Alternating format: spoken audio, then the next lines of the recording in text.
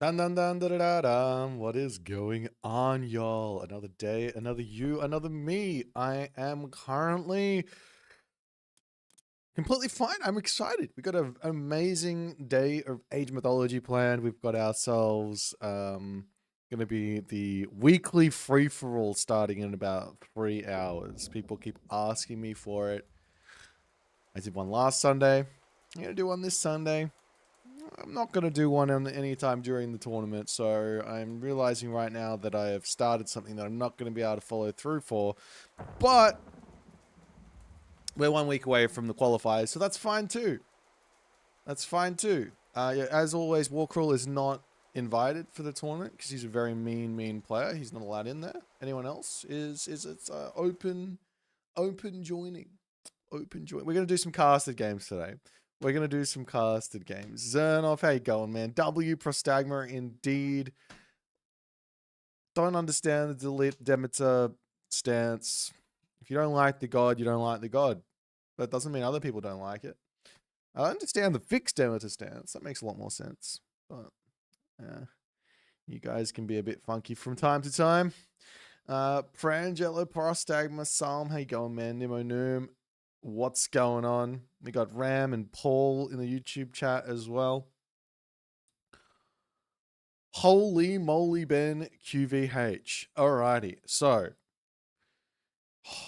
I must admit, I drank too much last night. I did indeed drink too much last night. Today we are going to be enjoying the day, however, and not drinking. I've got a coffee. I have coffee. That's what we got. Absolutely perfect. Nothing better than that. It only gets better as we go. I got myself 4 recorded games to get through today for Shoutcast Sunday. All of varying levels and shenanigans. We got ourselves some Oranos. We got ourselves some Amaterasu, Demeter. We got ourselves some Andre, Gaia, Izumato, Demeter, and we got ourselves a set Oranos game. Maybe I'll leave this one on the bottom here. I'm not exactly sure, but we're definitely going to be checking out some more Demeter. She's still hot off the press, and people are getting better and better. Do I talk about AIM strats when I get drunk? Mate, I'm not going to lie. Drinking's bad. Don't do it. Well, I get 1 or 2, but yeah, don't do the not more than that. 1 or 2 is fine. More than that's where things get to... You get to feel like I feel right now.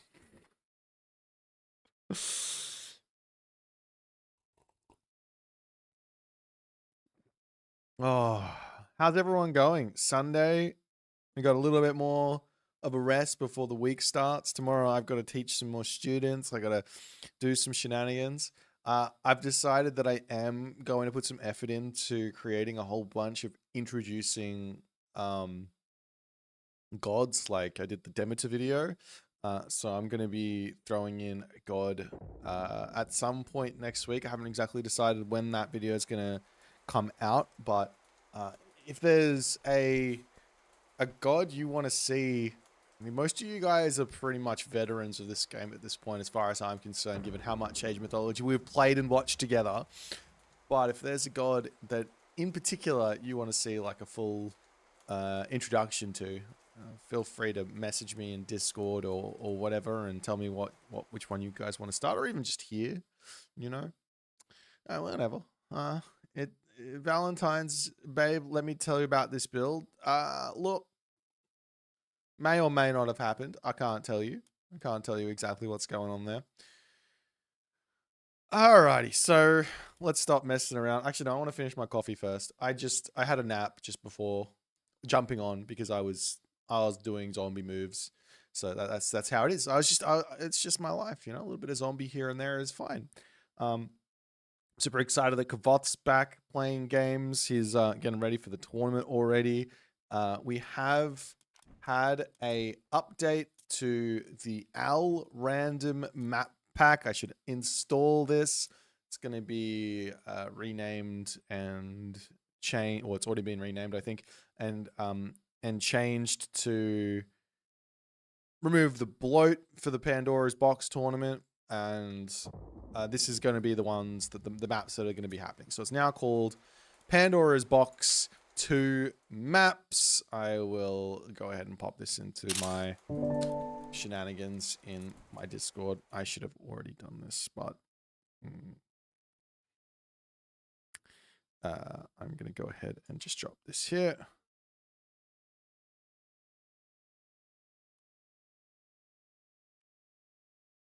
All right, fantastic. Now, yes, we have a free for all today. It's going to be in about just under 3 hours. We're doing 1600 GMT. One free for all. Whether I die or not early on, it doesn't matter. I will be casting from whenever that happens and all the fun stuff. The thing is, though, for some reason, Regicide is not working on the Regicide is not working on the bloody free-for-all settings. I don't know what's going on there. So I'm missing my king, but it should be okay. It's fine. It's fine.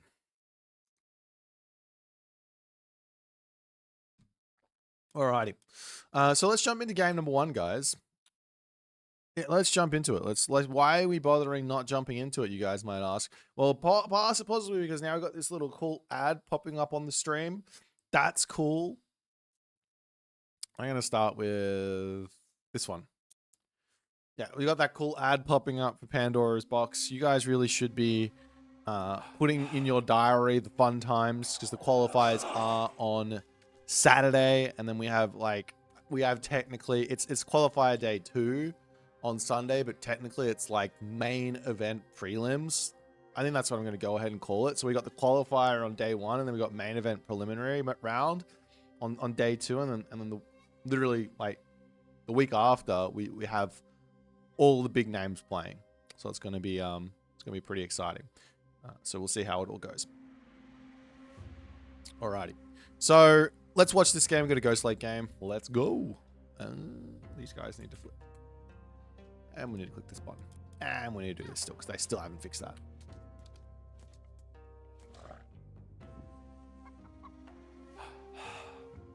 Alright. Ladies and gentlemen, boys and girls, what is going on? Another game, another you, another me in the right-hand corner of the map playing Amaterasu for us on this auspicious of occasions. It is Miku Nakano, also known as Jack the Rat 90. I've been casting a fair few of his games recently. He's been getting incredibly strong at this game, and I feel like, you know, a little bit of recognition is in order. He's a scary player, and I'm very excited to see how he's going to be doing in Age Mythology over the next coming of weeks, months, and shenanigans. His opponent, however, is no slouch. It's fan favorite Keto, Severo Jones, Bones Malone. He is playing some Demeter for us. Demeter is still the flavor of the month. Everyone's trying to work out, is she weak or is everyone just bad with her? Today we get to decide that for ourselves as we're going to be watching what Keto is going to come up with. I must say, I definitely think that there's going to be some matchups that are incredibly difficult to play for Demeter, but there's going to be some that are very nice. And I kind of think that this Amaterasu matchup is potentially going to be one of those very nice matchups. Reason being is against Japan, one of the best ways to play is fundamental Age of Mythology. We're not looking for any big fights. We're just looking to slowly expand, limit our weak spots, try and push our economy as fast as we possibly can without taking any significant risks, and take the game as far as you possibly can. As we do see the Wither getting dropped down, that's going to cut that shrine down nicely here. This shrine is almost going to be useless for Jack's Miko here. He might have to find himself another place to go. But yeah, this is, I mean, unfortunately or fortunately, this is just going to be one of those things that you see that this is just going to happen. At the moment, it's 0.06 for the Miko. I don't know. I think that probably the best usage for Wither at the moment is either on a retreating army. So you're chasing after the army, for example, and then you just wither their retreat path, slows them all down. You're able to chase them and get some extra damage done, right? Or it's going to be on an actual raid. You put it on the villager and they run away. Or there's going to be some sort of like big brain breakthrough from a very defensive player's base. You open up their base with the Wither and then you go kill them. If you're playing as Ra, for example, or Egyptian, and you want to be playing that turtle game, you might actually want to wither the berries. So on this map, there's only 4, so it's not that big of a deal. But those sort of options are also going to be there. As Jack is searching around in this main base, the villager going to be shanking, doing some stuff here. One thing I know that Jack likes to do is hit the classical age and then use the kitsune to try and lock you in onto the forest to get an early game kill. But Orpheus will be in here. He does grab that Tawawara's last arrow, which will make his archers much stronger, and they're already going to be really strong. The current strongest archer in the game is kind of a toss-up between the Ares Hestia Toxotes and the Ares Apollo Artemis Toxotes. I guess Persephone as well is going to be a thing, as we do see the village center getting dropped down here from Keto. I like the innovation. I like that people are doing this, but this is where the but comes in for me. This is where the but comes in. We are seeing actually Minakata Tomi coming through for Jack here. The but comes through for me inside of the why. What extra do I get apart from the fact that I get the gold boost on building this village center? That's what I get, right? I just get a nice gold boost. So I don't get the full villager build. My villagers, I guess the villagers don't have to be out in the middle of nowhere. But in this map, I feel like if Keto just walks forward and grabs this town center here, he can knock these caribou close to his town center, eat them under there. He's got a nice gold mine behind it. It's looking very, very good for him to just go and grab that sort of a situation. But yeah, like that's what I'm seeing here, as Jack he's doing this Minakata Tomi thing. I think he did the same thing versus me. I played a game versus him, and he did the same thing versus me. The whole idea here at the moment is this god did get buffed. The saltwater spring is now going to be plus 15% for hunting, 125 gold, 12 favor. The double stables, they're up as well, and he's going to be going for some very, very early raids with a nice economy stacked behind it. And just looking to put some pressure on and take control of the map. So we'll see how he's going to go, as Keto already has himself very much... I love this. Look at this beautiful base construction. If there is a correct way to play Demeter right now, Keto is attempting to do it as well as he possibly can. A little bit of a wall, a little bit of stable house. He has gone through Ares and not Pan, so he does miss out on those wolves, which can be they're obviously a gigantic boost to your economy. I mean, without question, sure, they're costing 300 resources a piece, but they're also going to be a unit you get to use later. So in some regards, they're not even costing you anything, as the Naginata Rider does charge in here. We'll get greeted by the Cyclops and the monkeys. Beware the monkeys. as the Cyclops is going to throw that Naginata Rider into the air. And take a little bit more damage up onto the top here. The villagers might need to turn around and shank, but there is also going to be access to that Solar Shield at the moment there as well, as that's exactly what's going to be happening. Attempting to snipe that low HP villager, but well controlled by Keto. Not losing anything just yet. This Naginata Rider going to be going for a bit of a flight. He's going to have a bit of a jump around as this villager over here is going to get poked down. And like as always, when you go for these 2 TC plays, it's very, very hard to not drop any villagers. It's very, very hard. You have to be... If you don't drop any villagers, you basically are just winning though, right? If someone goes for a raiding play. But 2 villagers down, Naginata Riders. 1 down, potentially 2 down here, as well as the monkeys are going to prevent the other one from getting out of here. And Jack will pull back as he's out of sort of things to do here. Now, one idea for Jack would be to actually go for a whole bunch of 1 Udor here. He doesn't have the favor income just yet. I mean, he's got 3 Miko out, but I realize he's only just built them. He didn't have them early on. At least, I don't think he did. Did he get relics? Yeah, he didn't have them early on. So his favor's a little low, but the idea of going for a pretty aggressive 1 Udor play to break through all of this does make some sense here. This 1 Udor is almost going to go down as the villagers will say, all right, fine, I can't be on this hump, but Keto has managed to grab a very, very hefty amount of that food on that position. Kovar, thank you so much for the raiding party, my guy. I hope your stream went well. I'm so happy you're back and dominating everyone. Back to old ways. Everyone check out Kovar. I think he's going to be streaming most days here. I think he normally does the... what's the time zone? Like 900-ish GMT onwards. 900 to something like that. Maybe a little earlier sometimes. I don't know. That's normally what he's on. So check him out. Always fun to watch the high-level players go at it. As Hestia is going to be pre-queued behind this. And this is something I think with Demeter... I mean, this is something I think with Demeter is just kind of the way to play Demeter. Without question, right? It's try to underbuild military, try to get your tech in, try not to fight your opponent, and you get to your strength points. One would be putting a Hestia's Hearth over here, and then your opponent tries to charge in and kill you, and then they lose all their units to your Hestia's Hearth because they can't get in and kill it. Those sort of ideas. On the flip side here, Keto is going to be up against Raijin from Jack, as that's going to be... It's not the most difficult thing to deal with, I don't think. Not for Demeter. Demeter's got a lot of anti-myth unit baked into her kit with Orpheus, Icarus, and this bad boy, Iolaus.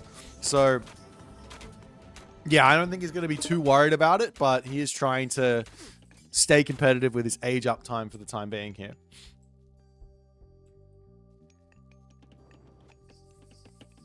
And you do see some more archery ranges coming down, another stable on the way.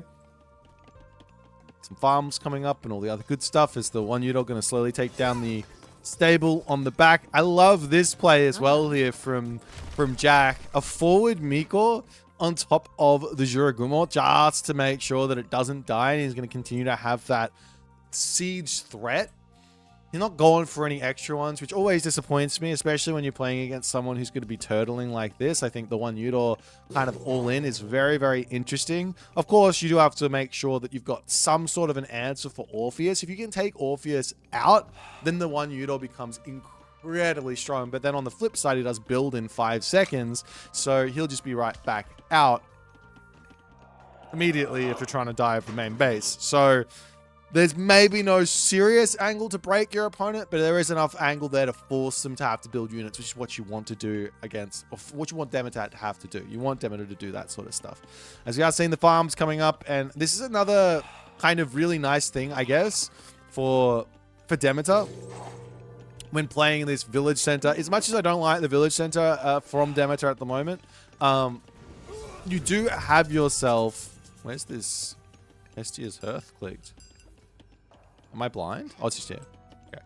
As much as I don't like the village center, the one really nice thing about it is that you won't have to leave your base. you don't have to spend that much wood to get your farms up. He's only got 7 farms, so that 75 times 7, like he would actually have to have 14, and there's just not enough room in this base to get 14 farms up. So it is a really, really nice part here. You can get super squishy in your base, and it's totally fine as Demeter. So it's not just that you get half price farms. It's a little bit more. It's a little bit more of a boost there, which is really nice. As we are going to be seeing Hanya Mask coming through for Jack, as the Shinobi are going to start up as well. This is an interesting idea, actually, from Jack. I haven't seen many Amaterasu players trying this.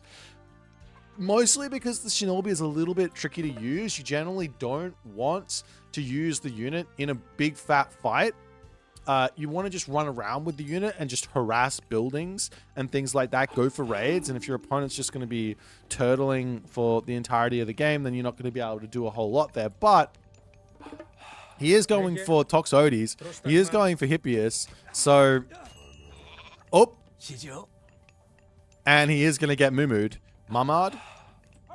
Mama? Is it like Bohemian Rhapsody? Mama? Ooh, no. Just me? Okay, just me. Alrighty. So, nonetheless, just going to be chilling, sitting in here, doing what he can until such time as he needs to push out for a second gold mine. So, one thing here that Jack could do already, as he does decide to drop the weirdest of solar shields, as the the Icarus raids are going to start. Definitely arguably one of the most powerful heroes in the game right now is this guy. Arguably. He shoots every 1.2 seconds. It's kind of impossible to get off to dodge arrows, get off a shot, dodge arrows. I'm not sure he's quite gonna. Maybe he can do it actually if you're good enough. Anyways, over onto this side, the samurai in the Prodromus trying to snipe the Naginata riders as they're getting chased down. The samurai gets just a little bit of damage here as that one Yudor trying to do as much damage as he possibly can. The entirety of this army of Keto making its way over onto this side for the time being. Going to be looking to drop that fortress down, grab this gold mine, and move along in this game, as it looks to me like Keto has managed to break out. For whatever reason, Jack's army is looking incredibly small. He's maybe missing a little bit of spend here on the wood and the gold, but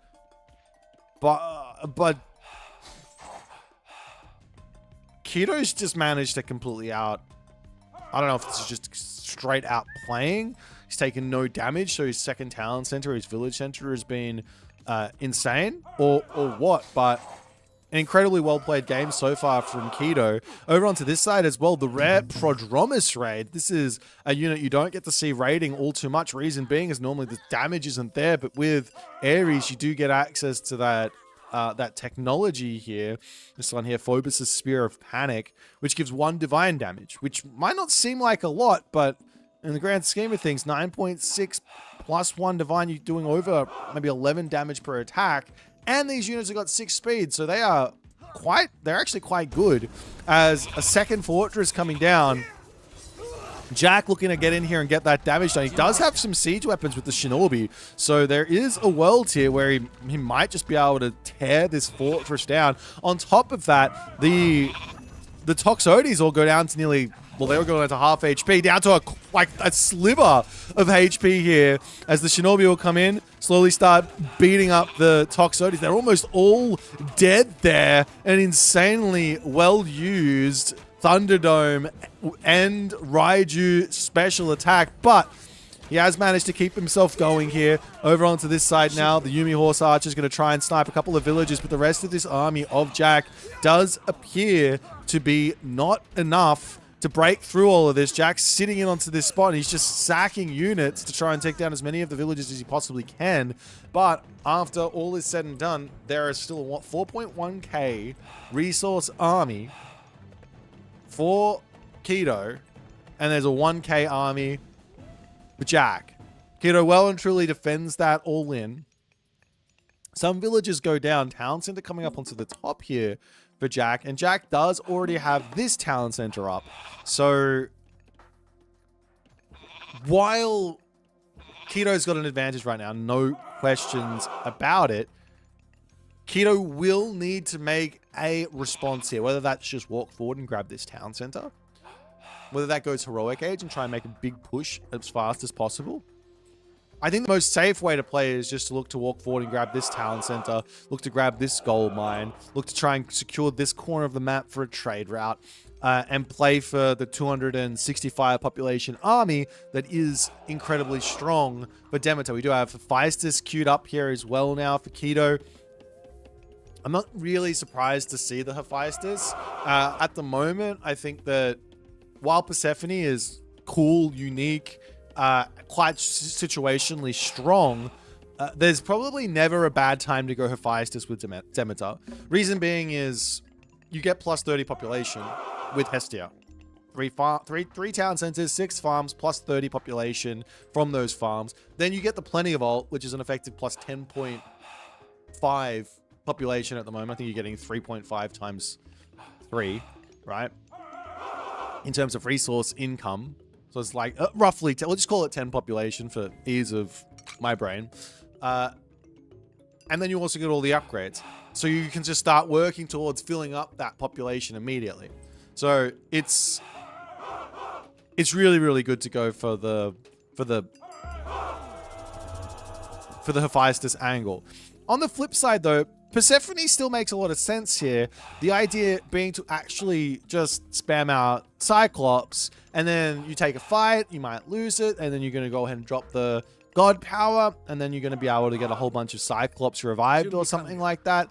Makes a lot of sense, as the Yumi Horse Archers are just going to be trying to deny any movement around the map of those medium Prodromus for the time being. And, well, Jack does have a big amount of units coming in here.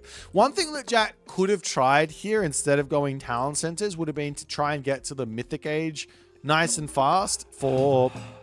Wait, does he have it? Yes, he does. For Orkaninushi, and then you get Divine Prefecture, and that's going to be allowed... It's going to help you catch up on the villager production really, really quickly, on the villager differential, and rather than needing to go for the town centers, maybe be a little bit more of a solid way to go for it. But for the time being here, Keto does have somewhat of a difficulty. He's got the triple markets queued already. And this is the difficulty. The difficulty is the fact that this trade route just is kind of mid. What's he going to get? Like 30 gold per trip or something? 33 gold per trip. So it's a little bit mid. It's not going to be enough gold for him to actually support fighting. Hello there, Orpheus. It's not going to be enough gold for him to support the full population army, right?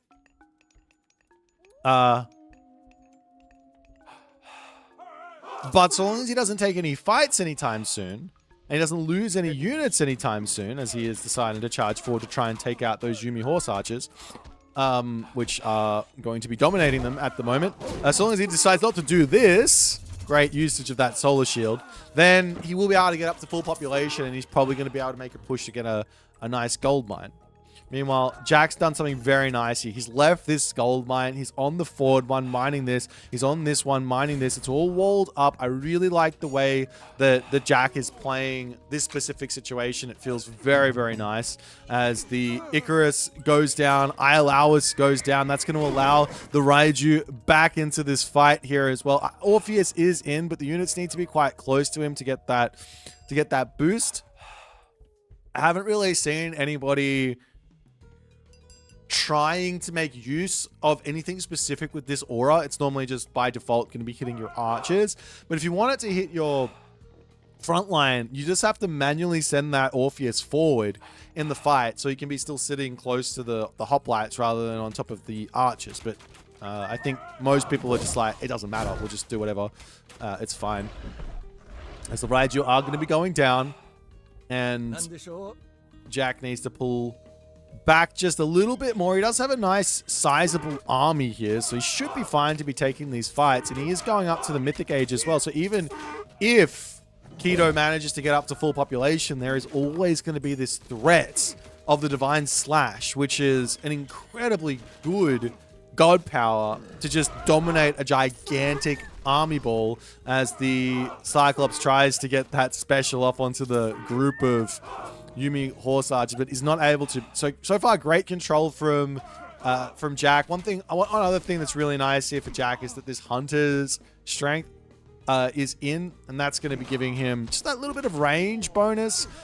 Clearly, a nice way to play around the Yumi horse archers is simply to just go for Peltast.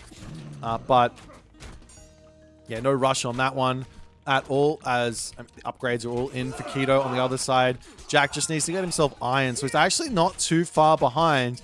And he's got the Asura as well here, as the Divine Slash comes down, denies the fortress, picks off just a handful of villagers. That was a little bit of a sad usage there of that gold power, but Jack felt like he needed to get something to happen there, as the Asura, unfortunately, there does fall down to the Icarus, who simply just flies away up onto this top side as well. Villagers getting pushed back as the Cyclops is trying to get some nice value in onto that one as well. But it's looking like, as the wall's coming up all over the place,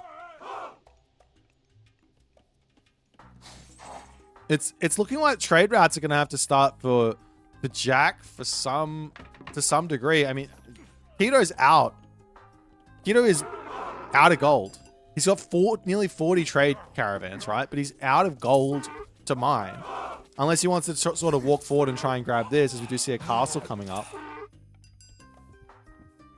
But Keto being out of gold here, what does that actually mean? Like, he's still got the Plenty Vault.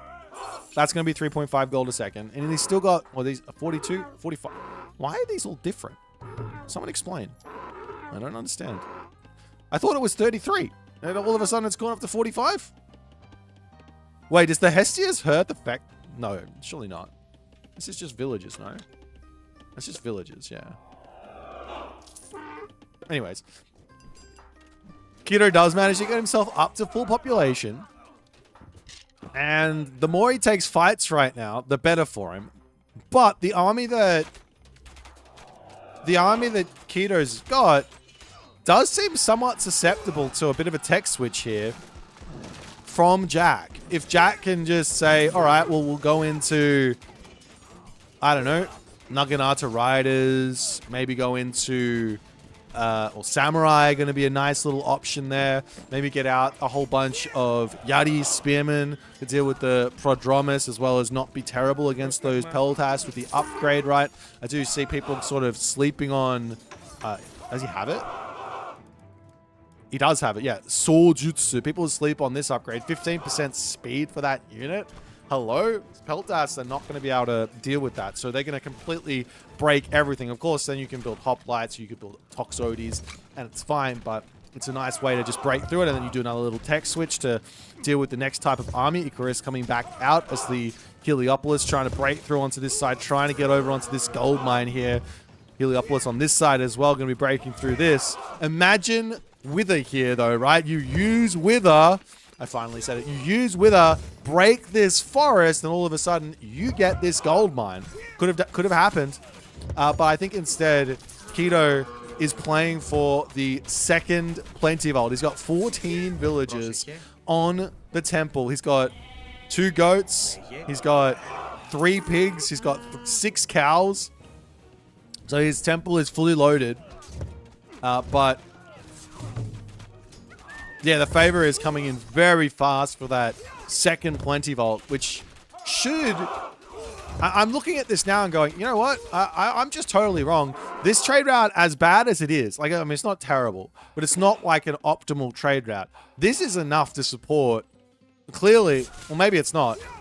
I was thinking it might be enough to support this full population army constantly trading, but maybe not. But definitely once this Plenty Vault, this secondary Plenty Vault comes in, which I'm assuming is going to come in soon, then all of a sudden there's just going to be so much extra resource to play with. The one thing that I actually would rather see here, though, from the side of Keto is getting himself some sort of a myth unit frontline, whether that's with the Cyclops or the Colossus, at the end here in this game. Like, Cyclops and Colossus right now seem like a fantastic unit to be adding in here. You force your opponent to make some Onnomusha or Bushi or Daimyo, cost them more resources. and you are good there. On the flip side here as well, now, Jack is starting to make the trade route. Jack's trade route is equally as bad. He's deciding not to go down to the corner of the map here. We do see these walls coming up. An attempt at a fortress over here makes some sense because you want to deny the market in this corner of the map. But I'm sure that's going to get spotted there from Jack as Keto rolls in here, and he's going to continue to try and break through. If he does get in onto this spot, he does knock out the trade route on this right corner, and he can secure it for himself. As Keto is now back up to full population. And Jack is up to full champion as well. He does have himself the Titan Gate coming in. So there's going to be a big fat Titan to have to deal with. But Keto is just looking like he's in full control. And now the Toxotes are out. And we haven't talked about this, but what is the interaction? What is the interaction of having divine damage plus having the ricocheted archers arrows? I actually don't know. Do these archers just get an 0.2 for every single arrow, or is it 0.2 divine on the first one, then it gets divided by 3, and then it gets divided by 3? So it's basically nothing. I don't know. You tell me what you guys think, but I definitely think these archers with Tarawara Totta's arrow are going to be absolutely insane. Meanwhile, we are still getting the ILR. We've got that King Midas coming out. This unit is very, very interesting, especially on a map like this. I feel like this is like a lot of people are like, well, I don't even care about this guy. He's kind of useless. And I think there's a world where King Midas is probably like really, really good on these types of maps where you don't have that much gold. Had maybe Keto rushed him out, he might have been able to get just a little bit more gold to mine. Maybe. Anyways.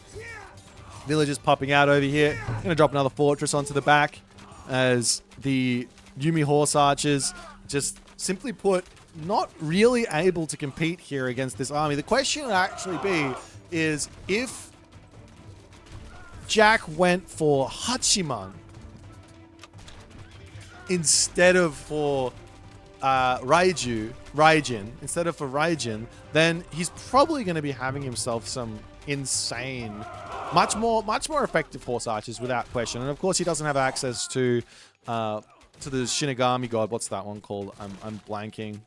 He doesn't have access to this guy. Watatsumi, there it is in my brain. It's there. It just takes a while to come out. Watatsumi. He doesn't have access to Watatsumi, so that's super strong Yumi horse archers he doesn't have, but still. Now we see the fortress spammage coming out. This is obviously always going to be a part of your game plan. If you're at full population, you can't spend anymore. Just build buildings. This has always been Age of Mythology from day one. And Keto is one of the best at doing this, and he does manage to take out the Amaterasu of Jack here with Demeter. Really, really nice try from Jack. I like the idea. He did manage to get himself full gold control, but surprisingly, this corner of the map was just too important. The fact that this trade route could get started, and it is enough. It's like, yeah, this is enough of a trade route with the Plenty Vault in tandem to help keep that economy and like alive, basically. Allowed him to be able to spam all these units, allowed him to get to the Titan Age, and allowed him to get everything that he wanted here. But nonetheless, I do like this one. I think this is like, if there is a way to play Demeter, it's going to be on these sort of 2 gold mine, Ghost Lake type maps. The Village Center, I still think is a little bit of a, how you going? I think if I was to scout this with my initial Naginata riders, I'd probably just drop a second town center here as the Amaterasu, or I would go for like a gigantic amount of Miko into mass Tengu and just cause tons of issues for my opponent there. But we didn't see any of that.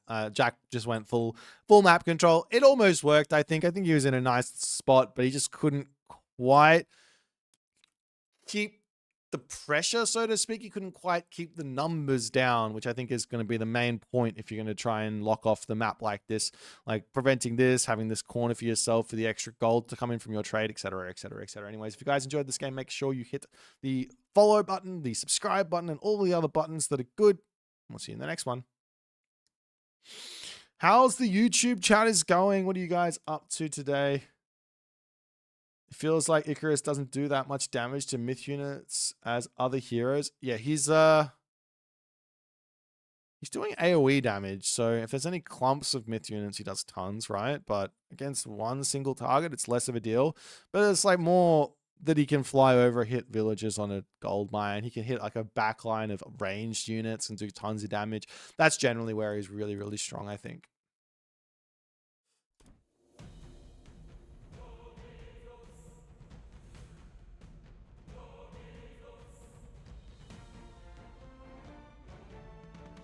Since I can speak Japanese, do I sometimes also think in Japanese?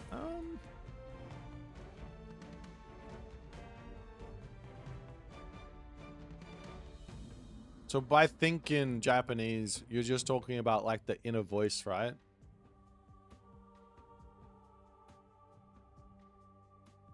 Any news about fixes for Demeter? No, but my assumption is every single DLC has had a patch that's come out two-ish weeks after launch. So my assumption is we're probably going to see a patch next week. But there's obviously no news about that. They just drop it if it comes. Otherwise, my other guess would be we'd see a patch in next month, because they do a patch every month when they're going. So yeah. Not. I don't think in Japanese. No, I can, but I have to force myself to, if that makes sense. Like I can inner voice in Japanese, but why would I do that? Do Hammer Dryads do much in a straight up fight? No. The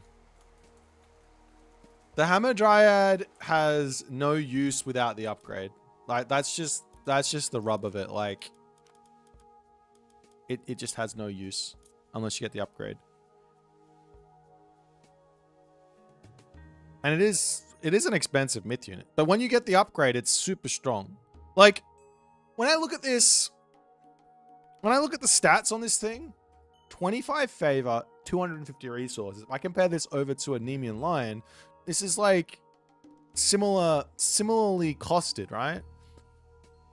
But this guy does no damage unless he gets the sneak attack off. And if he gets the sneak attack off, it does huge damage. So it is a really weird one. Yeah, your replay is ruined. I cannot watch anything from the old match. All right, let's does Wither get rid of trees? Can you use it to make a path through a forest? Yes, you absolutely can. All right, I was gonna watch which one. Okay, all right. You got 3 games to pick from. I'm gonna do a poll on Twitch. So if you guys want to participate, we're gonna go which. We've got Aura X Set. We've got Demeter X Gaia, and we have a Aura X Tsukuyomi. And you guys can tell me which one you want.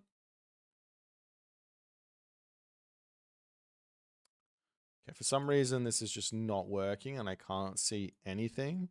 There we go, that's better. All right, there you go. Let me know which one you guys want to see. If you're on YouTube, you can just write Demeter Gaia, Oranos Set, Oranos Tsukuyomi. I'm just interested in what you guys are feeling, because we have watched a lot of Demeter games recently, so I can understand if it's going to get a little bit much.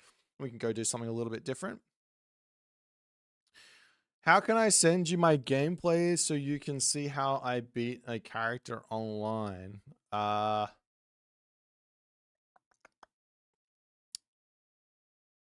can send replays on Discord.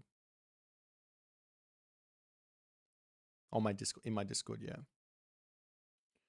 You guys still super hyped about Demeter? Apart from Ragnarok's? Okay, here's the thing, right? Here's the thing. I think, and let me know this. I think like everyone who's like normally not chatting very much, now is your time to write. If it's first time writing, I don't mind. Do you like Demeter?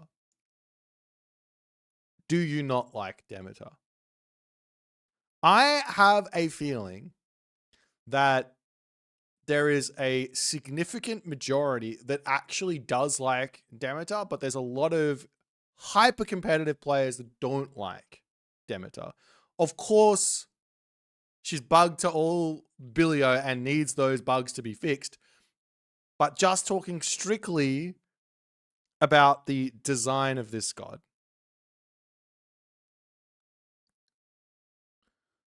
She's fine.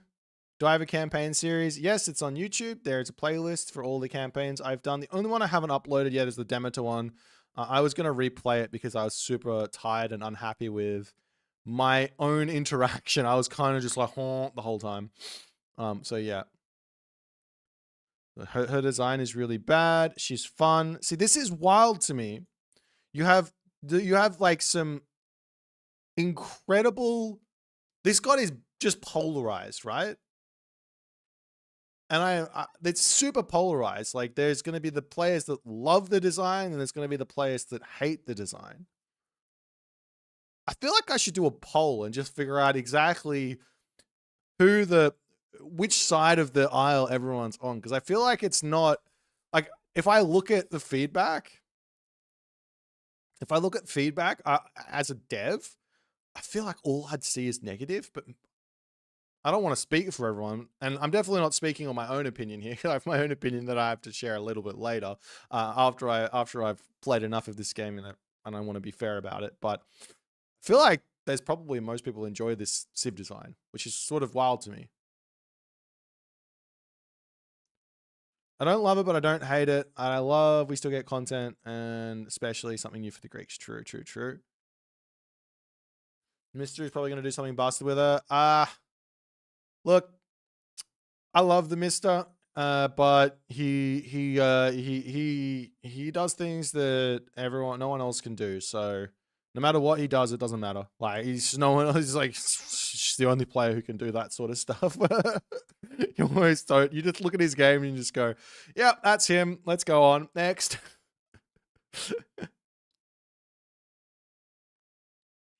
Yeah, the Hades swapping for Persephone is just never going to happen. That's just not that. Well, I didn't see what the results of that were. I think we're doing Demeter versus Gaia.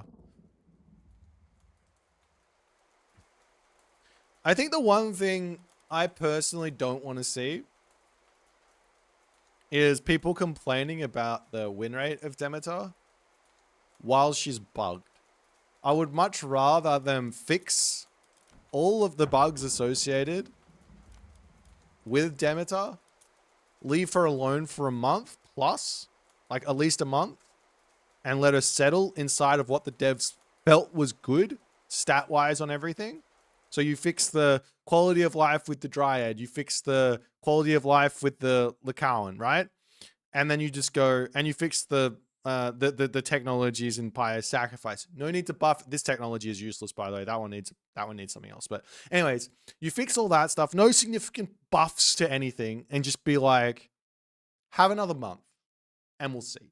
We'll fix it, and then you can talk about some other stuff. That's what I reckon. All right. Anyways, let's go on. Let's watch another game. We're gonna watch another Demeter game because that's what we're talking about. They need to change Midas. Yeah, I think that the interaction should be flipped. That's my take on it. It should be flipped. It should be one hit, or like do like, I don't know, 400 divine. If it kills on that first hit with the 400 divine, it turns into gold, and then there's just a really long cooldown. I think that's a perfectly valid way to go, because that's basically how the unit works opposite ways, right? It's like really long cooldown because you have to do 700 damage. It's not a kill shot gives GM. It's like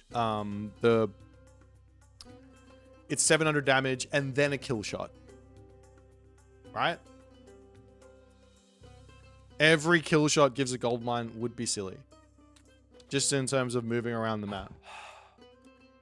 But maybe it would be totally fine. But I think it would be silly.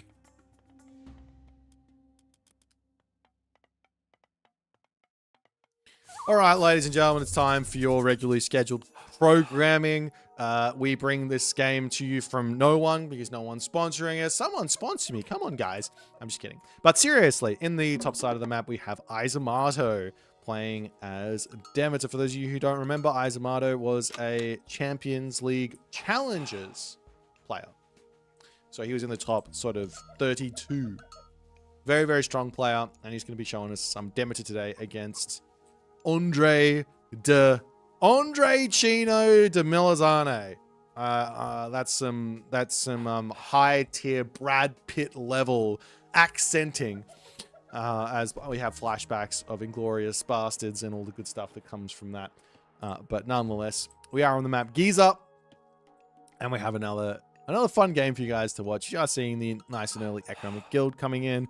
Up onto this side, there is the Canopic Jar of Im City, making the infantry train a little bit faster. Over here, we have the Wu Hao Bow of Huang Di, just going to be range attack,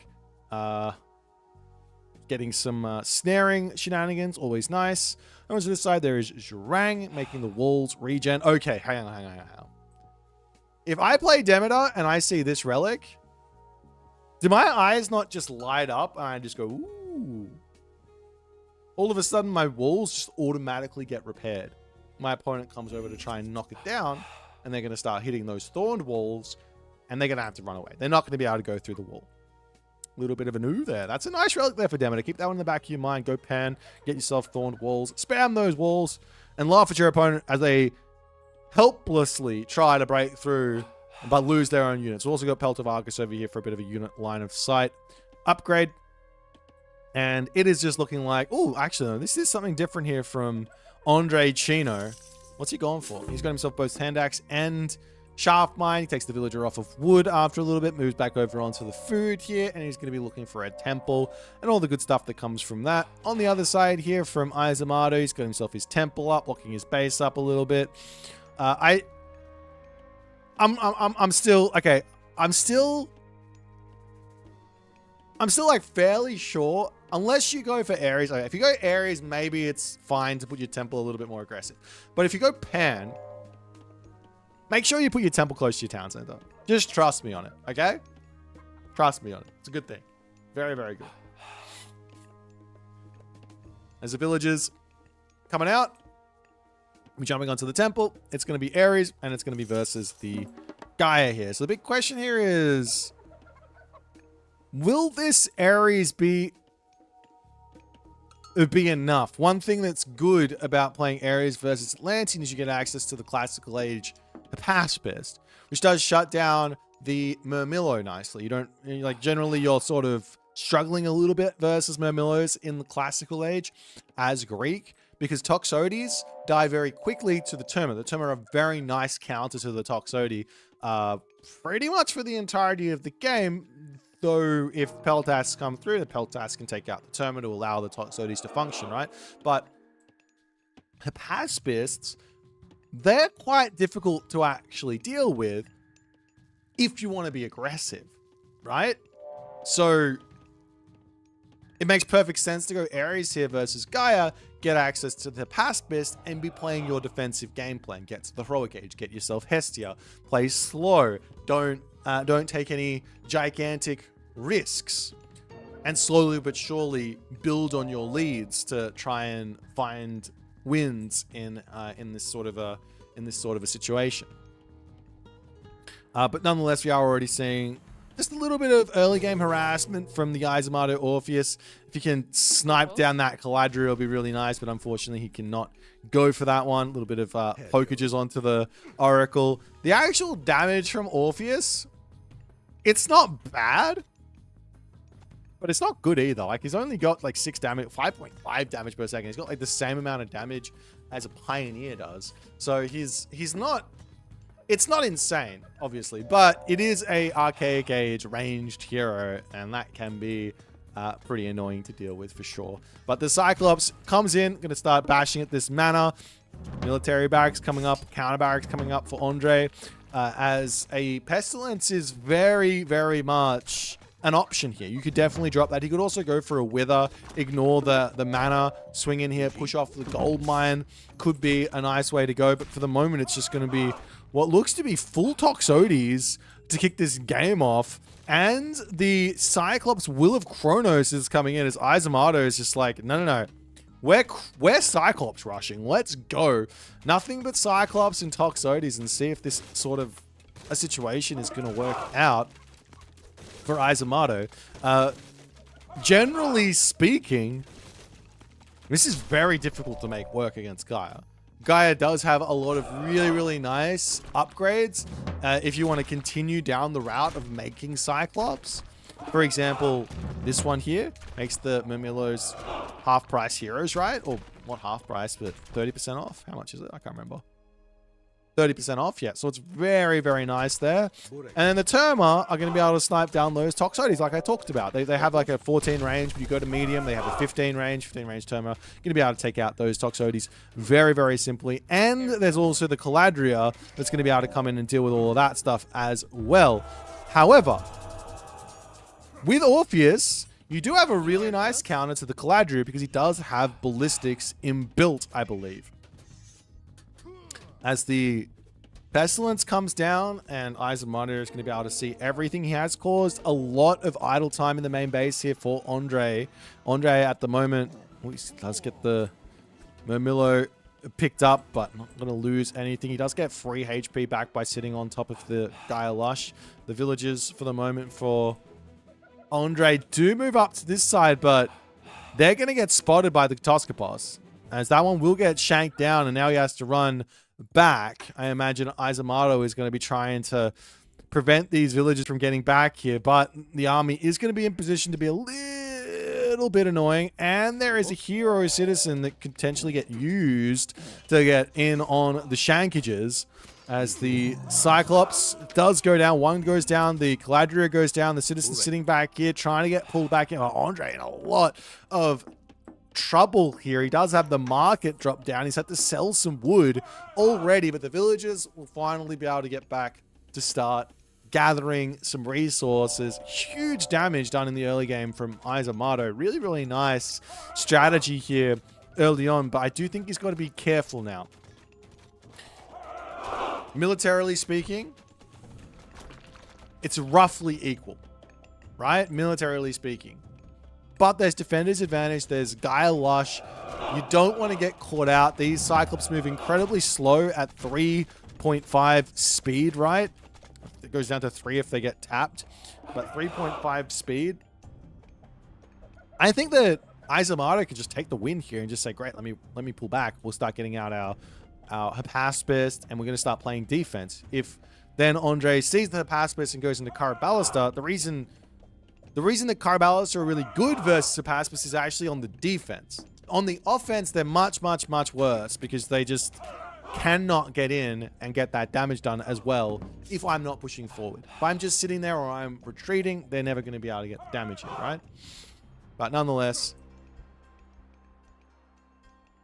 Amaterasu, he might feel like he needs to keep putting pressure on. He does have Hestia pre-queued, but I will say that whenever I watch an Amaterasu game, he does like to pre-queue things way before he's even thinking about going to the next stage. You can see he's grabbing himself Pickaxe, Elder Cyclops. He's got no resources in the bank. He's not planning to go to the next age in any way, shape, or form. As the units get just a little bit more damage done, Amaterasu looking to get in and snipe some villagers here as they will pull back. One does end up going down. Caladria.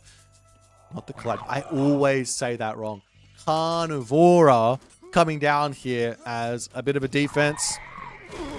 The relic does get dropped, and that's a lot of heroes in now for Andre to try and deal with these Cyclops. As one will end up getting picked off. Nice dodges left and right over there as those Terma are going to be trying to chase down the Toxotes. And this is obviously one little thing here as Andre has sort of overstayed his welcome, but he does have some quick Terma here. If he gets this non-upgrade, this non-hero Terma out of his actual army, all of these Terma are moving at 5.3 speed, which means he can kite for days. I mean, he can kite for days anyways at 5 speed here, but just that one little bit extra, like 3.3, it's enough to really make your opponent's life a living hell. As Amaterasu has to pull back into his main base. He might want to think about dropping a stable and getting some Hippias out here as well.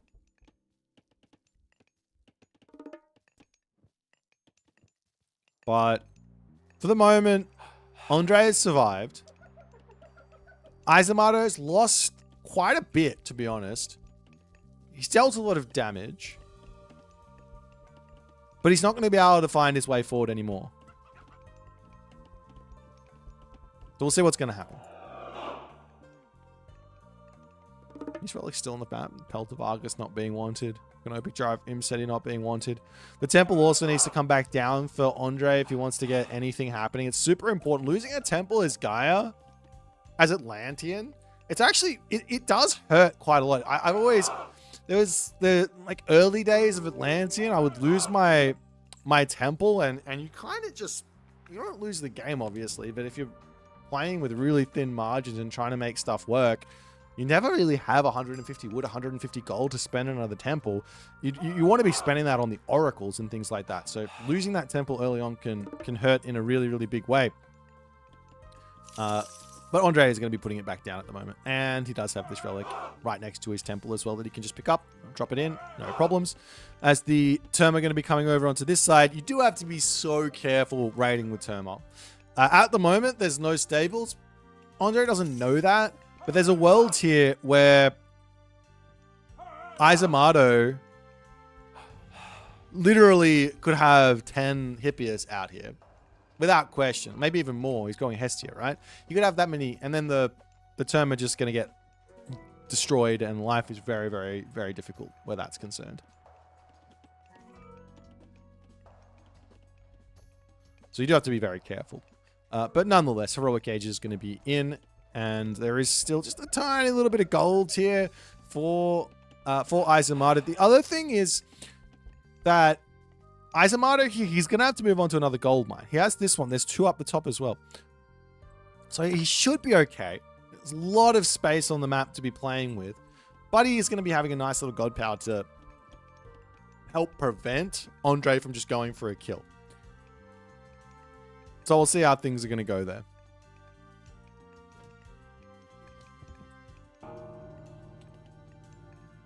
As the Hestia is in, a fortress is queued up.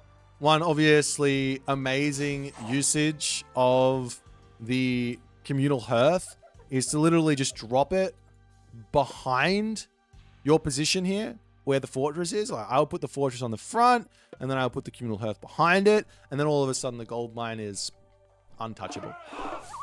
But Andre, maybe missing his timing here. He's very much in front on the military.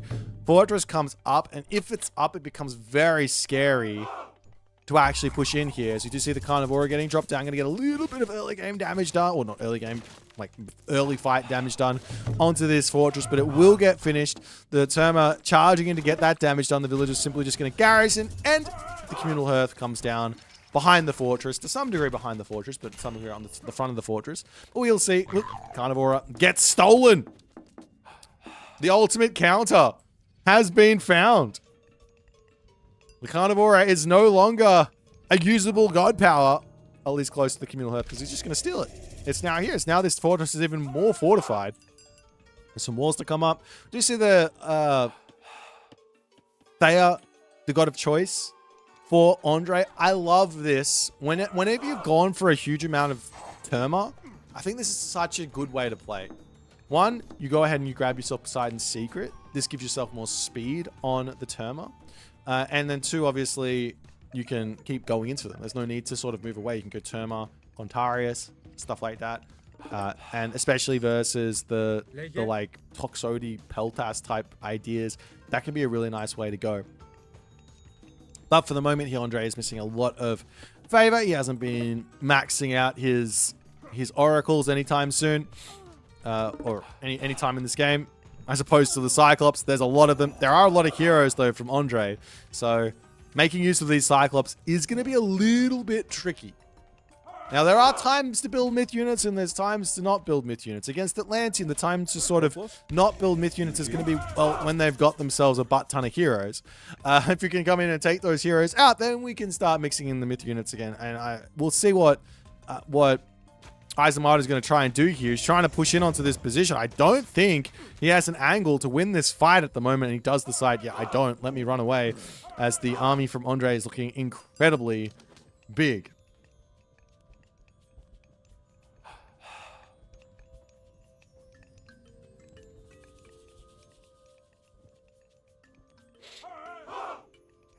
As Andre will sneak over here and grab this Rhinoceros. Makes sense. No second talent centers coming up from anyone just yet.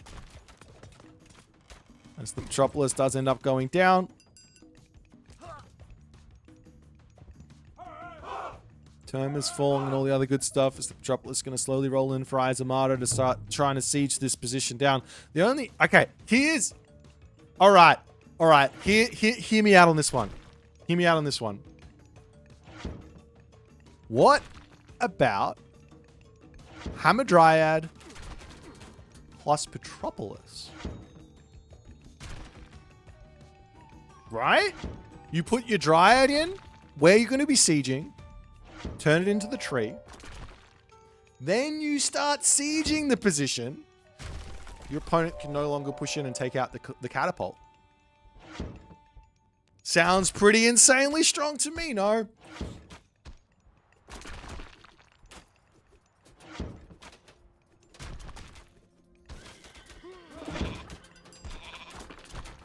Wait, can the archers attack the tree?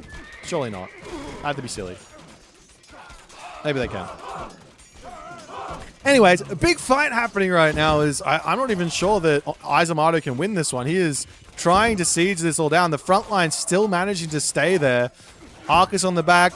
Terma coming in. And focusing down the Hamadryad. Of course, it's a myth unit, so why not? But also not that much of an important unit as the Termas are melting. And I think from the micro point of view from Andre, that not the best controlled fight from him at all, but still both players starting to really drop on the population. Carnivora gets dropped down over here. That's going to be able to take out a whole bunch of those Toxotes and everything else. Does end up losing that one. The Contarius also in here going to start cleaning up that back line as the Palace will end up falling. Izamata gets a bit of a win here, but he will be dropping these catapults on the retreat. And all of a sudden, we're back to somewhat of an equal position. Now, of course, this gold mine isn't attackable, but this one is securable. This one up here is securable. Up into the corner as well is securable. So that's got to be the way to play here for Andre, I think. Either that, or he has to play for the hyper late game Gaia experience. Like I think a lot of players like to say Atlantean's not the strongest in the late game, but I do think that Gaia is an exception to that. I think Oranos is as well. But anyways, Gaia, especially when you go for Thea, and maybe even more so. Actually, it doesn't matter. Oceanus or Leto. Both are a decent option, but yeah, late game Gaia here is going to be fairly strong. Idea being that you're going to have those Dryads to mix in, and you're going to be able to get a huge amount of favor boostage from going for Thea as well, for simply just mixing in Lampedes or Stymphalian birds in the late game. It's going to be quite nice too. But for the moment, Andre does need to be concerned about, well, do we take this fight? I think he does. I think he definitely can heroize all these guys and then just charge in, get that surround. There's also obviously the hoplite you have to worry about, but it's definitely something that can be working here. Is the Citizen all pull back? The Citizen over here could just head over onto the gold mine on the back pocket there. No problems. He is sending some Citizen down there anyways, but there's not any significant problems just yet. Hephaestus is pre-queued for Izamata yet again, way before he even wants to go to the next stage. He's pre-queuing this one way before. Like, why not? Storehouse coming up. To some degree, this might actually be a Persephone angle from Izamata. They've already fought a ton, and a lot of very high quality units have been taken out. So you can definitely click that one. If he goes one town center here, click that one, then you just walk over and grab this town center mid thing. I think that's probably the best time to go for Persephone, is when you're on one town center. Because then you're not going to be able to build any units anyways, because you've got all your population taken up with the Underworld invasion. Just grab yourself the 2 middle town centers during the Underworld invasion, get your villagers pumping after things have slowed down, and you're able to stabilize and find the advantage. But both the Hesperus trees here in the middle will be going over to Amaterasu, who he's not training them, but he's got control for the moment as Andre slowly moves forward. Going to push back. Ialao's going to go down. This Hesperus tree will definitely get taken at some point.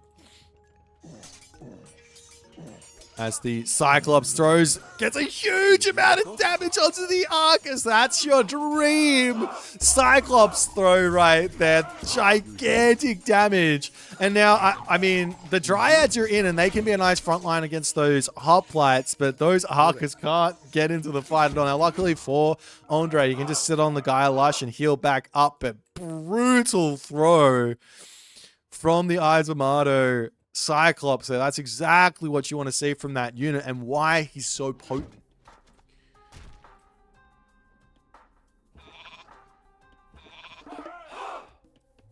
But nonetheless, the Oracle's starting to spread out as well for Andre. He's going to slowly start getting some more favor. Hasn't grabbed this tech yet. I do think that's such an important one. We are seeing the Town Center coming up onto the top here. Random Palace over here for Andre to secure this gold mine.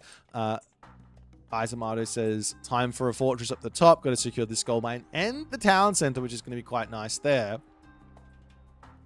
Can you choose where the Cyclops throws? Yes. So you pick up the unit and you have to click it relatively early in the animation. But yeah, you can send the Cyclops throw wherever you want. And equally, you can obviously dodge the Cyclops throw too. There's a couple of citizens ending up falling. A little bit of a random town center grab does get found out as Amaterasu going to be taking the villager lead here, it looks like, pretty shortly. Yeah, there it goes. Villager lead now secured, which is huge because he's playing as Greek, and the Greek villagers do work very, very well there. Over onto the side, it's a couple of Dryads trying to be annoying, do get charged down, taken out. And Andre moving up to the top side, try and take a fight here. This could be the opportunity he needs. There's no Hypaspis in this army, so the Murmillos are going to be incredibly strong as the Peltas charge in onto the back. The secret here with the Arcus is to simply move them around the fight. As he does pull them back out of the fight, no problems there now, as he's actually going to be able to bring, well, he should be able to bring them back in now, as all the Peltas have gone. But Andre, a beautifully constructed fight there, beautifully constructed composition, catches Amaterasu out, gets some revenge for those citizens that were taken out, as the Petropolis over here going to be falling too, and now Amaterasu is back to square one as the Icarus. And I need to get into the editor and do some testing. I have this feeling that Icarus is going to be able to be an invincible unit at the very, very high levels. Like, you just have to find the rhythm, right? So it's probably going to be every 2 seconds you shoot, you find the rhythm to dodge the arrows, and then you shoot in the middle of the arrow wind-up. Because he's got 1.2 attack speed. So you can dodge, shoot, or sorry, dodge, shoot, dodge, or dodge, forget the time. Like this, it's going to be dodge, dodge, shoot, dodge, shoot, dodge, shoot, dodge, like that type of thing, right? At the very high levels. He's never going to take any damage. Or when I say dodge, I mean move back and forth, wiggle. Just me? No one else? Okay, it's fine. Yeah, that's why I could do that. Yeah, there we go, the polyrhythms. You guys can't tell what I'm doing there, it's fine. Anyways, game to continue along. We are seeing the Hephaestus coming in now for Amaterasu as well. Now, obviously, the counter to that sort of a situation would be to attack the Icarus in intervals, different intervals, right? You have like if you have 10 Arcus, you make 5 Arcus shoot here, and then wait half a second, 5 Arcus shoot there, and then it's impossible to dodge.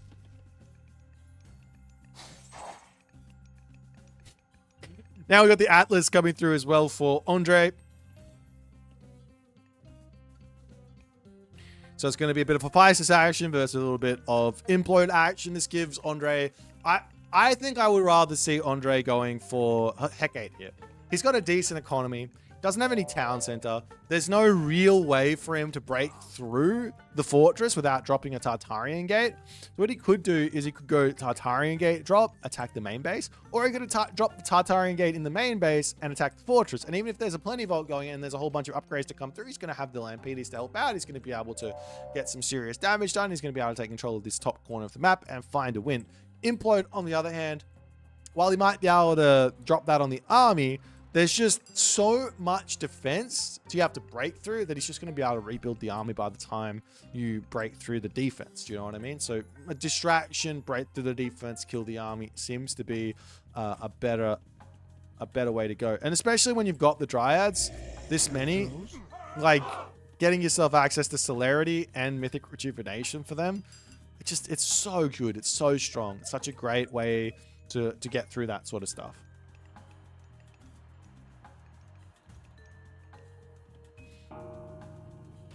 There's the Contarius coming in here. Gonna snipe a couple of villages. Smack, smack, smack. Nice find there. Does manage to keep Izumato off of the town center for the time being. There's a town center now coming up for Andre as well. But Izumato securing himself his fortress at the top. Unfortunately for Andre, he's moved his oracles next to each other to hug. They don't like that. This one really does not like being close to his buddy. He's like, he's stealing my work. I'm not gonna go there. I was gonna do a bad joke. It's fine. All right, we got ourselves the military barracks up for Andre, and he's starting to heroize everything. So he is going for I think this is as all in as you can get. Like this type of move here doesn't go for his upgrades, doesn't go for his armor. He goes full heroization and let's go. King Midas now out, going to be getting a little bit of a tank in. He does get somewhat caught out as the implode is going to get dropped down. Nice pull on the villagers. Going to get outside of that implode there. Lots and lots of damage onto the Demeter armies. He does drop down to 120 population. Pulls out over onto this side. The Contari is charging up to the top side, but there is already a fortress here. So no problem where that's concerned. As the implode is now over. And Andre should be able to break through at the very least this fortress, but the question is he going to be able to get the damage up to the top? And the other question is, will Izumato be able to rebuild his army quick enough to survive? Because that's what he needs. How many military barracks does he have? He's got 4 and 4. So he will be, I think he will be able to. And I mean, maybe he's going to lose this fortress but keep this one alive and then just move over onto this gold mine. He's only got 1,000 there, but still. Couple of straggler units going down here. There is also the angle of felling wood for a little bit, I guess. Is the carnivora also going to get dropped down? All of these villages are going to get picked off. Andre has managed to find himself a ridiculous advantage here. What can Izumato do now? He's going to try and take this fight, but his army is puny. Sure, he's got champion units. Sure, he's got basically full iron. But what does full iron matter when you don't have any units here? This is not looking good for Izumato in the slightest. I thought that he was going to be able to pick off one fortress, but I guess he made such a good decision just to ignore this and go after the important one at the back. And now Izumato has basically nothing that he can do here. He does have himself the Icarus, which is going to be a big help. The Arcus on the back here going down to the Peltas with good control from Andre.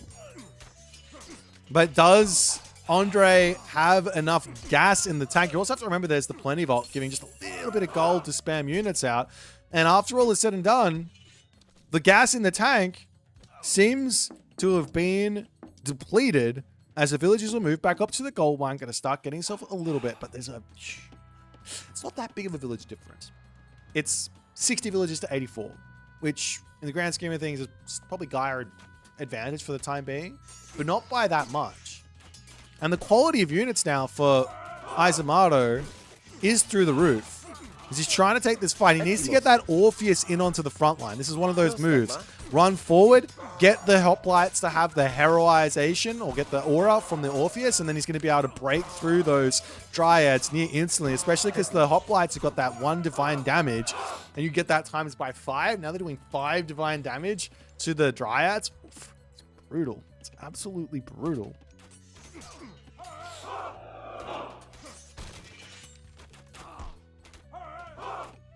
As the Icarus will be pulling back. A little bit of a raid up onto the top has to be the angle as the Contarias are coming in. Amaterasu decides to pull back off of the gold mine for the time being. Trying to be a little bit sneaky about it. The pass bit's coming through as he knows he needs to have some sort of an answer for the Murmillos. More heroes coming. I mean, Iolaus is not the hero to be building. He needs gold. Up onto the bottom side here, the gold mine getting drained. He's still got gold at the back. Plenty there. As the Contarias are just checking things out. And what's the plan here for Izumato, though? Like, what do you do? He needs to get up to full pop, and his army quality is so insanely good here. On the flip side, Andre just needs to get himself his iron in. And then I don't think... And he's already got the super units, right? Just get his iron in, and then it's just game over for Izumato. Izumato sneaks all the way from the top side of the map down to the bottom side to grab onto this wood here. He can still sell a little bit of wood. Another angle would be to jump onto the temple and get himself another plenty bolt eventually. He's going for a bit of a siege move onto the bottom side of the map here with the Petropolis. But man, this is so much gold to throw away. It's 150 gold to just be throwing away at the moment that he needs in military. Why hasn't he used Wither yet? I mean, good question. Maybe it's worthwhile to wither this army to prevent it from charging in and killing him. As the Murmillo charging through, there are some very, very strong Hypaspists here. The Icarus, in particular, look at the damage he's doing. Maybe it's not as much as I thought, but it is like, it's not 15.8 at all. It doesn't matter, as Izumato taps out and Andre does manage to find the dub here. I didn't see this play coming where you ignore the front and you just charge into the back and clean this all up. I was thinking Andre would get stuck on this fortress dealing with that, and then the villagers would get the gold, and then maybe he loses the position, maybe he doesn't, but he'd be able to rebuild and then push back out, grab that position back. In fact, he did kind of do that, but for whatever reason here, Izumato didn't just sit up the top and try and solidify this. Like, if he solidified here, gets the gold mine in, he's probably okay, no? That's what it feels like. Maybe the better play would have been to go Persephone here. That will keep the implode. Basically, both of the heroic age god power, mythic age god powers are going to counter each other. Not counter each other, but you, as the Gaia player, you're never going to want to drop implode because it's a hard counter to the underworld invasion. So maybe that's one way to keep that at bay against Atlas users. Just go for Persephone and just accept we're not going to use our mythic god powers today. If your opponent uses it, then you just drop the underworld invasion, you just charge 2 and you win. But nonetheless, a well-played game here from Andre, as he does manage to take out a strong player in Izumato. Got to feel good. If you guys enjoyed it, make sure you hit the follow on the Twitch. If you're on the YouTube, hit that subscribe button. And I'll see you guys in the next game.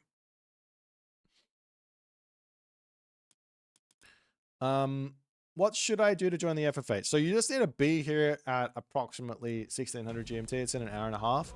I will host the game. I will put the URL in the lobby, and then it's first in, best dressed. Yeah. I know this is off topic, but in need of guidance. How to play versus Japanese as Ra. It feels unwinnable late game regardless of units. Mostly you're looking for the Chariot Archer and Migdols. So you want Sun-Dried Mudbrick with Ra, you want Migdols, and you want lots and lots of Chariot Archers. And then whatever unit, whatever other unit you build is mostly just a frontline unit. So whether you're going to get some Axemen in to deal with Shinobi, Spearmen in to prevent the cavalry from charging through, but they're not that useful when there's a whole bunch of Migdols there. But yeah, it's mostly a mix of that stuff. So go Sobek, get Sun-Dried Mudbrick, make Migdol, make Chariot Archer. That's your plan. And catapults to push.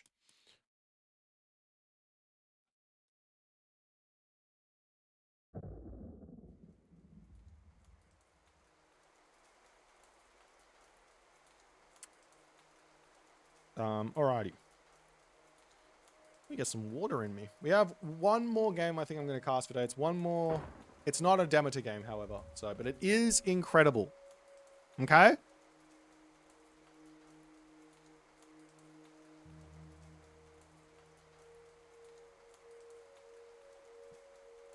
Oh. Wonderful, wonderful water.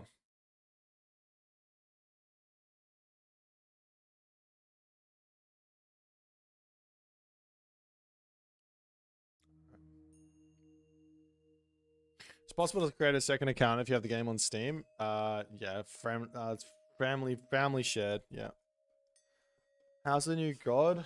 To be honest, I'm gonna let the devs put out a patch before I make any serious comments on Demeter. I feel like we're the beta testers for this first couple of weeks until the patch comes out. That's I don't blame the act. Okay, this is the comment. I don't blame the devs. I blame the suits. They put a hard deadline down. The devs know that there's bugs associated with it. Like they're like, we're trying to fix it, but we don't have the time, right? So yeah, the suits at the very top of the thing say, you got to put the game out. You got to put the thing out now. And they go, and the devs go, okay, we'll do our best. They make something, and they go, well, we just didn't have enough time. So give them a couple weeks to get a whole bunch of player feedback and fix all the stuff that they can in the next couple of weeks, and then put a patch out, and then hopefully, fingers crossed, that's all good. Then I'll put my opinion out. If they don't fix it, then I'll put my opinion out and be like, you didn't do this, you didn't do this, you didn't do this, you didn't do this. Please do all this stuff. Nah, Demeter, like this stuff is constantly being worked on. At least as far as I'm concerned. What am I doing? I'm going to cast one more game. Eric is the suit. That's right. Eric is the suit. But we're going to go for a classic matchup here. An absolute classic. Did I hear correctly, Shelty, that you're participating? I thought you weren't. I'm very excited to see you in the tournament, my guy. I hope you do well. Also, for everyone who's tuning in and for whatever reason doesn't know, Pandora's Box this Saturday, this coming Saturday, you weekend viewers, this coming Saturday, we have the qualifier. That timing, look, timing. This Saturday for the first qualifier. This Sunday for the main event prelims, and then the week after for the main event.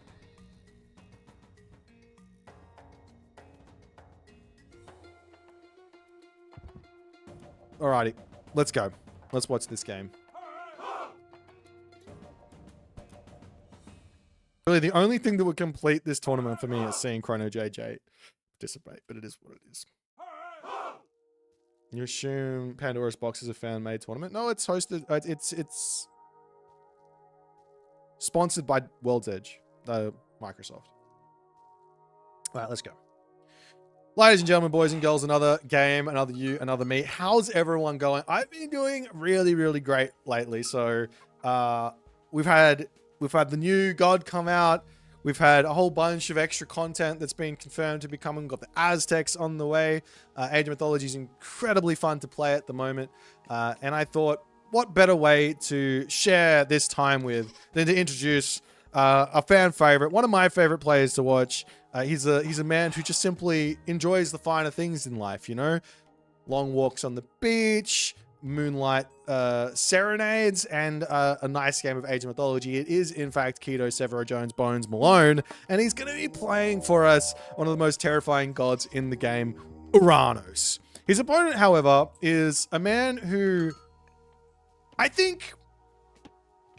I'm not going over there just yet. He's a man who was an incredible Legacy player. He came over to Retold, and I think he was actually really, really good early on as well, but there was just a couple of things that maybe just didn't click straight away for him. Right now, they're clicking. He is insanely good. He's in the top 5 in the Age of Mythology leaderboard when he feels like it. And he's going to be playing Set for us. He has unlocked Set's potential for himself. His name is Illuminati, and he's going to be showing us the business here on this map, Okuchichibu. I love this map. This map's one of my favorite, I think, of the new batch. I know there's some of the really, really high level players like to go, we don't like anything with cliffs. In fact, if we could just basically make the game a raiding simulator, that'd be fantastic. No wood lines, no cliffs, no water, just no way to put walls up anywhere. I just want to raid my opponent nonstop in the game. That's what we want. No.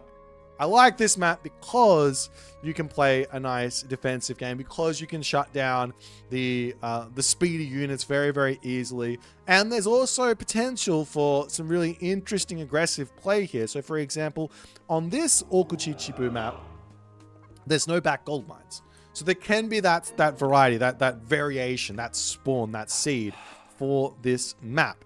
But in this one, that's not the case. So if you're...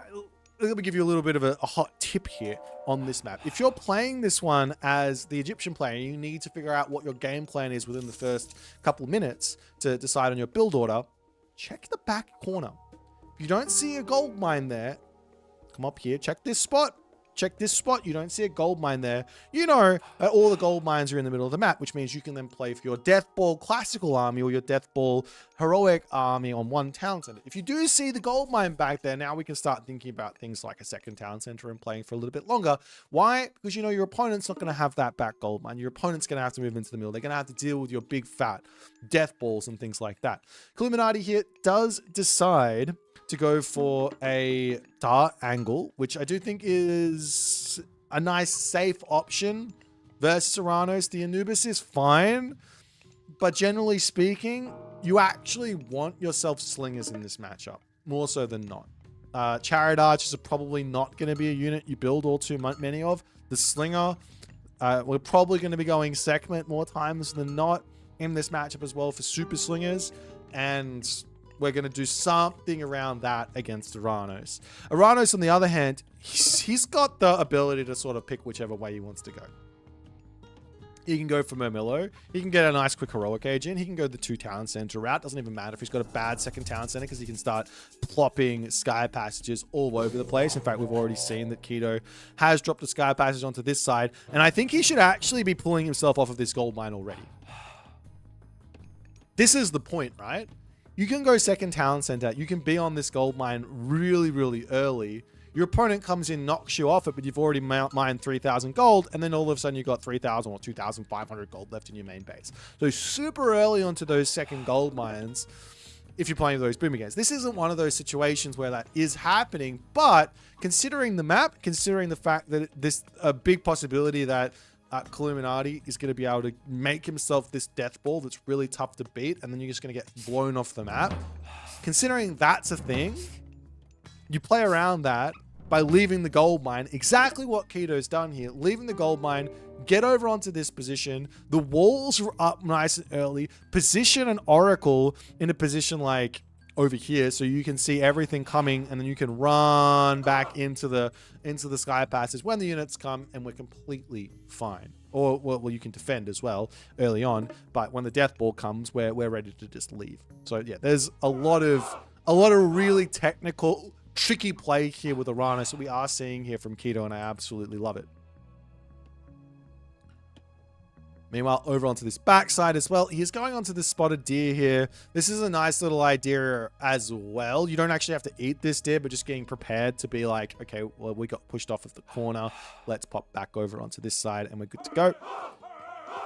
Meanwhile, we are seeing super early clairvoyance. This is something that I have noticed that Illuminati really appreciates or really values.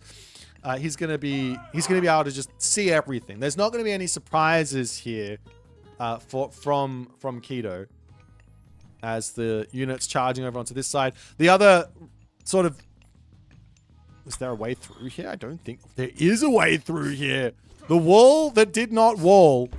Not ideal. Carnivora will get dropped down. A little bit of damage to come through. Shockwave getting dropped down as well there. Not the best usage. In fact, 0 units falling at the moment as the citizen going to try and move in here, get this wall up, and he does manage to build it, and now he has managed to protect himself. And as I say all this, had Keto simply just got himself 1 Caraballister here, guess who can't break through this position anytime soon? Illuminati. 1 Caraballister is all he needs, and then this position is as safe as it's ever going to be. But unfortunately for Keto, he didn't plan that. He is going for a Hyperion here, which does make sense. I think his plan, after all is said and done, was to simply just say, all right, whenever you come, I'll leave.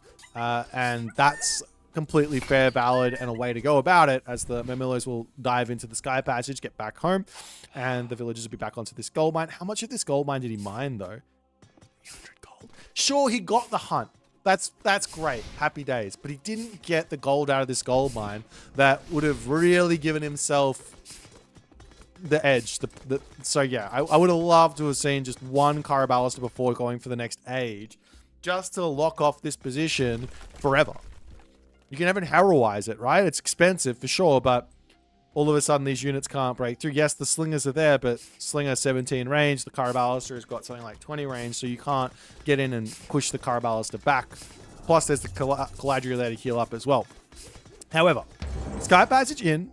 Up to the top side, there is some angles to sneak a Sky Passage over here if he wants to, as the priest does get spotted. The Cero gonna get taken out, and we do see a cheeky Sky Passage on the top side of the map. So Keto is yet again going to be sneaking out of his base. So I love this from Illuminati. Walls everywhere. Now, as I say this, and I'm starting to think about what I was thinking before with the Slinger and going Sekhmet, there is obviously one incredible angle to go for as the Oranos, which is Hyperion and Satyr, to punish a full barracks army. Now, the answer, I think, to this inside of Darth Sekhmet is Wadjet, but another angle is to go for Nephthys to try and make your priest a little bit more valuable.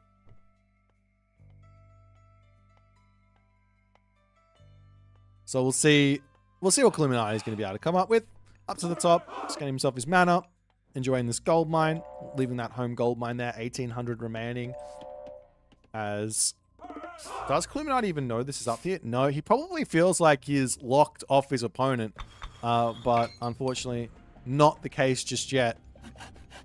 So Keto he's going to get so much value up here. So much. As the villager on this side does get sniped down, more Wadgets coming through. Got the upgrades going to be coming in. There is a market and an armory up in the main base for Illuminati, so he can buy some food if need be. He's got plenty of resources nonetheless. If we take a look at what Illuminati sees, one little trick here is to do a little... I'm just teaching you guys how to use this, but anyways, he can figure out that something's going up there as the shockwave comes down, the chaos comes down, the shifting sands is in, and Illuminati plays around that nicely. He's going to have to heal up his units.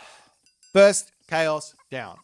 Now, the next thing is, do we just save up for another shifting sands for the next chaos? It's kind of a half decent trade. Get yourself down the third monument, work for 50 favor, stop pumping mid unit. There's enough here for the time being. They do have 18 range. The Satyr's got 18 range, so technically speaking, you can kind of deal with it. But do you go that angle? Or do we just say, screw it, we'll just take the next chaos on the chin and see if we can hold with a whole bunch of priests? Oh, thank you so much for the 500 bits. Hello, I am Boit. Hope you're good and chat as well. Can't wait for next DLC. Yeah, I can't wait for the DLC either. Yay, DLC time. It's we don't have an actual fixed date for it, but we do know it's going to be this year, right? This half of the year, right? As the Spearman does spot the gold mining operation over here, and options for Keto are pull his army back, get into the Sky Passage and figure that out. Other option is to sneak a citizen up to the top corner and try and leave this position open. It's risky, but he can get a Sky Passage in and then pop back out onto the gold mine. But he is going for a town center, which is a little bit wild. Over onto this side, Quintarius getting pushed back. Villagers over here surrounding the Sky Passage. They've got to get in here, and he does dive through. That Sky Passage is going to be getting taken out. And Keto is now... Oh, he's not locked off on this side, though. The villager has not managed to finish this off. And Keto is already making his way over here. A little bit of a wall quickly. Sky Passage, you can be back onto this gold mine. You also can just jump back onto this gold mine for a little bit too. There's no real problems where that's concerned. But at the moment, he doesn't need to grab it. He's got 321 gold in the bank. No problems. And effectively, Keto is just playing a little bit of catch me if you can type tag business here. Sky Passage on the left side, right side. More walls going to be coming up for Illuminati. Just need to get everything through and then lock the map up. But the longer this takes, the further Keto should be getting in front in terms of economy here.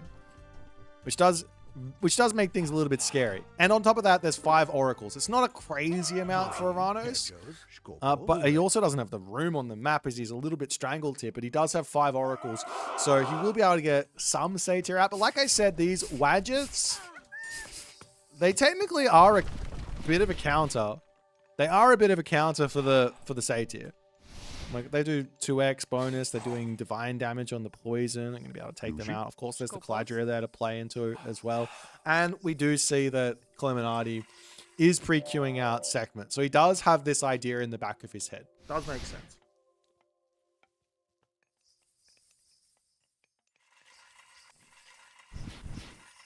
Meanwhile, got barracks coming in, a couple more barracks. We've also got the monuments of the priests in the middle. I always applaud Egyptian players who get their monuments out. All too often you see Egyptian players just like not go for them. They're obviously expensive, but they pay for themselves in spades with that favor. As the obelisks coming up left, right, and center. Take a look at Illuminati's vision right now. He needs to see everything. I'm a little bit.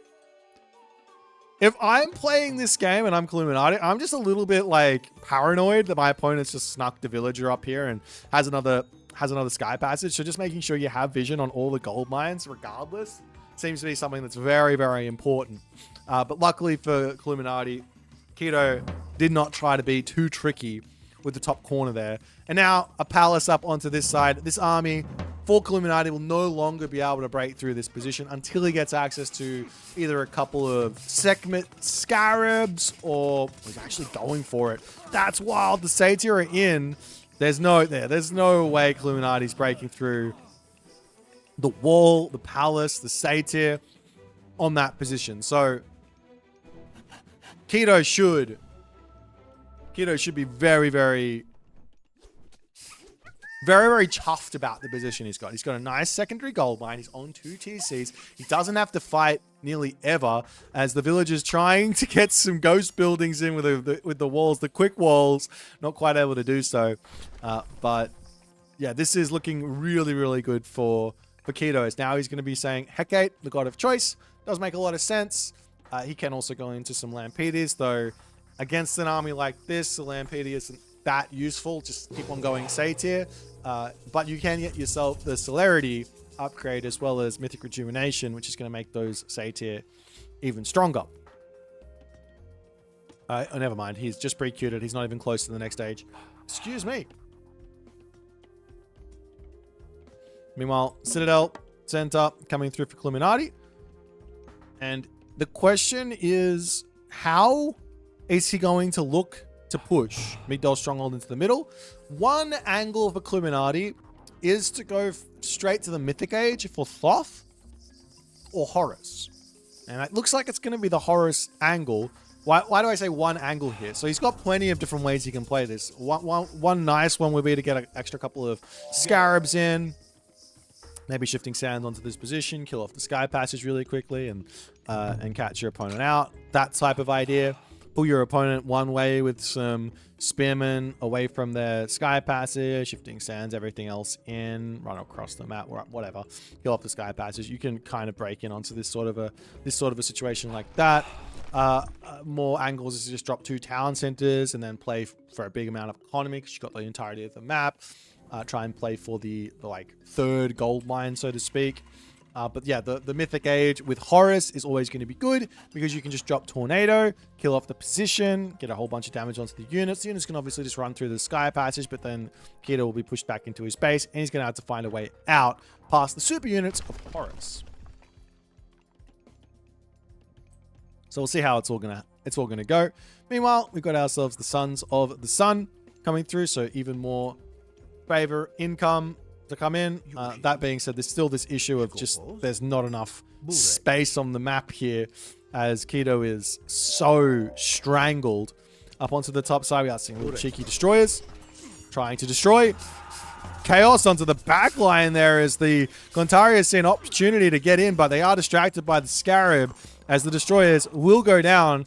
Not really that big of an issue as the Wadgets can turn around. They see that damage coming in now onto the Satyr. They do have a relic, right? Is that the nine-tailed fox charm? Yeah, so there's a little bit of HP to come back from them. There's also the Caladri. You can get an extra one in and just heal up, so no problems. But Illuminati now on the way. Mythic Age for Keto here is going to be the Hecate, so that's going to be somewhat of an issue. One easy way to use this is to send the Caladri around, fly that in, drop it into the main base, then push into the middle, grab this gold mine, or try and push up to the top, grab that position. Look at this from Illuminati as well. Love to see the double walls coming in. Just say, no, you're not getting through here anytime soon. Of course, a couple of destroyers just pop up there and knock down those walls is an option, or fire siphon even. But that's going to be nice there as the Vision Tornado gets dropped down. A couple of Citizen will get left for dead here as all of the upgrades are going to be coming in. We've got Slings of the Sun. We've got Electron Bullets. We've got all of the Spearmen. We've even got Avengers coming through for Illuminati here. This is going to be spicy. I haven't seen anyone really going Avengers in a long, long time. I love the idea of this. Generally, the reason you don't see Avengers as set is because when you go Horus, you are so dead set on going for upgrades like Spear of Horus, like graded to the Spear of the Horizon, and all of that you just don't have the favor to get them out in any serious numbers. But Illuminati says, you know what? Let's go Avenger first and foremost. Now, Keto, he's got 200 gold left in his main base. Yes, he has Hecate. Yes, he's going to have a Tartarian Gate. That's going to be big. But Keto does need to find his way out of his base. He's going to have to take a fight. And it's not going to be an easy one in the sliders. As the Caladriel does come over, we'll drop the Tartarian Gate on this position. A whole bunch of Hero Mamillos getting converted in as well. As what other option does Illuminati have here but to pull back and deal with this Tartarian Gate? Now, luckily he has this nice catapult, so he can bring that one back. He does have to get back in there and deal with this, or he just has to say goodbye to my base while he tries and holds on into the middle. That is a perfectly valid option here. Might seem really bad, but so long as he can keep Keto off of another gold mine here, it is an option. As Keto, yeah, I mean, this is the sad reality of the of the Avenger. I do like the unit. I think if there's a time to use it, it's when you basically one town center and you get to the Mythic Age pretty early on. But against Oranos, especially Oceanus Oranos, the Mythic heroes are just going to come through. Hyperion, Oceanus, it's just too much value, I guess, for the Oranos player. They just those Murmillo heroes are just really, really strong.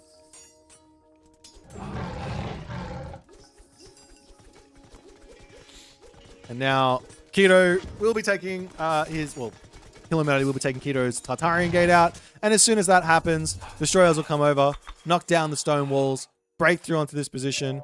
You could go for the middle of the map as well, but not going to happen as the Chaos will get dropped down over onto this side. It's a little bit more damage to be getting taken in, but all those Tartarian gates are all those Tartarian spawns are going to fall, and Illuminati will be able to continue along in this game. So most of the advantage for Keto right now is just in, I guess, economy, in kill loss. I don't think Illuminati's that far behind here. In fact, if you just look at the stats, and the upgrades, like, hang on, let's do some armor upgrades. Full copper in for Keto, full copper in for Illuminati. Medium upgrades, does he have? He has heavy infantry in, heavy axemen, heavy slingers, medium spearmen. The game is feeling very, very, very spicy and close here. Keto doesn't have a gold mine just yet. He's trying to get the Sky Passes back over here to grab this position. And Illuminati is going to try and just break down over here and prevent this, is my guess. As a couple of citizen will sneak through, a couple of citizen, 14, 15, 16, 17 citizen, to sneak through over here. Illuminati does see the sky passage coming up with his catapult as well, and he will be able to deny that one nicely and open up that position as the Avenger coming in, getting some turnaround onto this spot. The Satyr turning around, Shockwave gets dropped down, the Priest trying to get the damage done. There's also the Wadjet joining in as all of those Satyr do end up getting dealt with, and Illuminati is going to be able to continue his stranglehold on this position. Meanwhile, Keto says, okay, I'm not going to be able to get out of my base. So let's start a trade back. He's got 5 markets building llama caravans. To put that into perspective, that's like he's got that's like he's spending 10 town centers worth of villages. 10. Well, even more actually. It's 125 resources. So yeah, 15 maybe. No, 12.5. So yeah, there's gonna be a huge lack of resources for Keto for the time being to spend on military and upgrades, but he's gonna be able to get this trade route started. And look at the value he's getting. He's got 61 gold per trip. Beautiful, really, really nice. Getting pushed off this gold mine, not gonna be the end of the world here, so long as he doesn't lose this town center. But can you see the town center from here? How much range? He's got 30 range. He might be able to. That's going to be game over. If Illuminati can push off this position next, this is just game over for Keto. More citizens falling, but he is pushing into the middle while this is all going on. A sky passage in the middle now just to grab the gold mine for a little bit makes some sense. But now it's champion axemen. There's champion slingers. The spearmen are now only just going to get their upgrades too.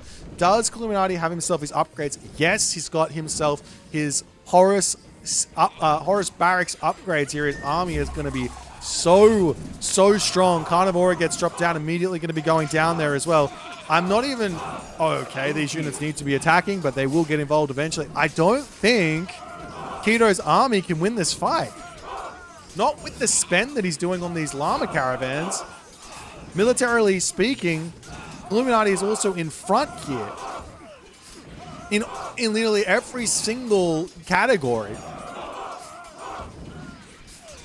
The Slingers are amazing versus the Mermillo. The Axemen are amazing versus the Miller. The Spearmen are amazing versus the Contarius. Keto is in a really, really difficult position here. What can he do? He's continuing to make Mermillo and Contarius. A couple of Arcus are now going to start getting mixed in.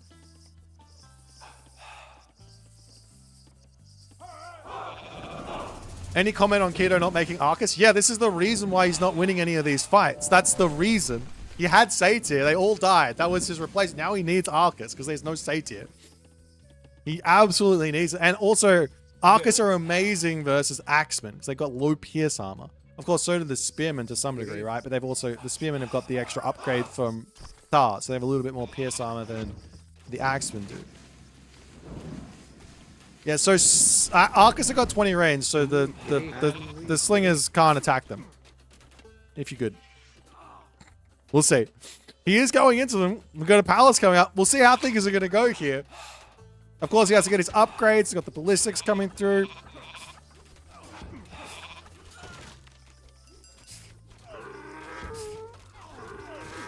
So Satyr getting some good damage done. The citizens dying isn't really that big of a deal because he needs the population. He's just spent a ton of population on llama caravans and things like that.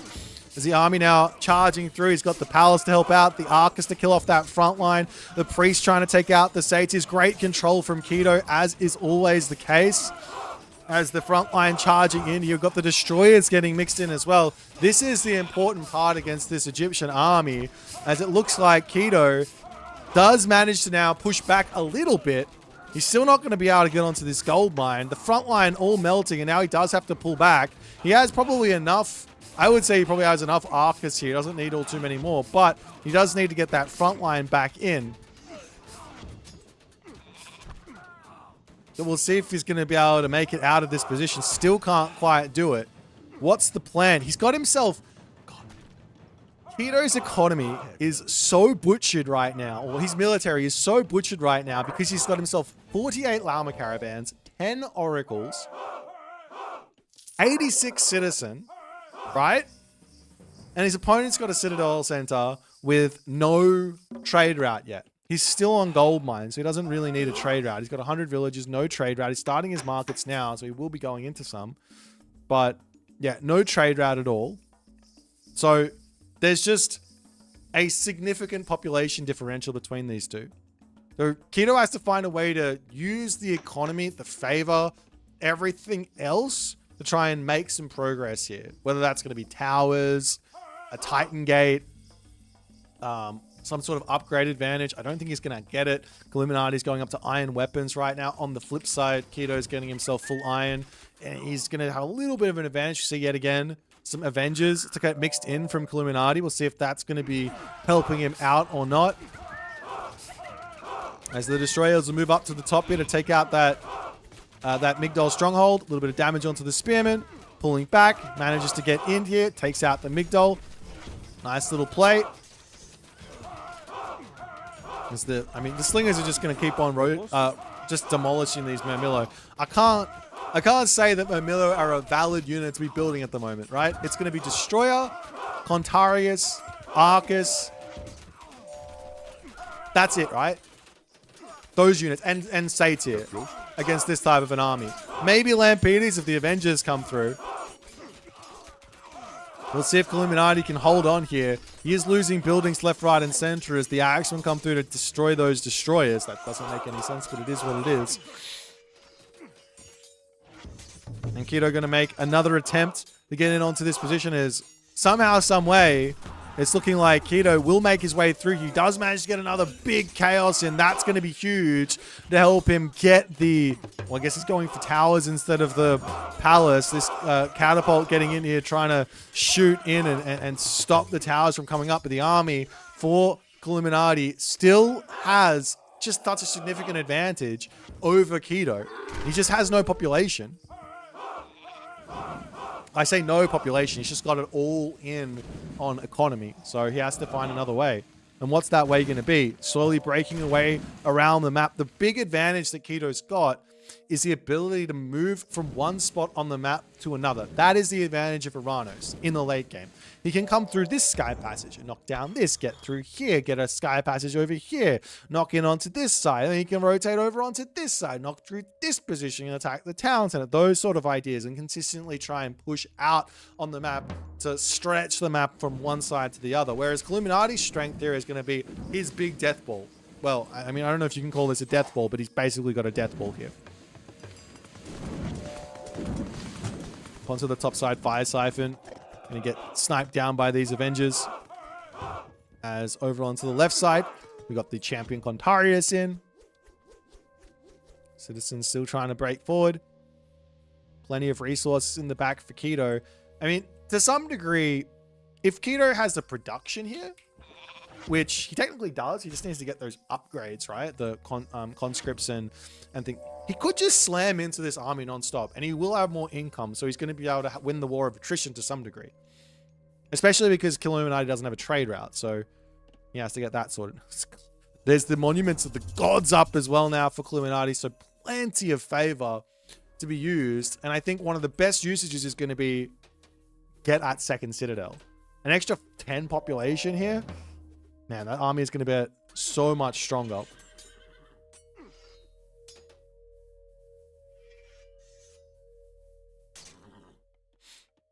Over here, we are seeing Illuminati trying to take down this town center. This is the most important part for Illuminati. If you can kill this town center, he wins the game. Like, that's the short of it. If you can kill this town center, I mean, maybe not. I mean, you can build a market and go to this town center, I guess. So it's not that simple. But if you can kill this town center, that's a pathway to slowing down the Oranos economy completely.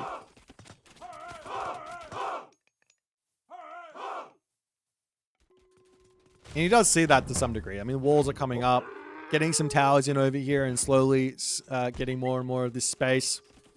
It's going to be nice.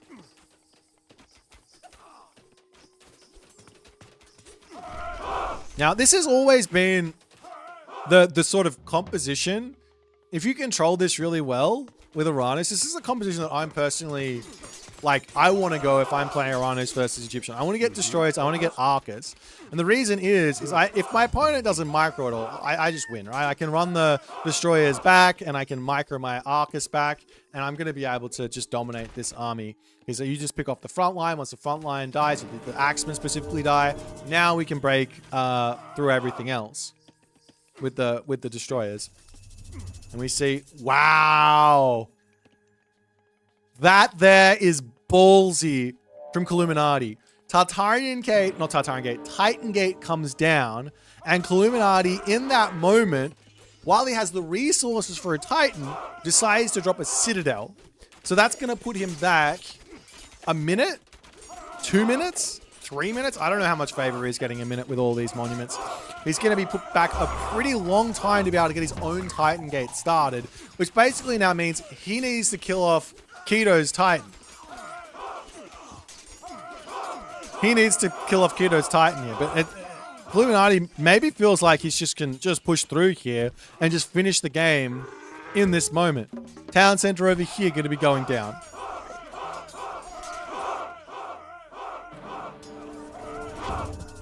More visions from Illuminati. Does he see the Titan Gate? Like, I just turned off the map to see everything, and I was like, why is the map not changing? Oh no, we still have the out of sync. So upset. Hang on, this might have been something that I did then. Let me just jump back through into this game and see what's happening. I thought there was no out of sync, so I'm so upset. Hang on, let's just double check. It could have been like my computer just like decided to screw up. It's not gonna happen. You tried 4 times. Let me check. Use Keto if you see an exploit. Oh, I'm devastated. This game was about to go crazy, no?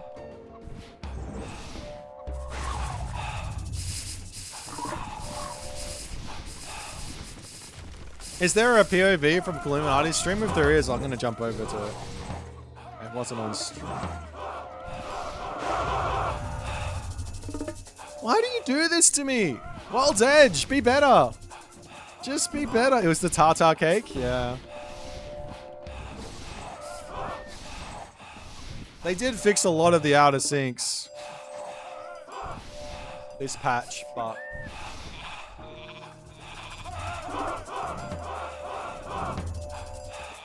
slow the game down once he's on 20 seconds. That's what I'm gonna try. When we get to the Titan, we go slow mode.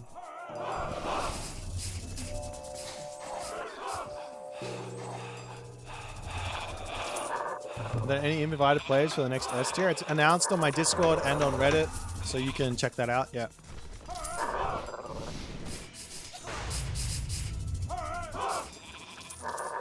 I guess we'll run an ad right now while we're going through all this, because why not? Sorry, guys. I know you were excited. I was excited. This game was shaping up to be insane.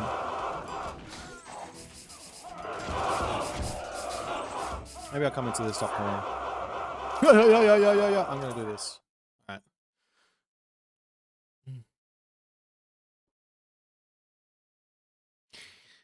Don't.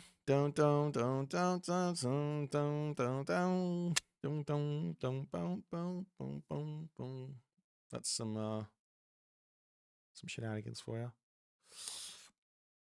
All right. Wait. Now. Okay, I think if we get to a point where this Titan Gate is out, I can't remember what time it went out of sync, but if we get to a point where the Titan Gate is out, we'll just start going from there. I'm gonna hide in this corner and pray.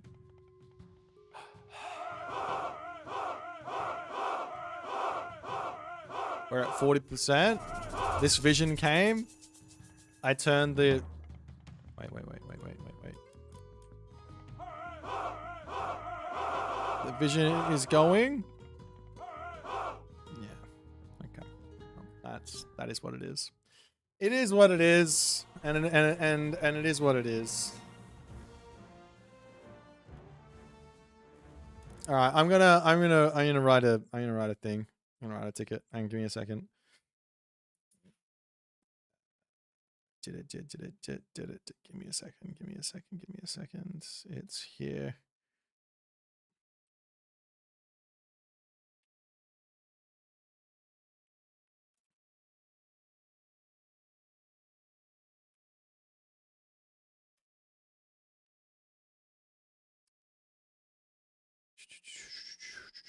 One second, guys. 1 second. Illuminati and this one. God damn it. You just can't win, can you? There's no winning. Wait, Punkstar casted it?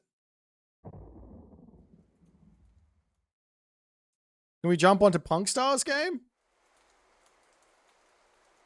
Nah. All right. Let's I've got about an hour until we're going to do this free for all. So let's just cast another game. I have one more in this thing. I think it's Kavoth, maybe. Yeah, we've got Kavoth playing Oranos versus Withoutcha's Tsukiyomi. I don't know who Without You is.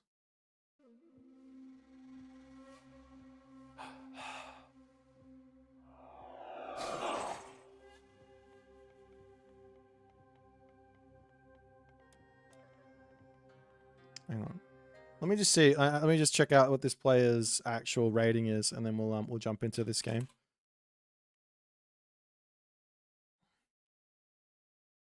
Can't remember. Okay, so this guy's like 1850 or something. From China. From China.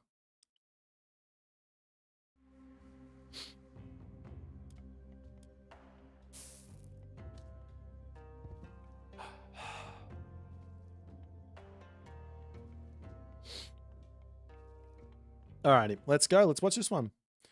Alright guys, we've got another game, another you, another me. In the right-hand corner of the map, we do have ourselves a player from China. I have no idea who this guy is, but his name is Withoutcha, or is it Taiwan? I can't tell. Hang on, let me... Yeah, it's Taiwan. Taiwan. We've got a Taiwan player here, Withoutcha, and he's playing some Tsukiyomi. His opponent today, in the left-hand corner of the map, playing as Oranos. His name is Kavoth. He is back! He is back! Let's go! I've missed this guy. I've missed him. He's been off studying his little tush off. Whether he has successfully beaten the exam or not, time will tell. But the way that I see it is, if you somehow manage to get to the top level of an Age of Mythology, of Age of Mythology retail, that probably means you're top level in everything else you try to do as well, right? Right? Right? No? Am I wrong? I've never been wrong before. It's just how it works. Yeah. Yeah, exactly. Exactly. But we'll see how things are going to go here. Oranos versus Tsukiyomi. I quite like this. I quite like this this matchup from the Oranos side of things. I think you got a lot of playability here. And we do see a pretty interesting map here. This is the Valley of the Kings. But sometimes you see a Valley of the Kings where it's very, very closed, but this one is reminding me of like some of the Alfheims we used to see. So some Alfheims that were just insanely open. Yeah, you've got all these cliffs on the side of the map, but this is as open as it's ever going to be. But nonetheless, an interesting matchup, and Kavoth has obviously not played the game since the last tournament, since Champions League, so he is on his unrusting journey. I'm a big fan of anyone who has a break, comes back, plays on their main, and doesn't care. You know, there's a bit of a stigma that you're just not allowed to lose if you're a top player to anyone. I think it's very silly. I don't know why. Like one loss and then everyone will just jump on it. Like like Magic or Mister comes back, drops one game, and for whatever reason, the entirety of the community just decides to lose their mind about it, and that forces them to smurf, and then you don't know they're playing, and whatever. But yeah, Kavoth is not like that. He comes back, win, lose, but he is on his unrusting journey here. So we're gonna watch him get back to fine form and see what's gonna happen. We are seeing Inari Okami coming in onto the side of the Tsukiyomi player here, and he is raring to go in this game. So we'll see what way Kavoth is going to attempt to play this one. Like whether you go the angle of early Catapulties. Do you go the angle of Catapulti with Carabalista, with Catapulti and Murmillo? Do you go into Terma? Like what is the plan here for Oranos? Now generally if you open up with too many Catapultis, then the Tsukiyomi player can then transition into Samurai, and they can make your life very, very difficult. So you'd have to be somewhat careful. But I am interested, as Kavoth, in classic Kavoth fashion, he does something that nobody has been doing recently. Everybody and their mum with Oranos decides they want to be the one who puts the pressure on first and foremost. Kavoth says, screw that. I'm going Economic Guild. I'm going Hand Axe, Pickaxe. We're role-playing as Gaia, but with Oranos, and seeing how things are going to go. I've got a question in the chat about the new moon nerf. How bad is it? Effectively, you just get one less upgrade from the armory. So you have to get, instead of getting bronze weapons, bronze mail, bronze shields, ballistics, and the Hachiman upgrade, actually you lose 2 upgrades. So it's actually quite big on the armory there. You're going to miss out on the ballistics, and you're going to miss out on the Hachiman upgrade, or the shield upgrade. I can't remember which one. And then when you go to the Mythic Age and you use the Sacred Gate, you're only going to get the iron upgrades. You're not going to get that Burning Pitch, or you're going to miss out on the iron shields. I don't know. So yeah, it is... I think it was somewhat of a significant nerf to the Tsukiyomi timing attack. And I do believe that while Tsukiyomi was like the S tier Civ, I don't think he was like S tier on the level that some people thought. I think he was kind of like, he was there, but a slight nerf might take him down to here. So Tsukiyomi might be one of those gods that's just like hanging out in the like mid tiers at the moment. I don't really know.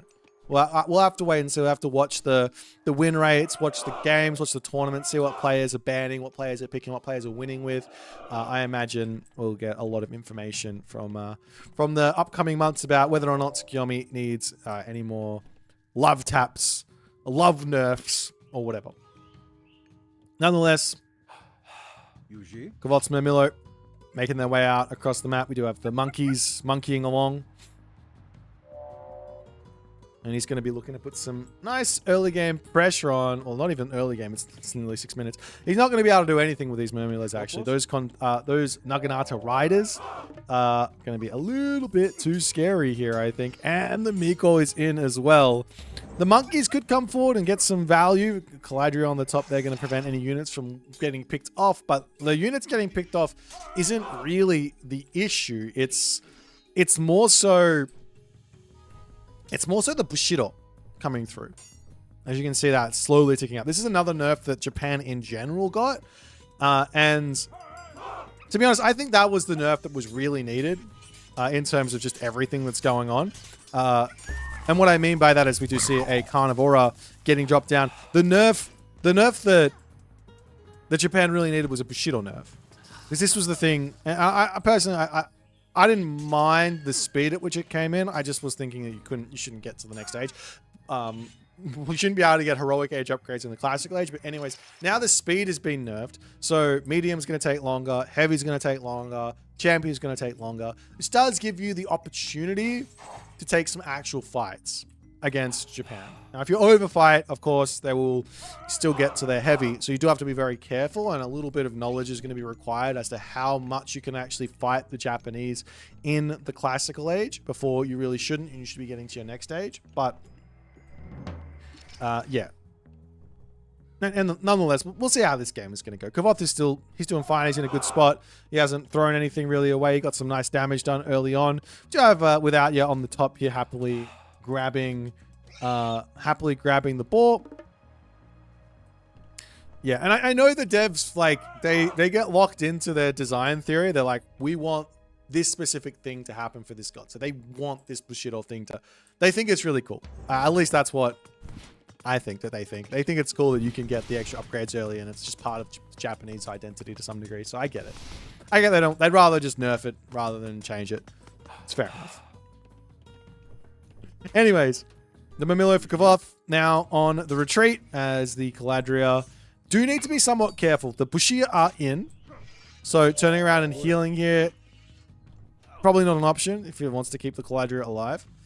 And Kavoth is just going to pull back as it's looking like he's trying to get to the next stage. This is something that Kavoth has done so well, so consistently with every single one of his gods. But with Oranos in particular, because of the Sky Passage, you can really get away with these sorts of random heroic ages. Like random 9-minute heroic age just because. You can just jump a Sky Passage somewhere, be over here, be over here. Your opponent can't lock you off resources. You hit the next stage, you drop Chaos, you can deal with the army, you get your Satyr out, etc, etc, etc. Now the upgrades are going to come through for Without Ya. As Kavoth pulls back, going to heal up his Murmillos. He cannot take the fight as the Samurai are going to start coming through. And Kavoth has to play a little bit of Ring Around the Rosie. It might be worthwhile to get himself actually Watchtowers here. You can see he's got a random Sky Passage at the bottom of the map. He can come sneak this gold mine. Let's put all of his villagers into this Sky Passage. No problems. A little bit of a fight underneath the town center wouldn't be terrible here. Great garrison micro from Kavoth. It doesn't look like he's rusty at all. I'm not going to lie.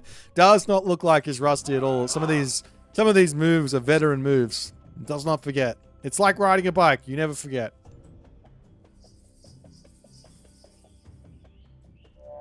But now Hyperion will be through for Kavoth. He's got his no armory upgrades in, obviously. He's got a lot of favors, so he can pump these Satyrs out. But do you want to go Satyr when your opponent's got 4 Bushi out? Maybe 18 range versus, what is it? Is it 18 range as well on the other side? I think so. I think it is. That's that's doable. It's doable with good micro. Kavoth deciding that he actually wants to go into the Heroic Renewal instead. Maybe the idea is to just go for mass heroes here. And he does have Chaos. He does have Shockwave. He does have Carnivora as well. There's a second Sky Passage. This here is an interesting take. Thank you for the Prime JJ! Chrono JJ, the man, the myth, the legend. This is an interesting usage of the Sky Passage. It doubles. So you've got this one here. Your opponent charges in, breaks this down, doesn't go and scout this. You leave, comes back, does the same thing over and over and over again. But yeah, we are going to be seeing Hachiman on the way now for Without Ya. So he's going to be able to drop that new moon, get his big timing in. He has already grabbed himself his upgrades. It looks like, yeah, he's grabbed his upgrades, so he will be able to get himself those bronze upgrades in straight away. And we'll see which actual upgrades you get given. Do you get shields, ballistics? Pretty sure it's going to be shields, and then you have to manually research ballistics. So you lose out a little bit. Unless the Hachiman upgrade is more expensive than shields. It works based on price, so you get the expensive upgrades in for free. As all the Murmillos now getting converted, Kavoth is just like, let me just build nothing but hero Murmillos for the time being.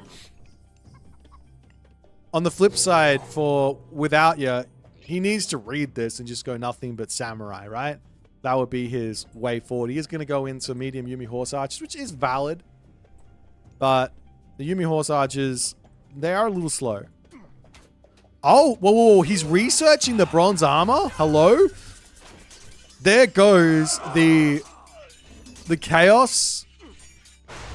As a Shockwave gets dropped down.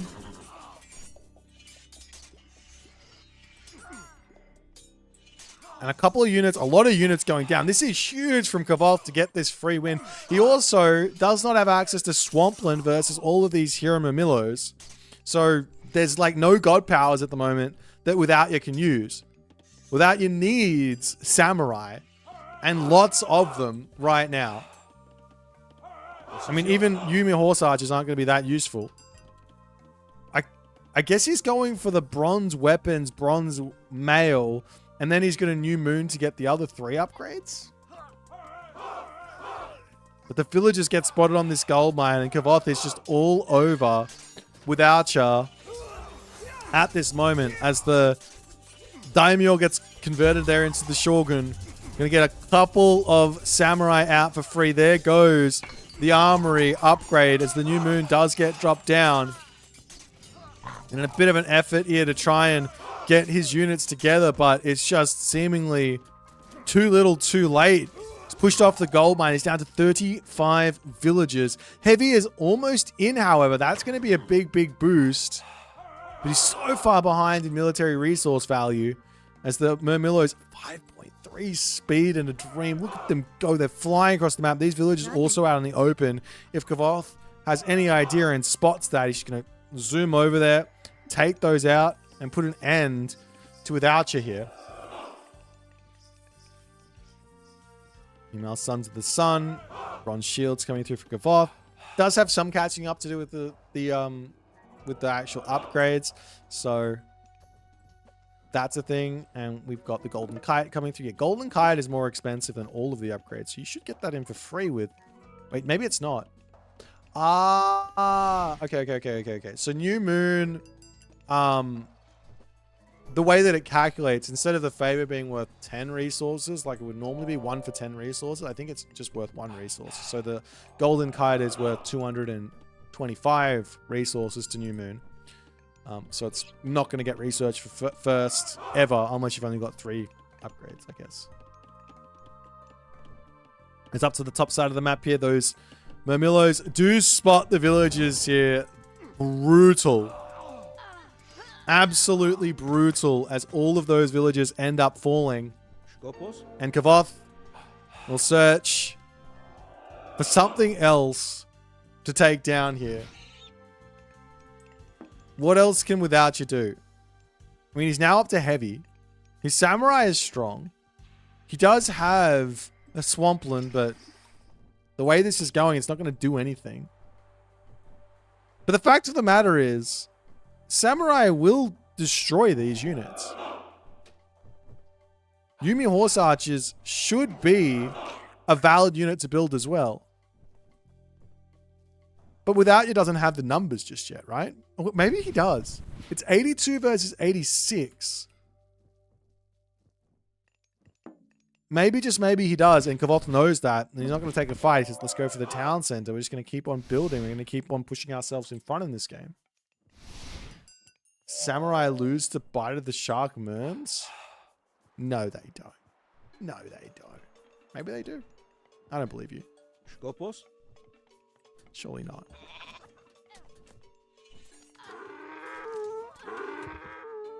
Burek. And the citizens do manage to finish the town center. Up to the top side. Kavoth still hunting Miko villages and the like. The big problem here for our Tsukiyomi player is that he just doesn't have any gold income. He's going to try and take the town center down. Sneaks over onto this spot, but the monkeys are in. Quit monkeying around.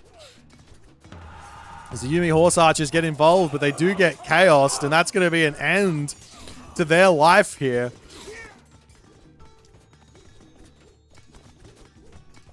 But the town center of Kavoth will be falling. A carnivore gets dropped down. There's just not going to be enough stuff here for Without Ya as I can't see the samurai winning this ever. Well, there's just not enough units. It does look like they do beat the Bite. I'm going to go into the editor. We're doing some editor testing. I don't believe that the samurai don't beat Bite of the Shark Murmillos. I don't believe it. I'm not going to.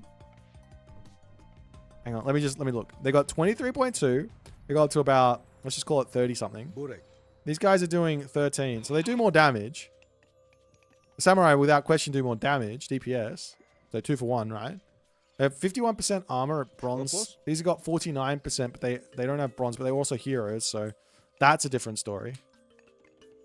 These are cheaper than the double Murmillo with the thing. What is this? This guy's 85.49 times 2. This guy's only 105.75 times 1. So the samurai's cheaper. Nah, I don't. Nah. That's the samurai. The samurai is winning this on the cost. The samurai is winning this. Maybe it's losing on pop, but it's definitely winning on cost. Without question.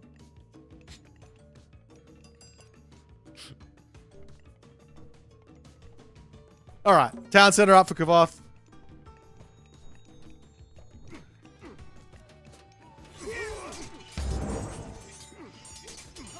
Without, you're going to have to do some more micro, but he just doesn't have the army. He doesn't have the resource. He doesn't have anything. There's also enough favor to keep on dropping chaoses non-stop. So even if without you can get an army out, he's still just going to get absolutely dominated here.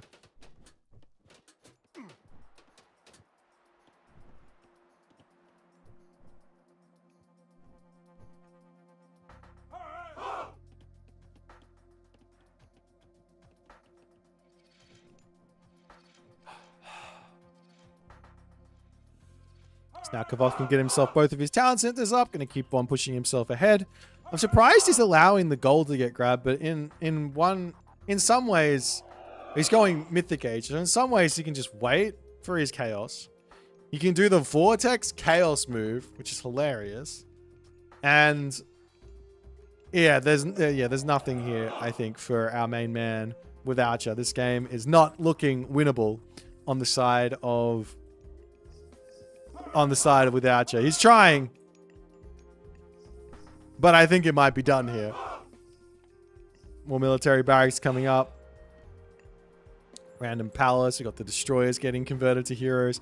Everything a hero means no swampland. And on top of that, even after, if he did happen to lose this army and he does go Helios, then all of a sudden he can just vortex away from a swampland as well.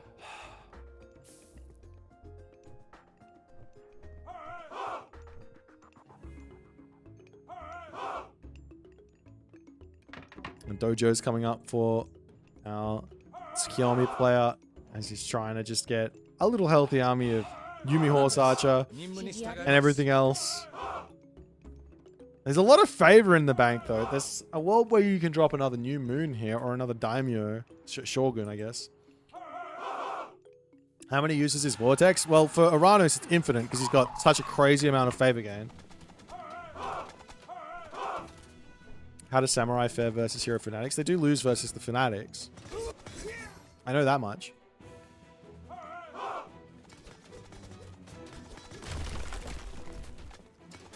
As without, you're going to try and break this position again. But Kavoth is just going to wait for... he's got to be doing this. He's going to be waiting for his Vortex Chaos. This is my favorite usage. My favorite combo, I think. Because there's literally nothing your opponent can do. You just go... Vortex on top of the army, click Chaos, say goodnight to the entirety of this army. Attack move, it's all over for them. I mean, the Centamanus is not a unit that really helps. Shockwave comes down. Both just breaking everything here. As the Yumi Horse Archers try and retreat, but funnily enough, these Murmillo, they're faster. They're 5.3 speed. You can't run from them. You just can't run from them. It's just not possible. Over onto this side, Samurai going to be falling.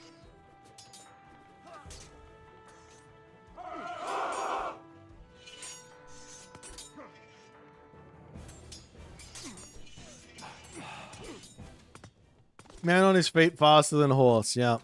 But these horses, they've got lots of armor, right? And the bows are really heavy. So, and these swords are really light, so that's why they can run so fast. And they've got the power of the gods imbued into them, so it makes sense.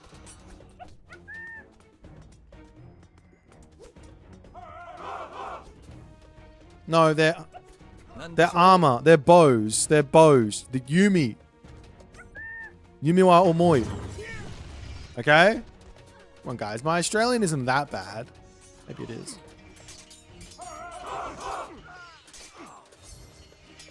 As the Murmillo heroes charging forward and try and break through, and that will be the game. Kavoth does manage to convert here eventually, and nothing more that our Tsukiyomi player can do to continue. I mean, this is just like Kavoth plays this for someone who has not really had a lot of success with Oranos. He plays a beautiful Oranos. Like, I love all the Sky Passage usage, the Murmillo heroes. I got to go into the editor. I don't believe the Murmillo heroes have no counter on the side of the Tsukiyomi. Like, it's just, I don't believe it. I don't believe it. That was really good. Isis Susanoo game on Hideout. We could watch that. I watched a tiny bit of it before. Let me check this out first, and then we might check that out, and then we might go. We might do our free for all. I do need to eat something though. What am I doing? We want. Let's just do Murmillo first and foremost. Versus the samurai.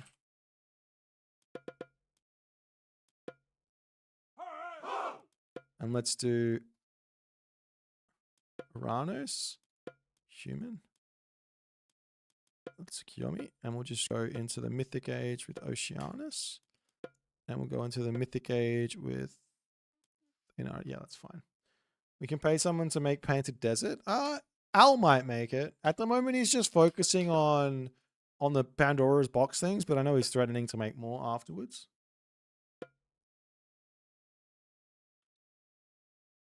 Skopos. So both these guys have got the same stats. These guys have got a unique upgrade or two. And get absolutely dominated, as I expected. This is just how it goes. Yeah. I've been trolled. This is Twitch chat always trolling me, like without question. Twitch chat's too troll. Why Mythic Age? Because it just auto applies all the upgrades. Okay, so now we have to go the heroes. Now, this is where things aren't gonna work. Murmillo hero. But these guys are so ridiculously expensive that I can basically justify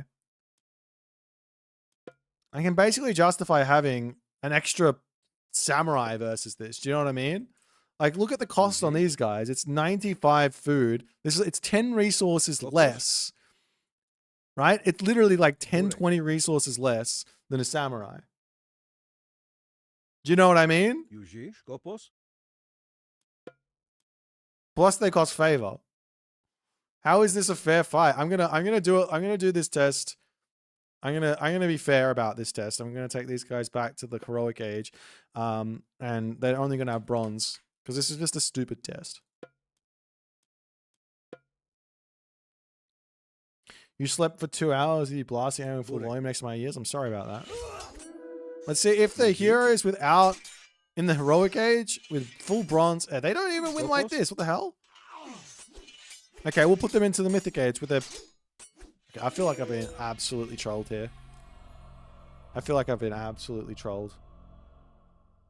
me give the upgrades in. Full bronze. Hold on. Yeah. No. Okay, come on. Player, set tech status.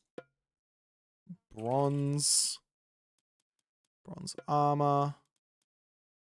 Duplicate bronze. Weapons. That's all I need, right?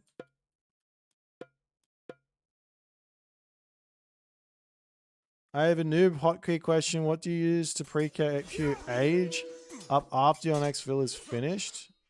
You can't do that. That doesn't exist.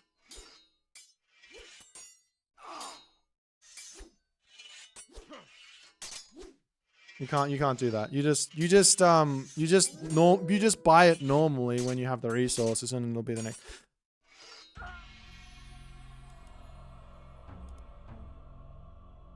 In what world does Mass Murmillo beat Samurai? Where is Mini Yeti? Get the boy back here. I'm gonna go. I'll give them one more upgrade and we'll see if they win. This is such an unfair test and they're still losing. Okay, and then we duplicate and we go for, what's the other one? Heroic renewal, right?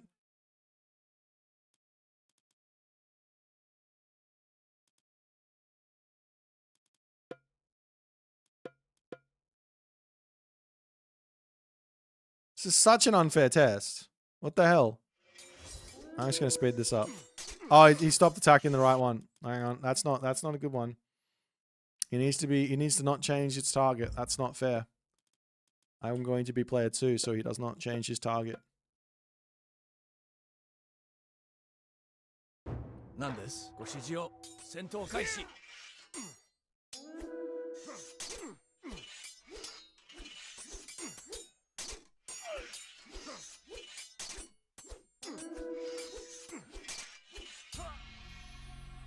Mate, they win when they have 1, 2, 3, like they got 2 extra upgrades and they're winning, but they're costing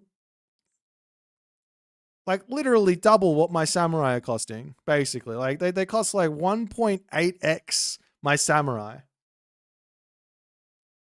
In what world is this ever a valid strategy? Like surely I just win.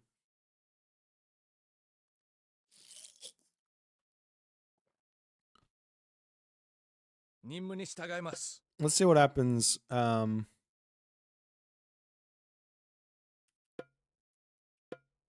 Like this as well. This might be interesting. That's 10, 20. This needs to be 40, right? 2, 4, 6, 8, 10. Bureg eschlost ma yuji. Ma eschlost yuji. Junbi kanryo. This should be heavily in favor of the Mermillo, actually. Come to think of it. If you win slightly, it should be big, but it might be different because of all the burst damage up front.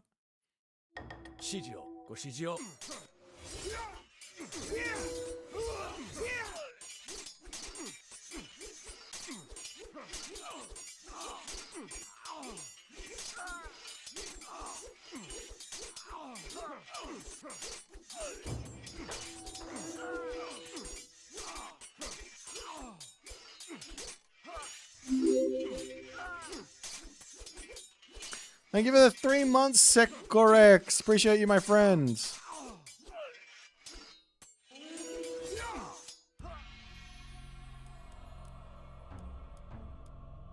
Look at the difference in military resource cost for this. I can put in... Okay, let's work out how many more samurai I can put in for this fight. Each samurai... Let's just call each samurai about 200. So that's 1, 2, 3, 4, right? I can put like... 8... Let's put with 5. I can put about 1,000 more. I can put 5 more samurai in.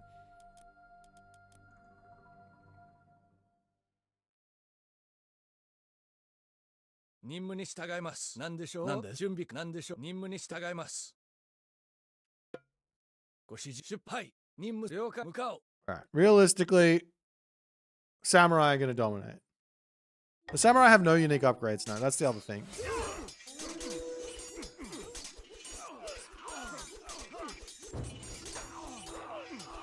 That's what I thought. That's what I thought.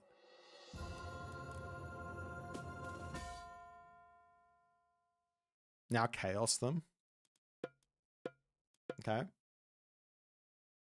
That's a fair comment. Chaos is on the cards.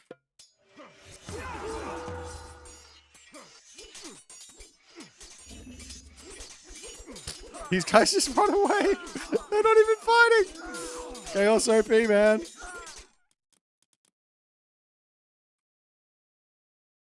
Nah, we're done with this test. Oh, we're done with this test. I wanted to cast one more game. Oh, I got 20 minutes until the FFA, so let me just look up Kavoth here. I said I wasn't going to cast any of these games because I wanted to wait for the tournament, but I think we should.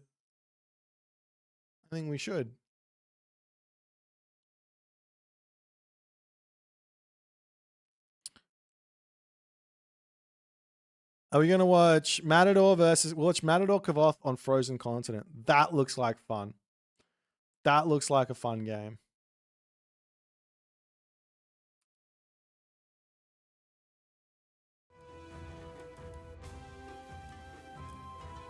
What are we testing? Twitch chat just was being Twitch chatty at me. Okay, we got... Okay, so... Okay. Everybody who's here right now, at the conclusion of this game, we will be doing the free-for-all. So we watch this game and then we do the free-for-all. No need to ask anymore. If anyone else comes in and asks, why is the free-for-all not happening? It's 1600 GMT. You all spam at them. It's happening after this game. Okay? Deal? Deal. Fantastic. Do you think Susanoo will find its place in the meta? Well, it's funny you say that, Mr. Liftosaurus Rex. We are going to be watching a Susanoo game right now.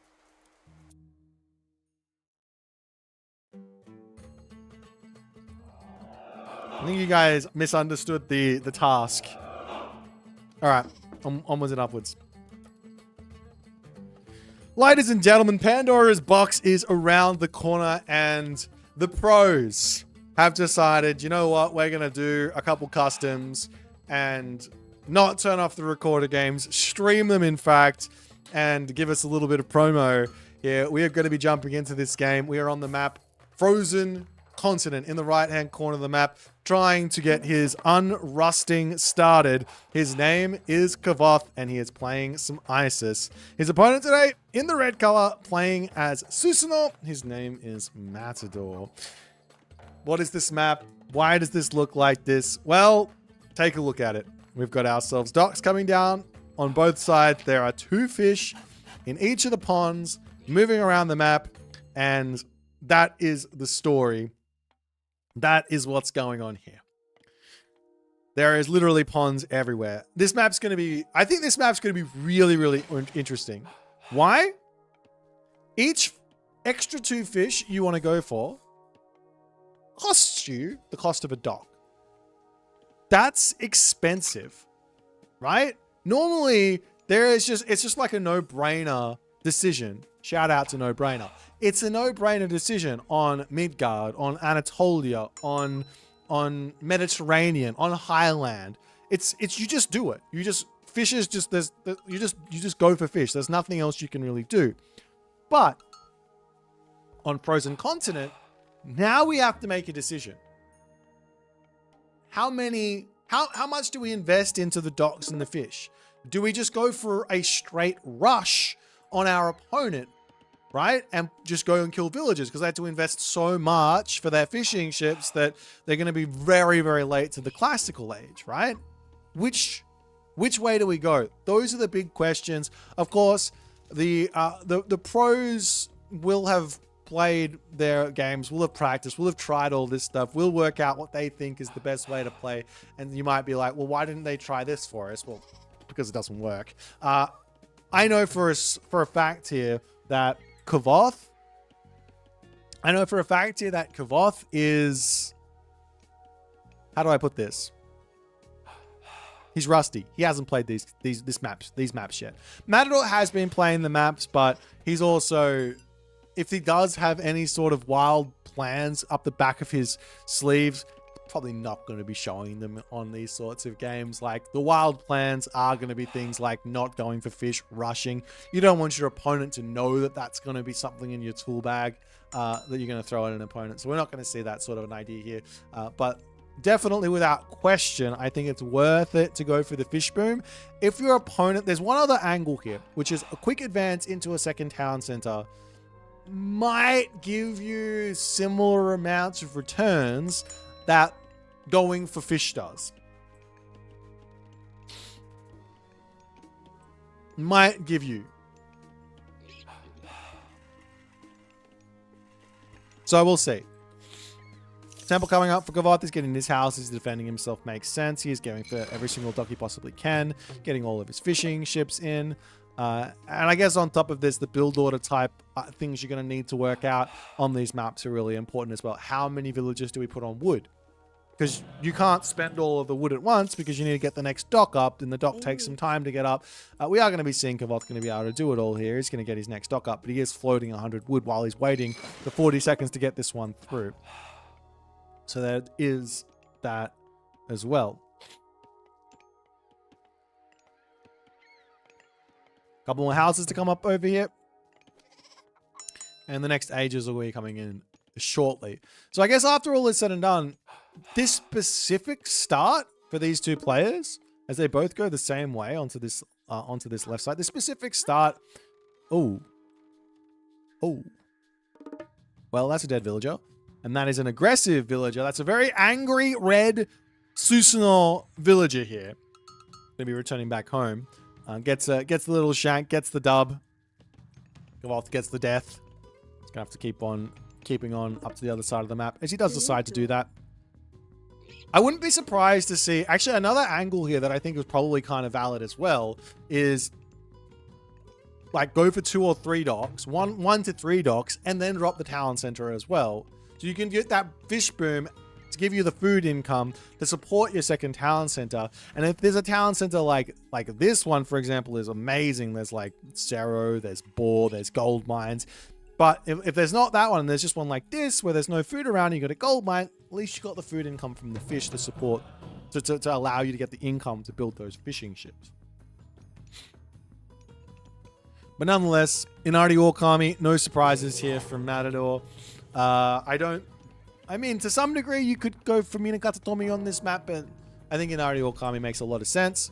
And on the other side here for Kavoth is going to be doing his Anubis shenanigans. I think Bast is a perfectly valid option here as well on this map, especially in this matchup. But of course, Anubis is always going to be Anubis, and it's always going to be good as the fishing ships can drop their fish, get more fish in here. One option could be to drop Plague of Serpents and just knock off 2 fish here, but it doesn't matter. That's not going to be that big of an issue. You can garrison the fish and they can kill off those serpents as well and then pop them back out a little bit later.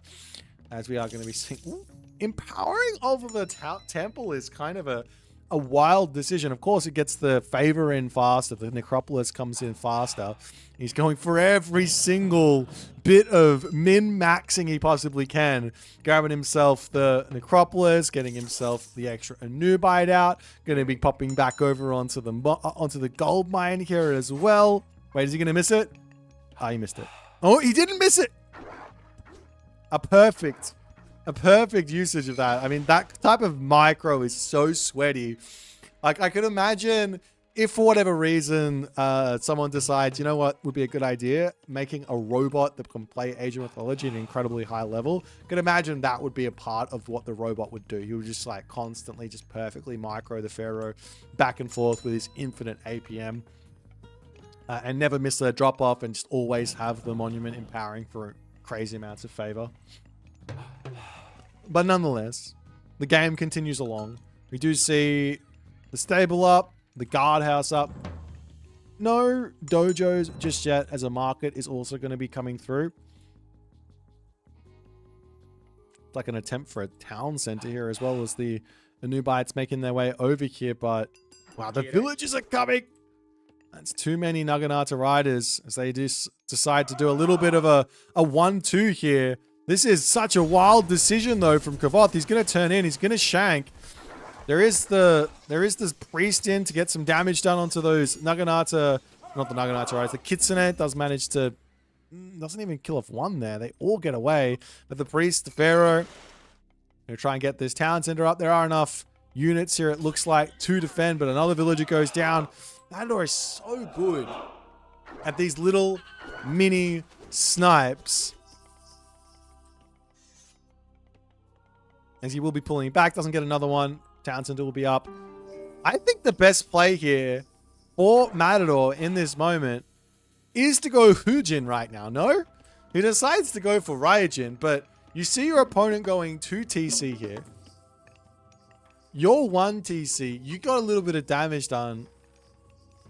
The Oni would be insane to break through all of this position. I don't see a way in which Kavoth even starts to prepare to defend. I guess he still has prosperity, but still, I'm just too much of a fan of the Oni. I just am. I'm too much of a fan.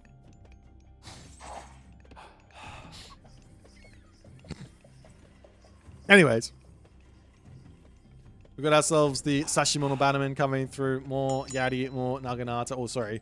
The Yadi Spearman coming in is a bit of a preparation, I guess, for any sort of Migdol units. They don't really do anything against any of the barracks units, but Kavoth is going Sobek.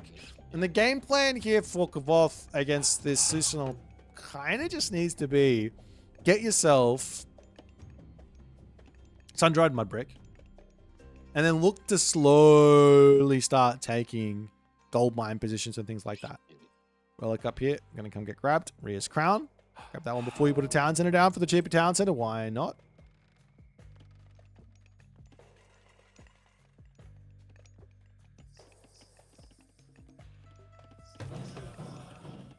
But for the moment here, Matador, he's only got one Miko, which is wild to me. I know he's got 3. Never mind. They're just not working. They're all on healing duty. Like, generally, if I play like any sort of one town center thing with Susanoo, we're looking to go 5, 6 Miko, in which we're looking to get those big fat myth units out. We want as many as we can. Of course, you do have the Bushido to come through to give you the favor to build them anyways. But still, it's a really, really good way to go. As Matador, going to be knocking down the wooden gate. In the main base here, the Kavoth Sobek comes through. He's going to be dropping himself the Migdol Stronghold, but he does miss himself his sun-dried mudbrick. Forgotten that one. Loses out on a tiny bit of gold. But still, he'll be grabbing it later, I'm sure. Random villager does get spotted, but she is kind of difficult to kill off here. As the Spearman will be getting involved here. Priest getting little bits of damage done on the backside with the Migdol up. It looks like Matador will be needing to pull out of here. Did Matador also get himself this tech? No, not just yet. I don't think he's going to go for Myth Unit at all here. Of course, he's got the idea of just going Swampland, Thunderburst, and living the dream where that's concerned.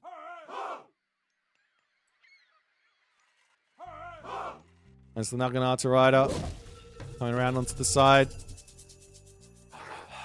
Gonna be trying to pick off some of these Anubites. Does manage to do so with the Yumi Horse Archers also getting mixed in. And find yourself a girl who loves you like Matador loves his horse archers. That is, he's got an affinity for them. Every single game I see, it's like it's going to be Terma, it's going to be Chariot Archer, it's going to be Yumi Horse Archer. Whatever it is, if it has 4 legs and it shoots from range, he wants that unit. Unless the main base, you do see a little bit of a rock getting some scouting information in. There's nothing inside of it. But Kavoth, he is doing Kavoth things.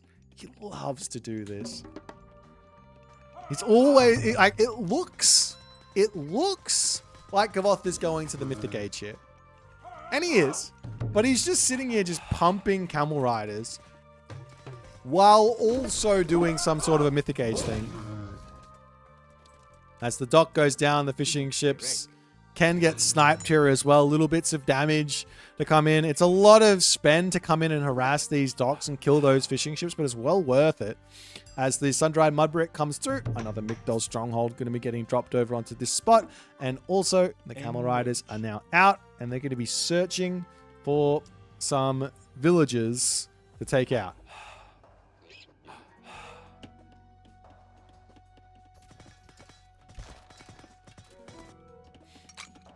Kavoth gets in here. There is the Jiragumo, which is a nice anti-raider. Can pick off a unit in nearly one attack there. But the Camel Riders do have some HP regen with their Dark Waters tech. And just a little bit of damage to come in. 1, 2, 3 villages. Some idle time as well. And the Camel Riders will just sit here and try and take out the Jiragumo. But Kavoth says, nah, we're out of here. It's going up now through Osiris. Makes some sense to some degree as he wants to go mass Camel Rider. But the Yati Spearmen are already out, and Hanya Mask is going to be coming through. So Kavoth has got to be careful here. You cannot go, we see a bit of a raid up to here, you cannot go mass Camel Riders versus Japan because of the Yati. They are too good. They are too strong, especially against the Raijin or against the Taka Mikazuchi, like the Divine Slash Mythic Age God. You can't go mass camels. You have to mix in some other units, Axemen or Chariot Archers. I mean, it's too hard. It's too hard. You can't do it. You need to get Axemen or Spearmen, I guess, as a front line.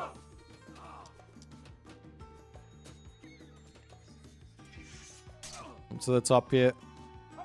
Random Yati gets shanked down as the villagers will come and rebuild the dock, get their fishing ships back to work. And we see another Prosperity coming down. This is one of the, like, arguable, like, most large differences, I think, between a god like Ra and a god like Isis. It's this prosperity. The fact of the matter is, yes, it's more expensive, 60 favor instead of 30 for the recast, but I didn't have to spend any resources on farms to get going. I just drop it. So the timings that Isis is going to hit versus the Ra is so much better. Where Ra gets the advantage is obviously after the 45 favor cast, then the 60 favor cast. Like, okay, hear me out on this. This is a buff I would stand behind. The Ra Rain goes down to 10 favor. So same as it's increasing as for the prosperity. We go 30, 40, 50, 60. I think that'd be a nice little boost to the Ra game plan and what Ra can do. I think that's what Ra needs. I'm gonna lock it in. That's the boost. You know, I said it. You can spam your favor on a god power. It's not fun. I'd much rather you build myth units, but you can go ahead and do it. Fine. There we go. I found the buff. You can thank me later, devs. Couple stables coming up. We see Watatsumi on the way for Matador. And the Son of Osiris is now in. As Kavoth, realistically here, like I said, the way for him to move forward in this game is mostly just build Migdols. I don't even think grabbing this Talent Center is right. Just 1, 2 Migdol, Talent Center, walk here, 1, 2 Migdol, then walk here, Migdol, Migdol, and just slowly lock this map up. There's a couple of these Yadi Spearmen getting involved. Matador coming in with the remainder of his units. And the Camel Riders are going to be out here. Hear me out. We revert the Spearmen. No. Unfortunately, both Set and Isis are actually both doing quite well. It's just Ra that's struggling, so you need Ra-specific buffs. But then again, if you talk to some of the pros, they still think Ra's a top-tier god. I don't see it anymore. I think he's okay, but he's not.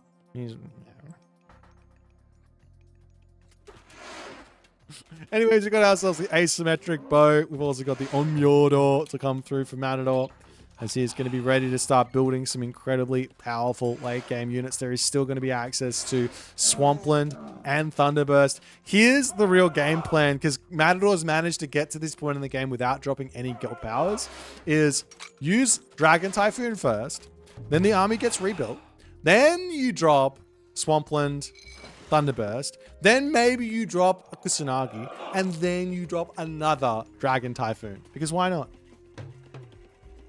Because why not?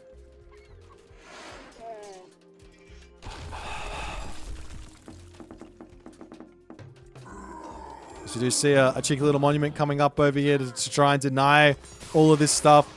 But immediately it does go down. I mean, there's not even a real usage here. There's half an army. Kavoth is already over on this side, taking villagers out. Matador does garrison there nicely. And this is what I was talking about. Imagine this position with 2 Migdols rather than the town center. I mean, Kavoth has got the resources for it. Son of Osiris getting sniped down there by the Yumi archers, Yumi horse archers. Garrison's back in nicely. So the game's going to continue along. But Kavoth is going to be finding it very difficult to get past these Yadi Spearmen.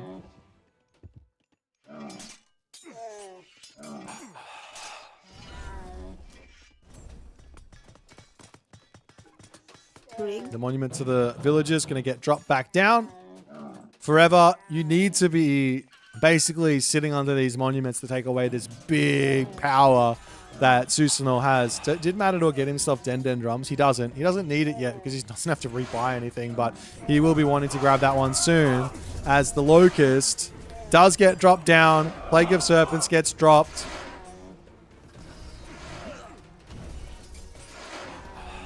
Actually, there is a unit that got buffed recently, which is the Elephant, which I think that Ra can take some pretty significant advantage with, because he does have the bonus HP on his Migdol unit, so that unit should be a staple for Ra. But we've got Isis here at the moment, as Kavoth now onto the bottom side of the map, dropping more Migdols. I'm going to say it. I'm going to keep saying it. Shouldn't be 1. Put 2 here. Put 2. Put a second one. Don't beat around the bush. Get a second one in. Not a town center. A second Migdol. Okay, never mind. He's not listening to me. The game's already been played. It's fine. It's fine. The game's already been played.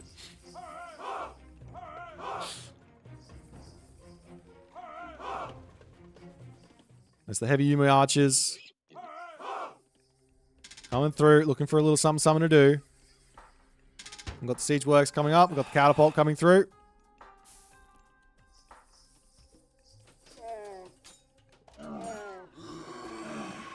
The Revenant Shinigami.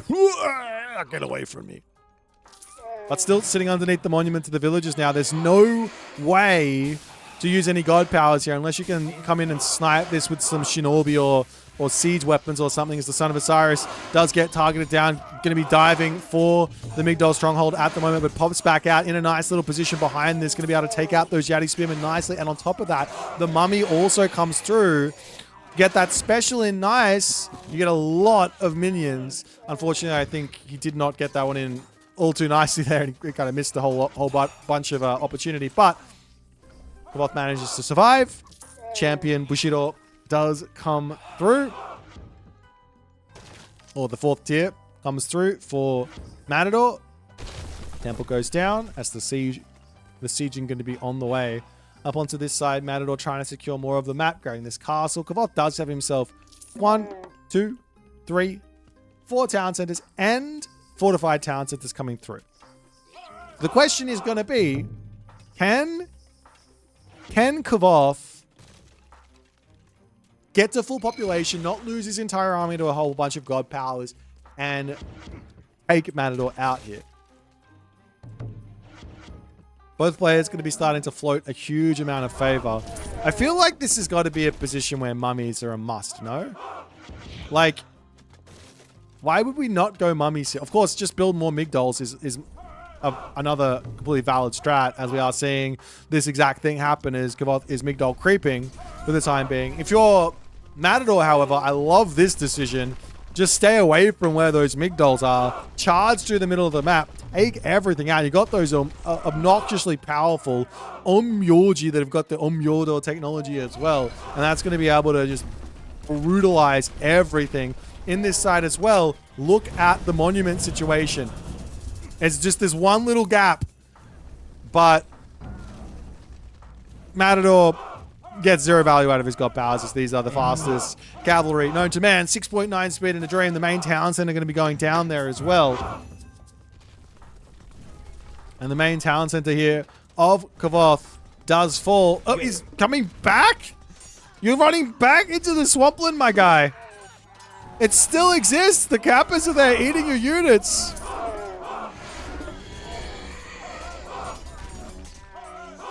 Well, of all the decisions I've ever seen in a game of Age of Mythology, that one is going to go down as one of them. Alrighty. But still, both players' bases are going to be falling. Kavoth's going to try and maybe move in and grab this position here as well.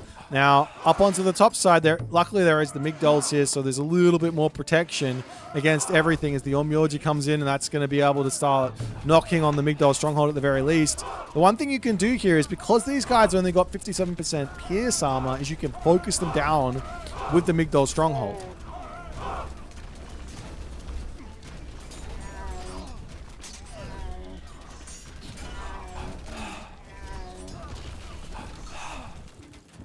Meanwhile, town center in the middle here, getting grabbed for Kavoth.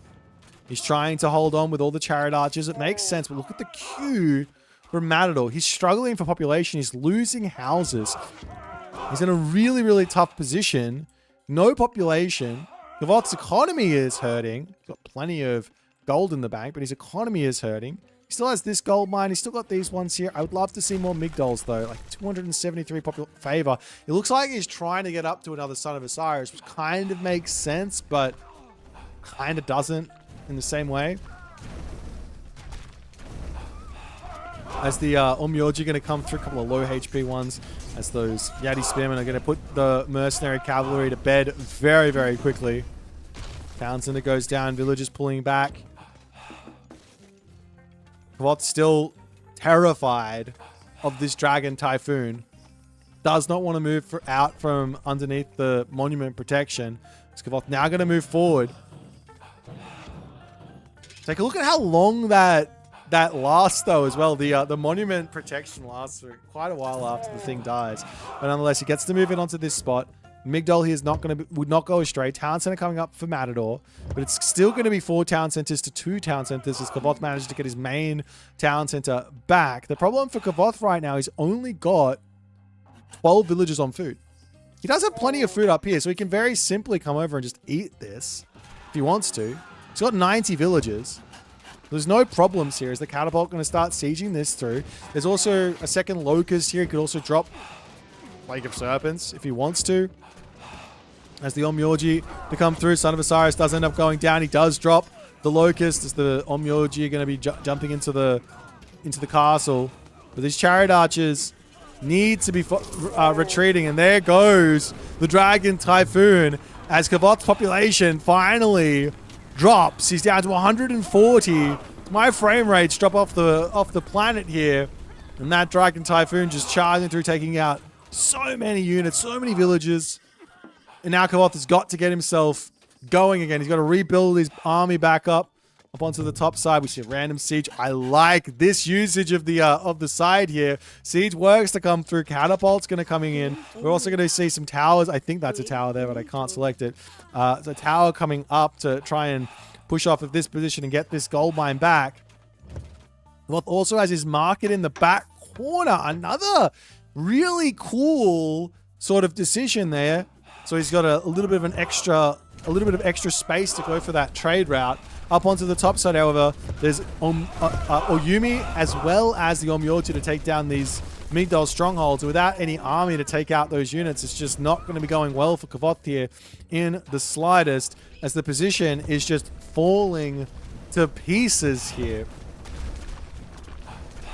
I mean, what else can you do if you're Kavoth? He's got no resources in the bank.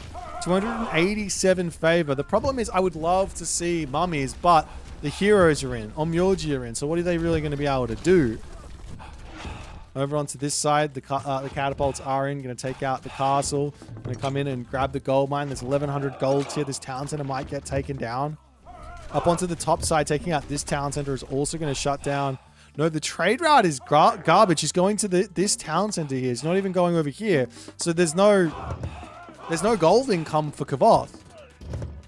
I'm going to try and micro this one. If you sit still and you allow the champion Yumi Horse Archers in, champion Yumi Horse Archers beat the Chariot Archers without question. But the Chariot Archers, what they can do is, because they shoot at 1.5 seconds, these ones shoot at 1 second, you throw your arrow, you shoot your arrows, you run, you shoot your arrows, you run, you have the range advantage, you have the actual 1.5 second DPS advantage, 17.1 versus 18. Of course, these have got the upgrade, but you get to dictate the rate of fire because you have the range advantage. And you're going to be able to win those fights. But you have to micro without question. You don't have a choice. As the catapults will take down the Matador Town Center over here. And what else can Kavoth do? He's just falling further and further behind. I mean, killing off the town center is really, really good. Killing off this position as well. We see the Plague of Serpents getting dropped down. And another Locust to slowly move across this army as the Chariot Archers are going to start getting taken down yet again.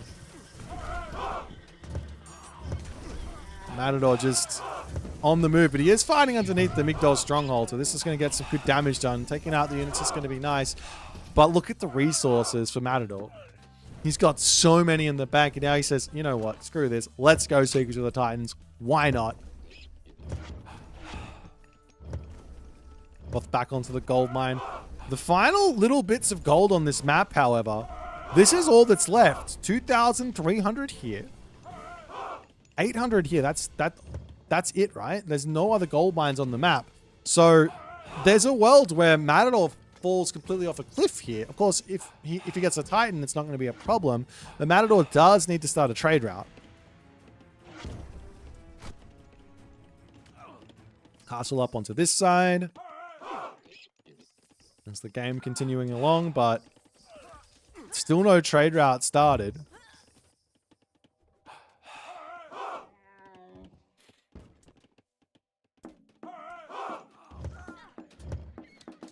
Going to be pulling back into his town center. He's got no population. He's got no gold. He's got no hope in the game. 0 gold means 0 chances, right? He could drop Prosperity here. It does speed up the camel caravans or gives them a little bit more resources when they dump into the market. It's kind of an option. He could be going to this town center for more gold.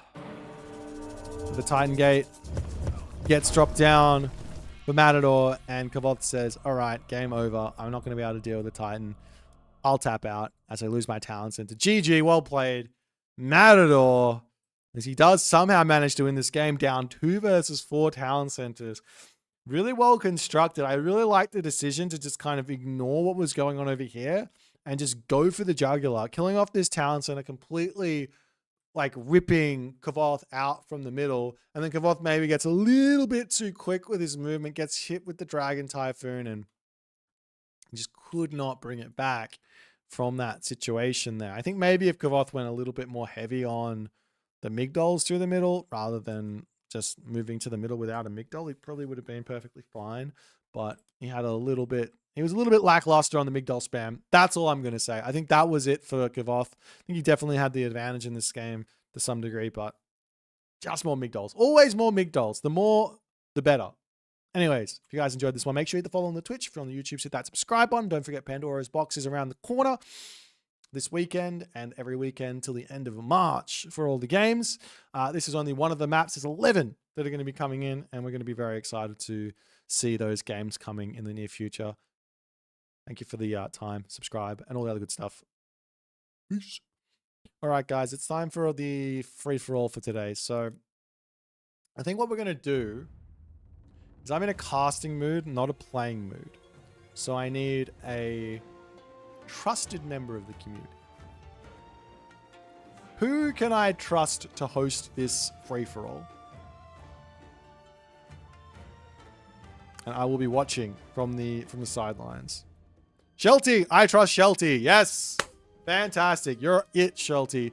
What I want you to do, Shelty, is host, put a password, message me the password. I'm going to put the URL and the password into the chat. Everyone can join, and we're going to be casting that game. Can you get that sorted for me? I'm gonna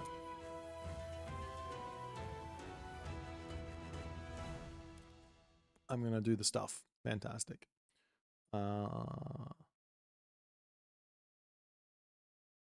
So one cheeky little shenanigans, please, Mr. Shelton. Sorry, Illuminati, I trust you, but Shelton was first. So you're going to have to do the joining. The mad dash for the free-for-all. My favorite thing in the world. No, not that one, Illuminati. Not that one. Not that one.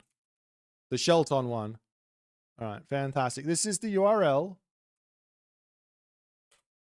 The password will come soon.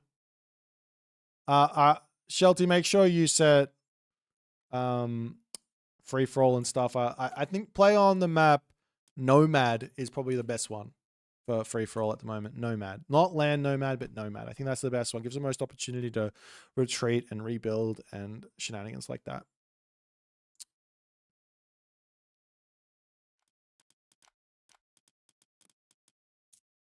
Okay.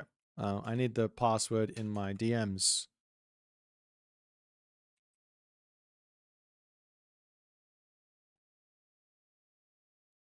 We are doing a password drop. Exactly.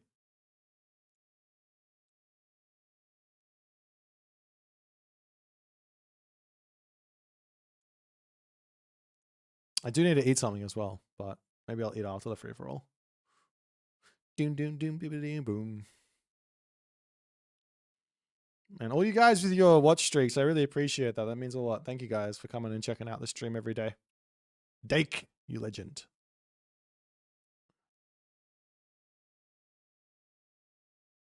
Does Shelty? Hello, Shelty. I need a password. For some reason, Twitch, do it on Discord.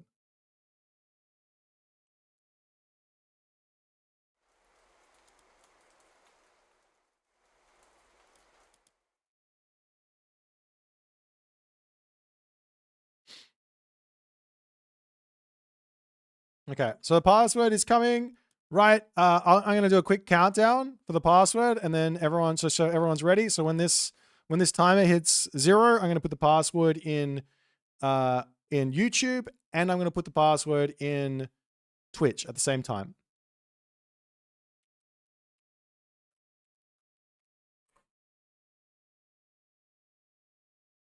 Okay. So 45 seconds, password's coming. So get the game up like this, click like this, and then just enter the password. I'm going to put it on the screen as well as in the chat, so you can copy and paste and whatever. So you'll see what's going to happen. Sorry for all of the suspense as we get into this free-for-all.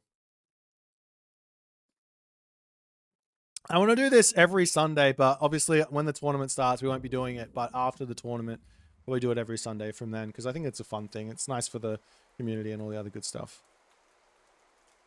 Okay, 10, 9, 8, 7, 6, 5, 4, 3, 2, 1.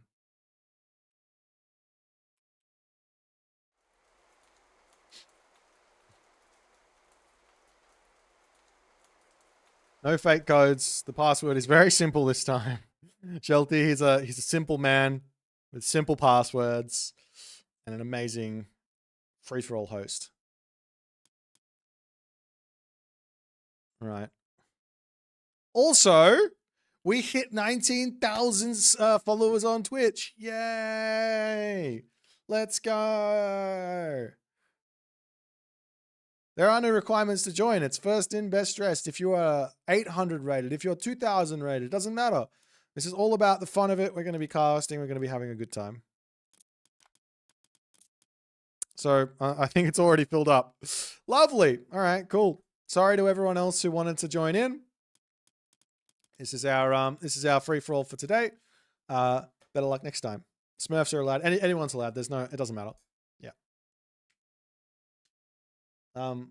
While these guys get going, I'm gonna quickly run and I have something to do. But we're gonna be getting. Just start. I'll join in and I'll spectate. When everyone's ready. Make sure the settings are all right. Double check them, Illuminati. Make sure that FFA is ticked. Regicide. I don't think Regicide's working at the moment, but whatever.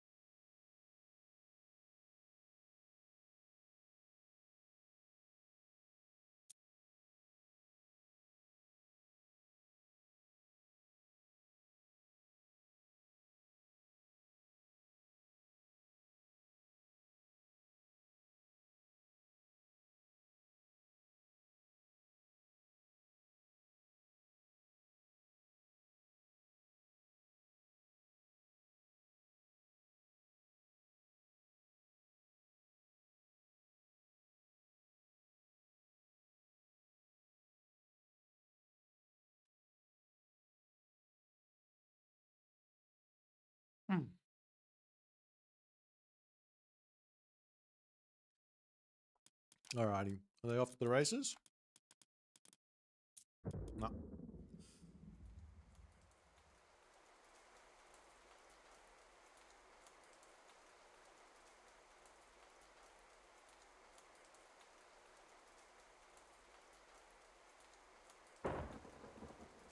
I mean, put Regicide on, but I don't think it works.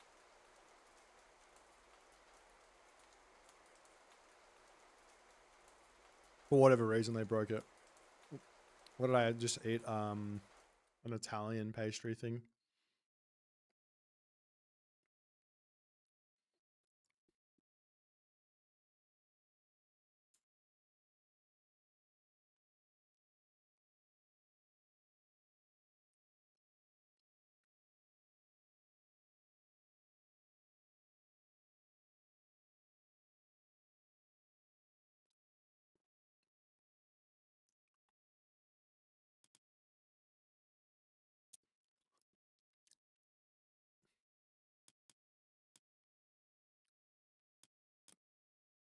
Yeah, standard is fine. I don't mind. I don't think regicide works, so I don't think it matters. Also, everyone who's hanging out and you haven't seen, book Pandora's Box 2 this weekend. Well, technically next weekend. Today's Sunday, but on the weekend, Pandora's Box 2. That's gone.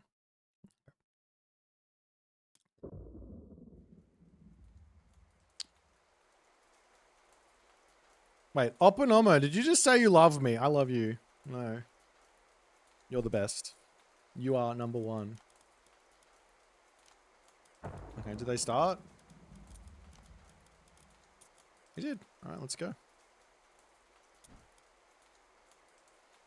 Yay! Free. Oh.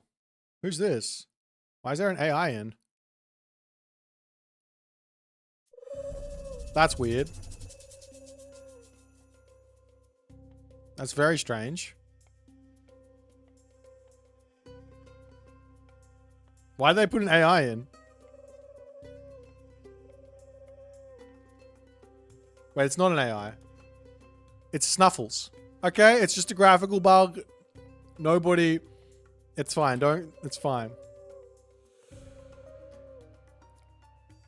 Ladies and gentlemen, boys and girls, it's that time of the week. We are now in free-for-all territory. Everybody's been asking for it. I've been avoiding it. And we finally decided, you know what the best idea would be? What if I just don't play the free-for-all? Then I can't get picked on. Yay! There's nothing special about this. There's nothing on the line apart from eternal glory and the fact that you are going to be the one that wins the free-for-all. So I guess in that sense, there's lots on the line. But what I want to do here is every Sunday, with the exception of when tournaments are on, so this is going to be the first of those Sundays, we are going to be hosting a free-for-all at 1600 GMT, UTC. That's going to be the plan. Now, obviously, of course, Pandora's Box starts next weekend, so this is the first one, and the next one will be happening in April. But we're setting up for some very much fun stuff. As hello there, Daredevil, with the most interesting of Solar Shields I've ever seen in my entire life. But let's jump around the map here, introduce the players, and we've said what the stakes are, but of course, Eternal Glory is very important. In the top of the map, our hostess with the mostess, it is DoD's Shelty. He's going to be playing Thor for us in this free-for-all, as I'm going to be attempting to somehow manage to keep up with whatever's going on in this game. Up to the top side, we have our purple a Gaia player with the most craziest of names I've ever seen. I'm going to call him Adam. Adam in the top there. He's playing some Gaia. These free-for-alls are open to everyone and anyone who wants to play. If you are 500 rated, if you are 1200 rated, if you are 2000 rated, you just have to be first in, best dressed, quick to the lobby, and you can have a game. Over here we see Every Knee Will Bow playing as Susanoo. This is Killuminati on his Every Knee Will Bow account. And over here we've got ourselves Daredevil playing as the pink Amaterasu. We've got ourselves our white Gaia player, Rono, here. And then we've got down to the bottom, we've got Bill Gates. Bill Gates, sponsor my free-for-alls, my guy. You know you want to. Just $1 million for the prize pools for Age Mythology in this next financial year. That'll be great. Thanks, Bill Gates. Appreciate that. Yellow Frere here. Over into this next position, we've got ourselves a big space, and then the red Cotter playing as Frere, as he's spawned incredibly close to our orangey skin-colored, what do you call this? Brain-size Mega playing as Thor. Over here, we've now got ourselves Blueberry as well in the orange color, not very blue at all, playing some Loki. I think I've seen Blueberry before. I think he is a big fan of the free-for-alls. Peach color. I like that one. I like that one. Over here, we've got ourselves Snuffles as the green Zeus. And into the middle of the map, we've got Salm playing as Gaia. He did actually manage to get over here as well and start his fishing exploration. And then finally, at the top of the map, we've got Darth Wimp as the light blue Tushi. As the players are going to be slowly moving along here. Generally speaking, we don't see many early age ups in this sort of a setting. Reason being, is it's much better to get the fish boom going, get yourself a huge amount of economy, and then start figuring out how to do things from there. The real question is going to be, like, is anyone going to be going for heavy on the water? Or is it just going to be, or is it going to be a rush on the land? Or are we going to try and just make friends? I think there is a little bit of shenanigans with the old alliances that come in as well. I don't know if the devs realized they did this or not, but they made some changes to the free-for-all settings, and now you can't have a free-for-all with locked teams where there's no alliances allowed. But yes, you can go for the diplomacy. I don't know if the players are going to use that or if they're even aware. I much prefer the one without using the diplomacy. You just have the contract, the written contract. Let's be friends, and then you just break it midway. But yeah, we do see Darth Wimp going up to the second age. He does decide to go for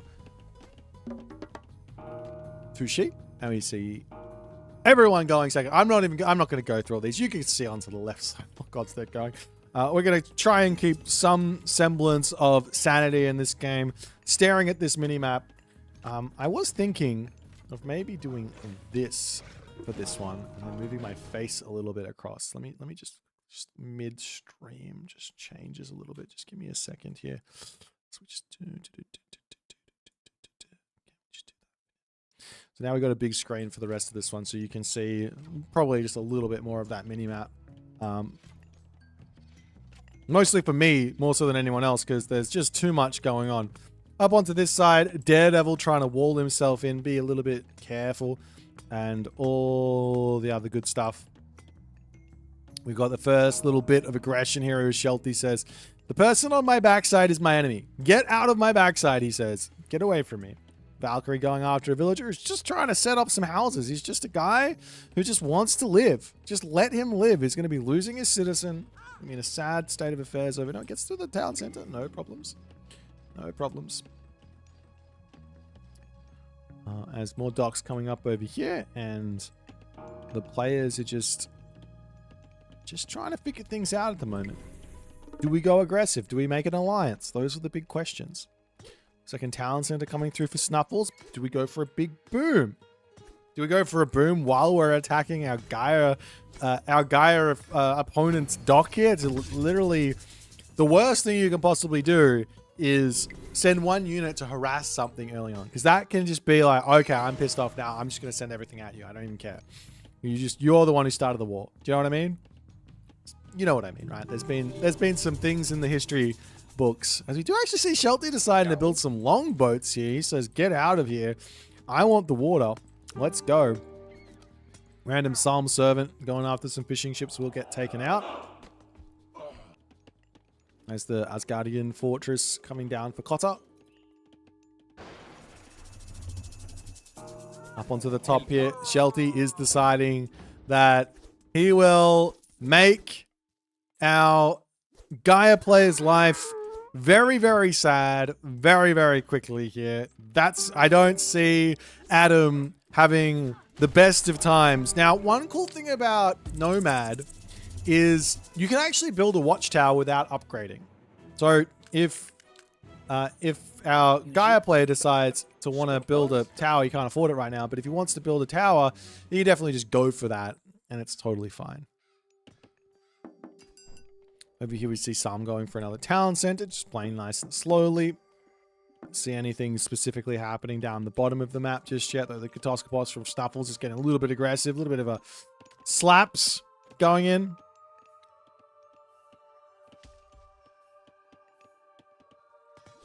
But yeah, it's Shelty. I like Shelty. He's just like, let's just go for it. Let's go and kill some stuff.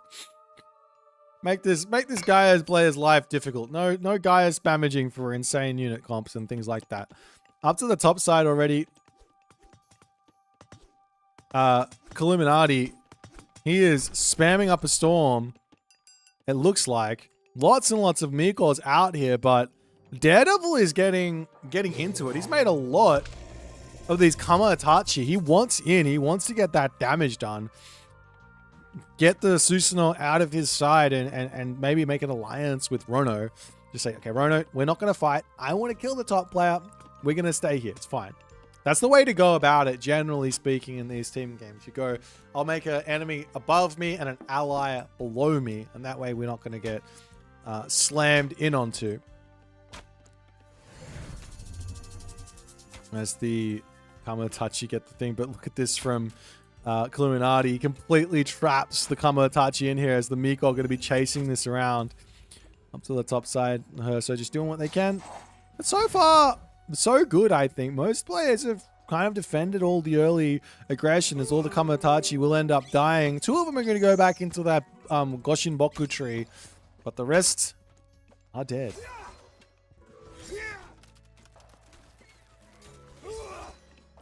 Everyone's at this side, just Blueberry saying, I don't want to deal with this. We're just going to play some defense. Stay away from me.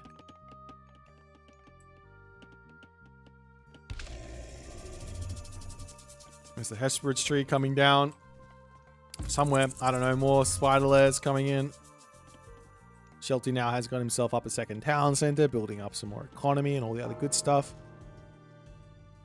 Heroic Age is coming through for Blueberry. If I remember correctly, Blueberry here, he likes to get that hell. He likes the wonder, and he wants to spam all of the myth units. Loki in the late game, in free-for-alls, can become incredibly powerful, as Kota is saying, you know what, let's make something. Let's start something here with Blueberry.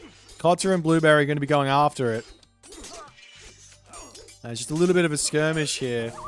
The healing spring on the back is going to be very, very nice, but the Throw and Axeman, they are the important unit on these fights. As Cotter is just charging in, he's going to be losing all of his Hursa. The healing spring also helping out a little bit. No micro from Blueberry, but does not matter, as he will be winning that fight as Cotter needs to pull back. Meanwhile, Bill Gates is doing good here. He has he's paid everyone off. He says, okay, everyone, have some money. Leave me alone. I just want to get all the town centers on the map, and you just leave me. It's fine. Right? That's the story. That's what's going on over there. Up onto the top side, a little bit of searching from our main man, Shelton the Great. As our Susanoo player, Illuminati, every knee will bow, does hit the Heroic Age through Hujin, so he's going to have a crazy amount. Flaming weapons from Shelties. He says it's time to get going. Lots and lots of these spider layers are in, taking out the berserks and everything else.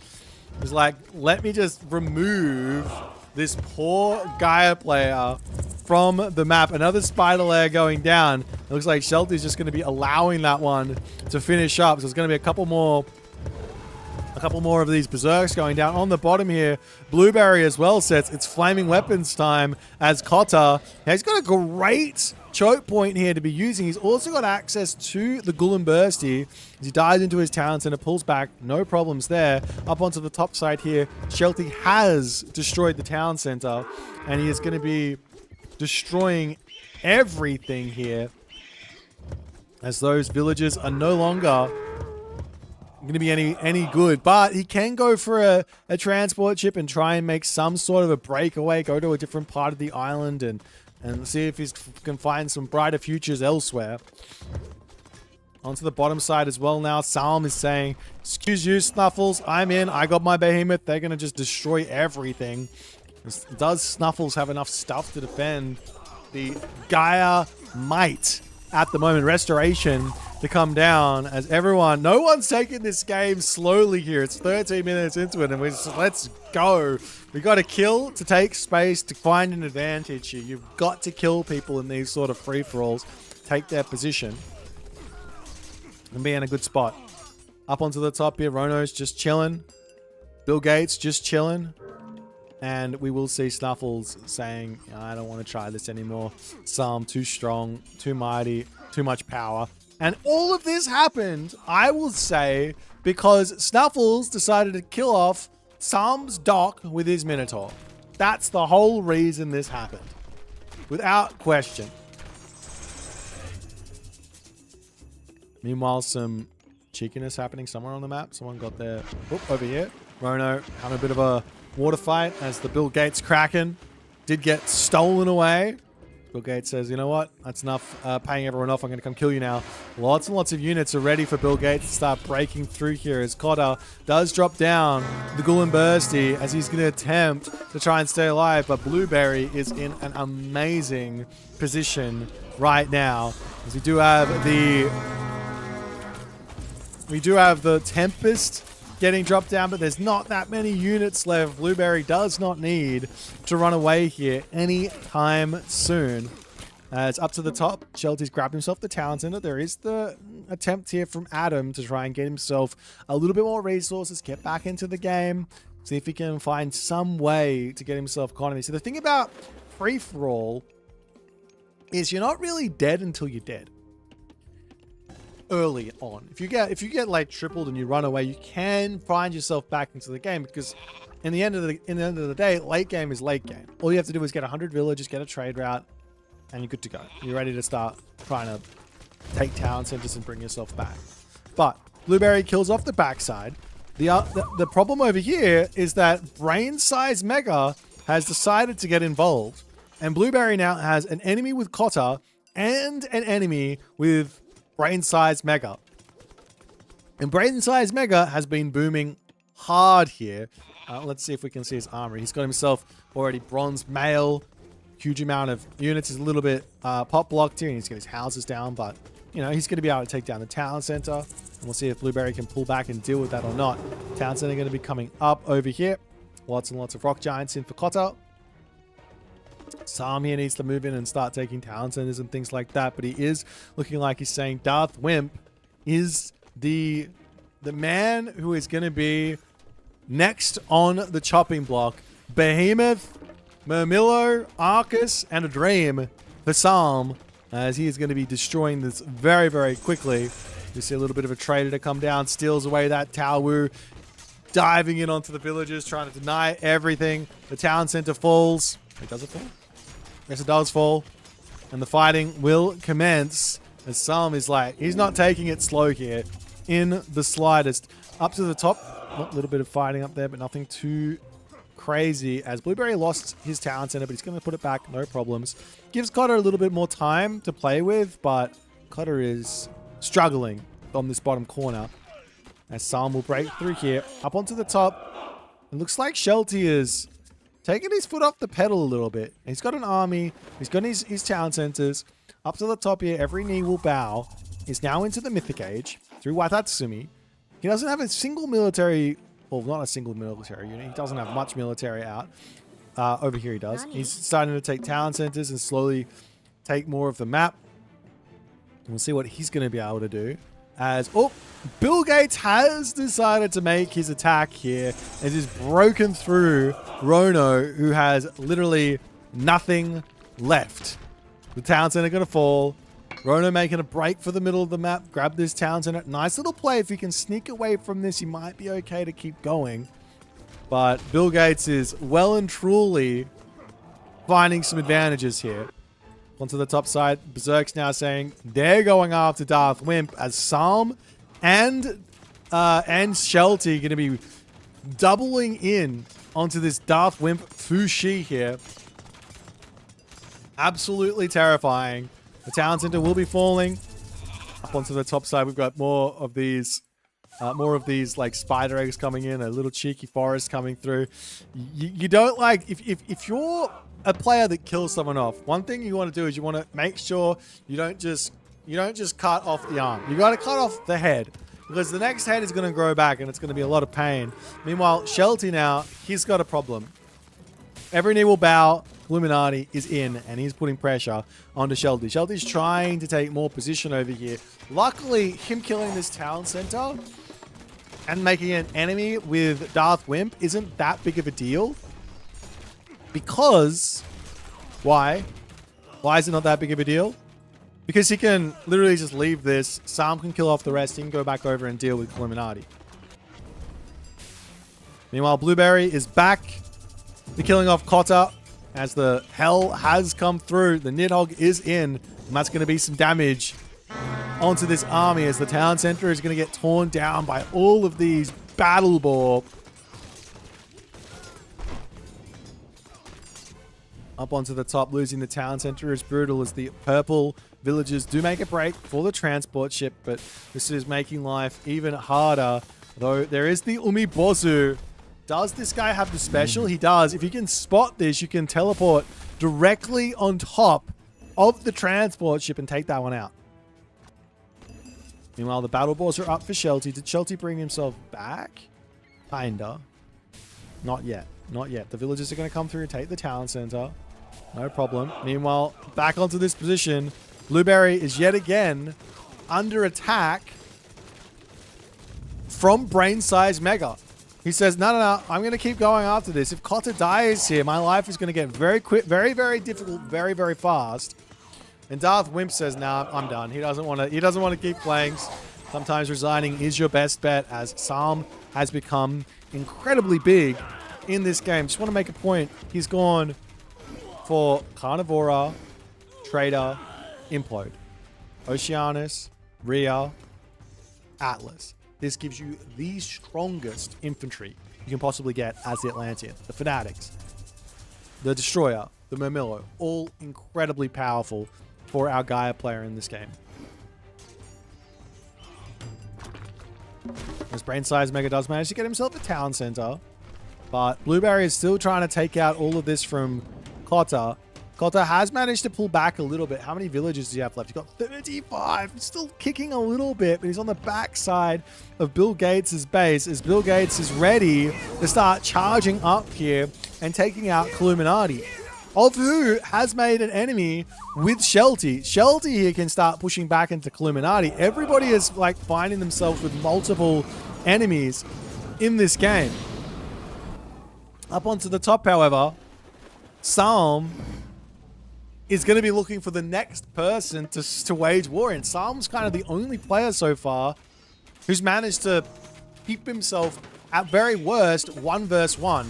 As Tier comes through, Fimbulwinter's going to hit everyone, slow everyone down just a little bit. So too does Brain Size Mega drop his own Fimbulwinter, so everybody can be enjoying a little bit of the double Fenris wolves, just wolves just everywhere for just a little bit.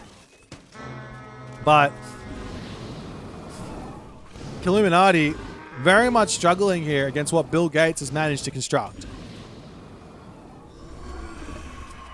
Over onto this side, the army will have to deal with a little bit of Shelty. It's got to get back up here and deal with this as someone else is tapping out. Shelty in that moment says, oh, okay, I'm tapping out too. A little bit of an early resign there from Shelty, but Psalm is on the warpath. He is absolutely gigantic. How many town centers does he have? He's got 6 town centers already. Absolutely insane. As the red units are mostly, I know he's building back up over here. A little bit of an attack onto maybe Bill Gates could be a half a decent idea. As Blueberry returns back, gets his town center back up, slowly building. He's going to have to take out Brain Size Mega here at some point, but I think Brain Size Mega is also going to be very, very big, very, very shortly. As so I'm going to be pushing through. On this side, he can start grabbing town centers in the middle. He's grabbing town centers here. Slowly but surely looking to convert himself a big advantage. Now, the good thing here for Illuminati is now he can make a move up and take some of the Shelty base here as well, which is what he's going to be doing. But meanwhile, Bill Gates is taking... Well, Bill Gates is taking Daredevil's base. Daredevil, I'm not exactly sure where he's gone. He's still got a Asura left. He's in the center of the map trying to sneak something here with the villagers. The Shinigami mass has begun. How much favor does he have? He's been spinning his favor. Nice. Look at those Shinigami. He's got 8. 8 Shinigami. Plus 10 on Myoji. This army is as deathbally as it's like, this is such a deathball army. He's got super strong champion Yumi Horse Archers with the Hujin and the Watatsumi. The Shinigami are insanely strong too.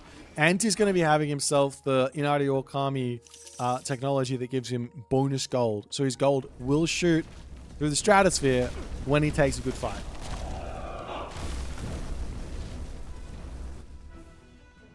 There's now the Fanatic charging through. Temple going to be going down. Kotta has managed to rebuild an army here. Blueberry may have made a bit of a poor calculation leaving Kota alive. Now, Kota is going to be able to put the pressure on, while Brainside's Mega is going to be able to make life very difficult for Blueberry down the bottom. Meanwhile, up to the top, Daredevil did get the town center up, but that's going to go down quickly. The villagers do need to make a break for it. But where else can you go? The map is starting to become very, very small here. Very, very small indeed.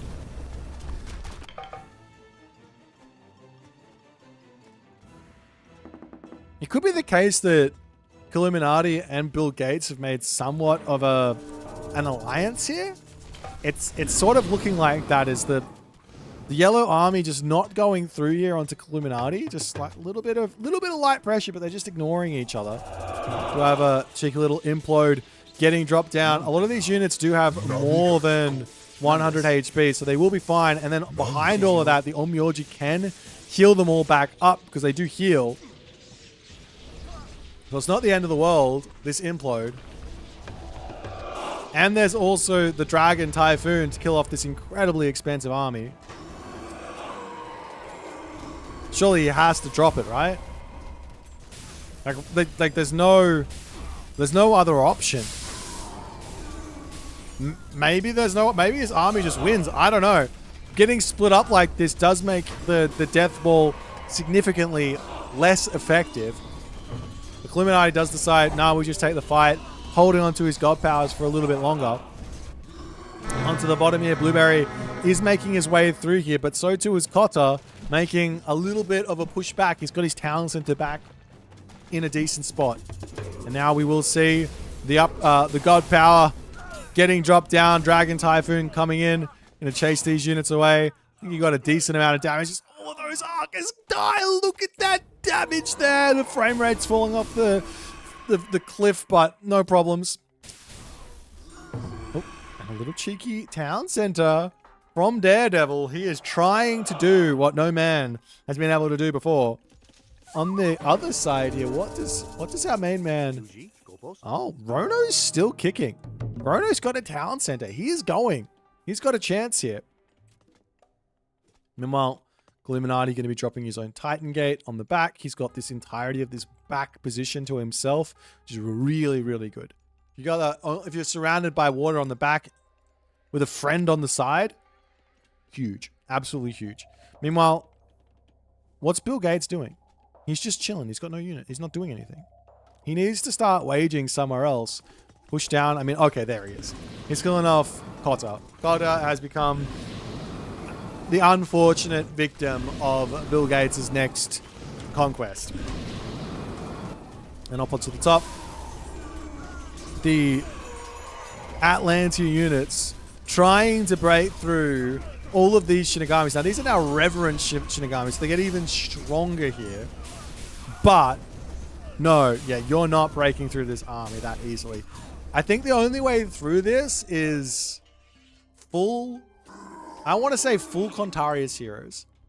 Has to be the option, right? Full Contarius heroes. I don't see another great way to get through this.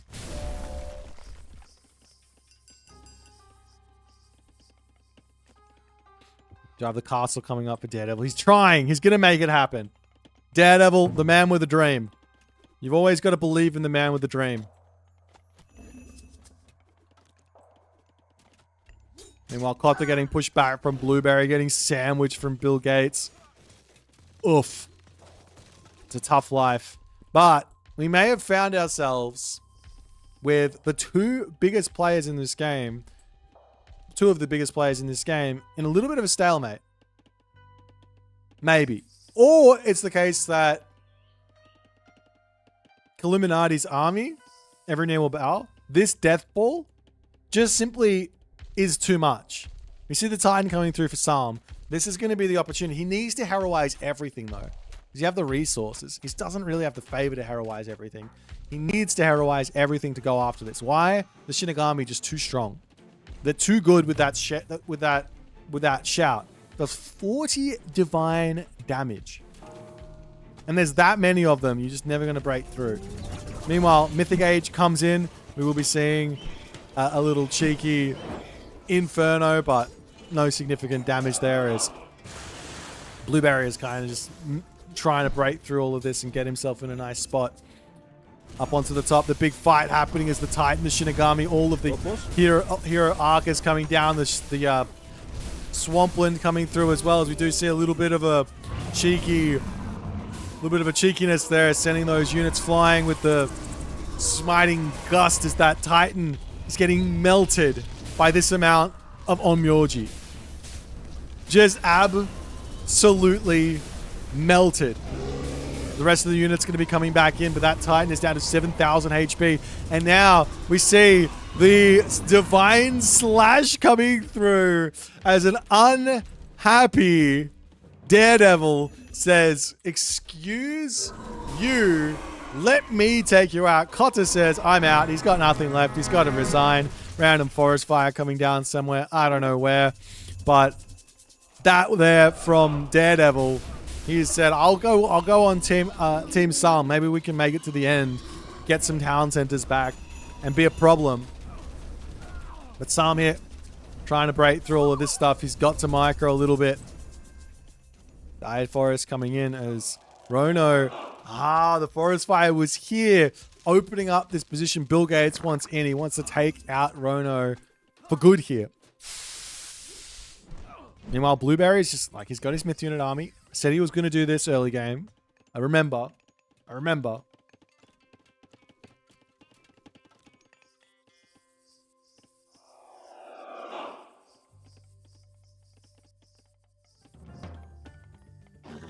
There's also a Titans ready for Bill Gates. He's just going to be holding off on it for the time being as well. Yeah, I think purple. Wait, where is purple? He's got 8 population somewhere. I don't think purple is alive. I don't think purple is alive. Yeah, purple is dead. But he's not resigned. He's somewhere on the map. There he is. He's got 1 citizen, 2 Bareem, and a dream. Are these 3 pop? Yeah. That's all he's got. Oh, I could click this to find him. No, I can't.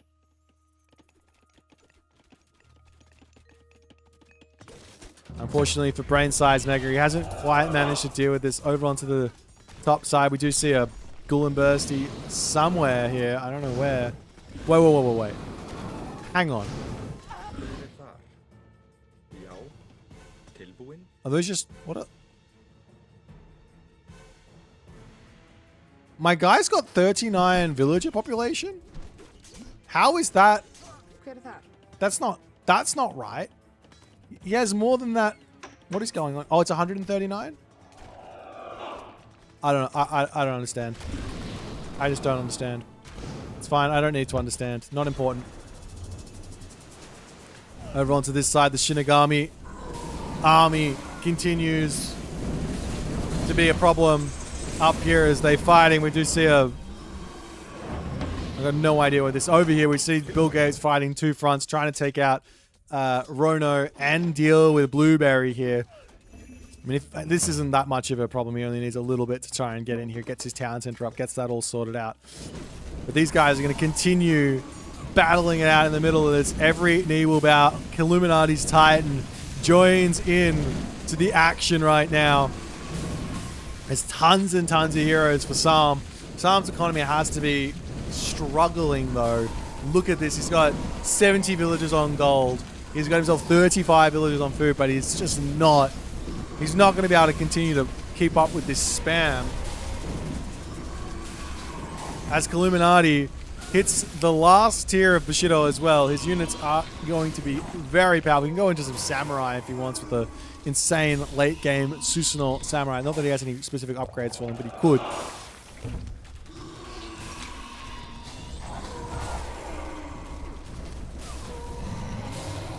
Illuminati can now start to take the town center down, make little bits of progress over here. Oh, he has started to do a little bit of shenanigans over to Bill Gates. These guys seemed friendly towards each other, but they're going after each other. Just a little bit of love taps. The question is really going to be, if Psalm dies here and Illuminati breaks through everything, who will Illuminati go for next? And can the next best player deal with it? Because right now the Norse guys are going after each other. Brain Size, Mega Daredevil are both kind of like hiding in the center of the map. We do have a whole bunch of Onmyoji just chilling.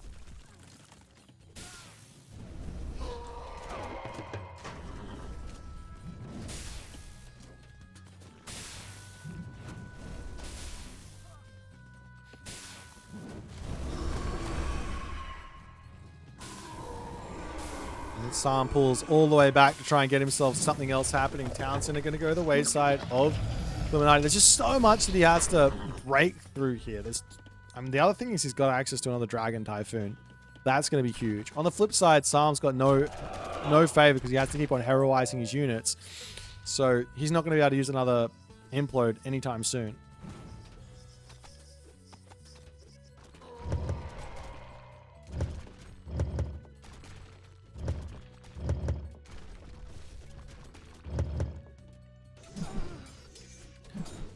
Bill Gates, on the other hand, does seem to have the upper hand on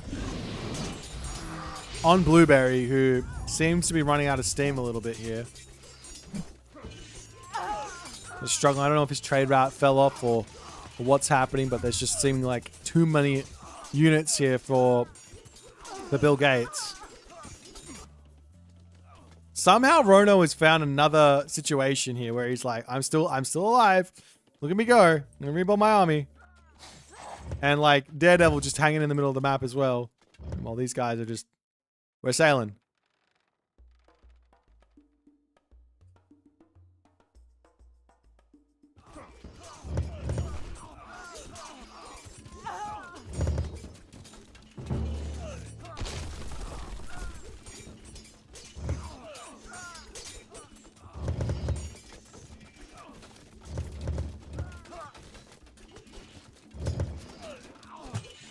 Yeah, Blueberry to start up a whole bunch of ballast. It can be a nice way to just stop the bleeding, I guess. Up to the top side. Psalm just going to be losing more and more stuff. But the Hero Contarius do manage to get in here. And the question is there going to be enough stuff here? Psalm's at 360 pop. On the flip side, there's 385 population of Japanese here. There's more units flooding in. It's looking like it's just not gonna be enough. As this death ball is too much on the bottom side. Another Inferno to come down as Blueberry needs to pull back, but he's going to be losing this position momentarily here as well. Basically, we've got two 1v1s, two people hiding in the middle, and one person at sea.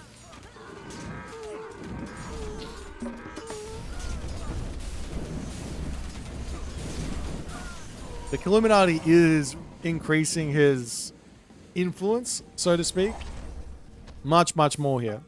Very quickly.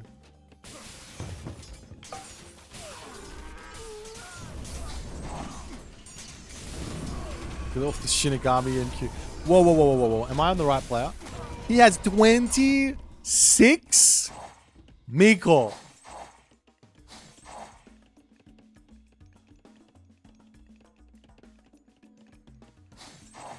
My guy has 97 favor per minute.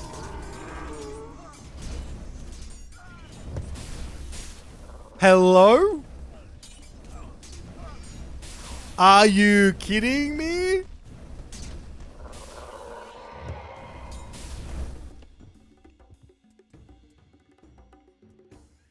Where? How? Why?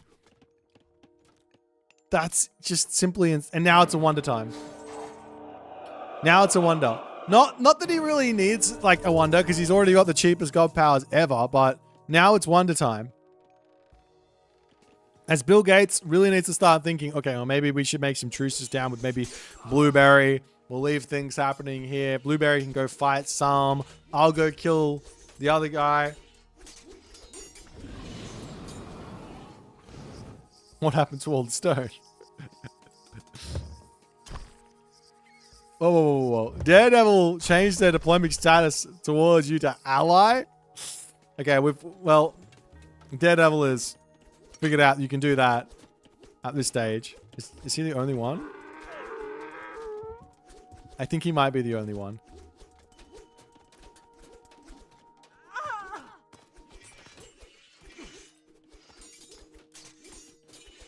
Hang on, we're just gonna click through here. And, wait, let me. This guy?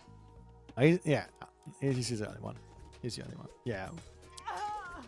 Yeah, I'll say it again. The devs kind of screwed up. They kind of screwed it up. Rono with the destroyer raids though. Hello? How to be the most annoying player, just barely staying alive. Make some destroyers walk around the map and just kill people's town centers.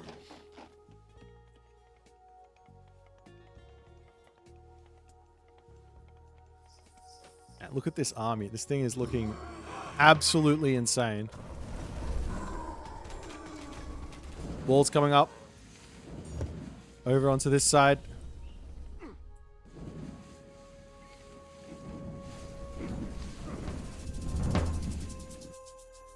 And the cheeky frost somewhere on the map. I don't know where. If I could find it, I would, but I can't, so I won't. Oh, over here. Blueberry gets frozen up, and yet again, Brain Science Mega's just like, nah, I'm just going to keep on trying to kill off Blueberry. Just non-stop attacking Blueberry. No matter what's going on, Blueberry is the target. No matter if Bill Gates is killing off Brain Science Mega or not, it's not. We're going after Blueberry. That Psalm looks to be making maybe one last ditch effort, but like, here's the thing: he can literally just drop Dragon Typhoon. He doesn't need to, but he can literally just drop Dragon Typhoon. Look at this, the Shinigami spam. There's just so many. How are you supposed to get through this army? How? You're not. You can't. There's no special work on any unit. Causes hit military units except heroes and targets with the divine immunity to run in fear for 3 seconds. So it does hit heroes, but it doesn't fear them. And then it does 0.25 of 40 divine to everything. So it's still an insane amount of damage with that many Shinigami. Like, I don't think it's the Onmyoji that are I think obviously these are really strong, but I think it's the Shinigami that are just insane here, no? But up to the top here, an angry Bill Gates, he says, you didn't pay. I need my money back. I gave you the money. You didn't do your job. You were supposed to kill off Psalm, and it's been 40 minutes. He's not dead yet. It's time to take you out. The Jarls are in. The heavy portable rams charging. And Illuminati has to figure this one out. Up onto the top. The wonder has been spotted. No wonder for you, Mr. Illuminati. No wonder for you in the slightest. Apparently I've got this view post-game button just popped up now. I don't know how to get rid of that. I click on it and I go back to view map. Nope, doesn't work like that. We just got a view post-game. It's fine. Oh. Who resigned? Psalm! Psalm has given up! He had a chance! He just had to keep fighting, and that would have kept Illuminati preoccupied, allowing Bill Gates to break through. But now with Psalm dropping out, now Illuminati can get back here and just focus everything onto Bill Gates. He can just focus everything onto Bill Gates. Psalm! What are you doing? You stay. You have to stay until the last moment in these situations. Anything can change.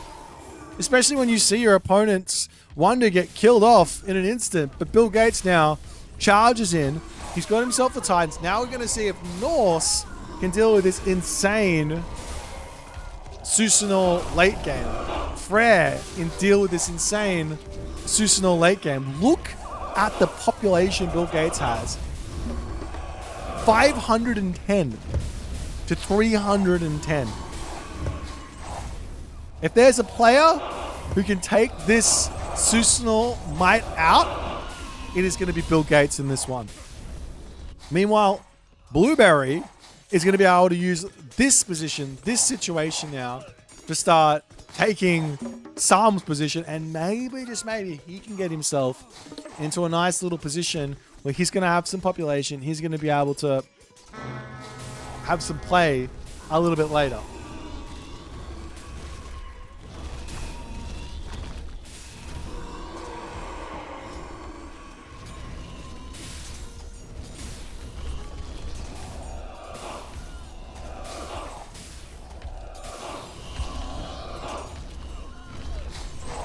Titan just going to be taking all these walls off before returning. There's just so many hers. And they also have the upgrade. So not only are they doing tons of damage, but look at the extra damage. The hammers are gigantic. It looks a little silly, but the hammers are absolutely insanely big. Forest Fire getting dropped down onto this position as the Onmyoji getting pushed back. Now, the damage, though, from all of these units is absurd. Is Bill Gates staying on population is the big question. He's got infinite resources, it seems like. And I don't even think he can break through this army.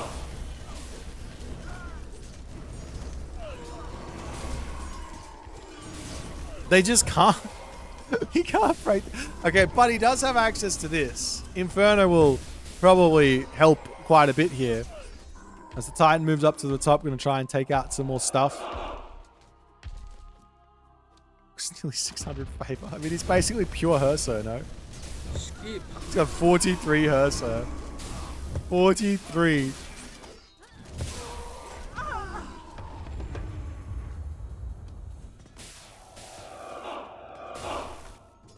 Meanwhile, Blueberry quickly expanding. He's taking all of the remnants of this base. We do see Illuminati being quick about it as well. Takes most of it, but Blueberry is going to be able to start going after Illuminati next. As the flaming weapons gets dropped down, we've also got the Inferno, as we do have. I missed that usage. There was a funny usage of Smiting Gust where you could stop the Fenris, the Inferno, but it doesn't work anymore. The army of Illuminati does end up falling there, and he drops down population in a big way. Is he going up to the next tier? I haven't seen this before. What happens when you get to the next tier of Bushido? What happens at tier 6? It's 5,000. I'm very interested. No resigning. I want to see. Does he get another favor stipend? He gets 250 favor for that. 250. Is there one after this? Like, obviously, these are things you'd never see in a 1v1, right? But Bushido tier 6? Show me. Hurry up.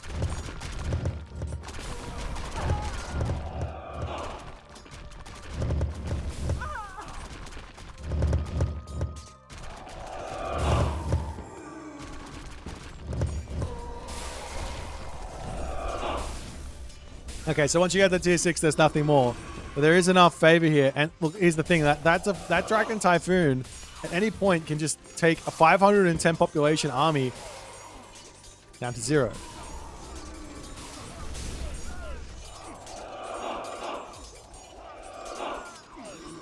With all of the Yumi Horse Archers are in, that's going to be a tough thing to break through. On the bottom side there, we are seeing a Titan for Blueberry as well somewhere. Blueberry just trying to erase as much as he can, take as much of the map. He's left Bill Gates to his devices. Brain Size Mega is still here. Is he building anything? Does he have anything anywhere? Has Brain Size Mega got anything going for himself? He's got 7 villages that are all idle. I think Brain Size Mega might have given up here. Could be wrong. Oh, Adam is back. The classic 48-minute revenge sequence begins. Village center and go. Anyways, back over here. Still, Bill Gates struggling to get through all of this.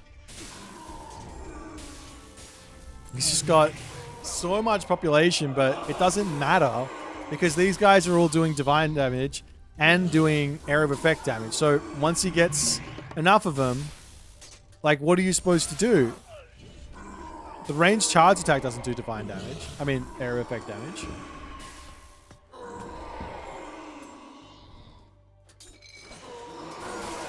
I mean, he could drop another Inferno. He does manage to get the Shinigami out of position for the moment. Going to take out all of those. And looks like Bill Gates does manage to make something happen here as this seemingly unkillable Susanoo army melts in a second. Okay, he's got through. He's making it happen.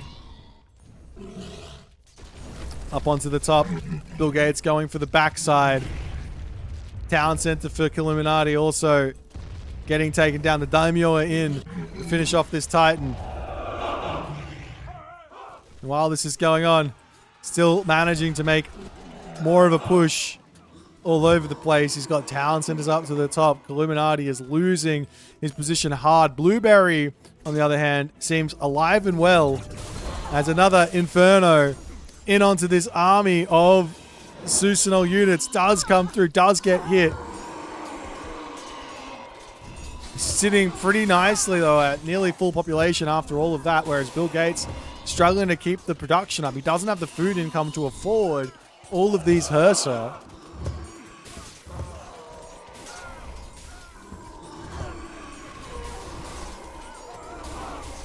Like, what are you supposed to do? There's just too many units.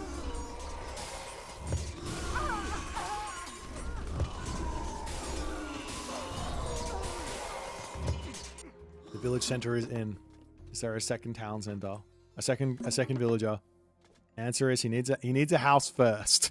He needs a manor first. Wait, actually. Oh, they don't have that much. These guys seem like they have more. Town center falls. Bill Gates pulls back. Has to regroup, rethink. Maybe Tempest is the angle here. You slow down all the damage, and maybe you can break through that way.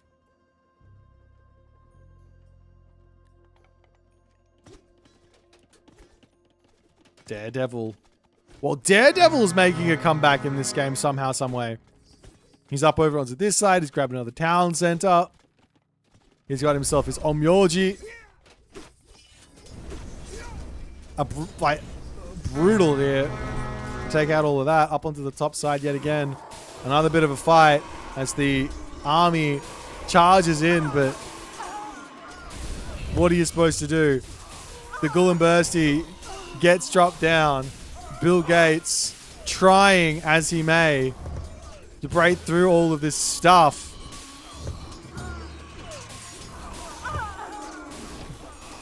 But in the end, it just looks like it's too much, no?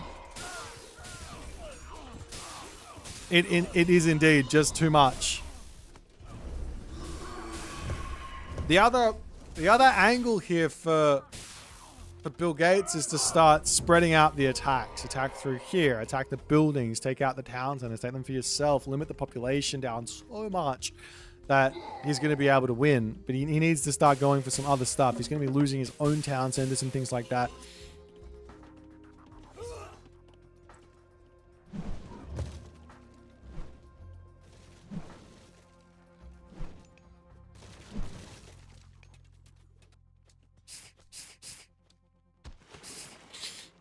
All right. Well, if it hasn't worked yet, just keep trying.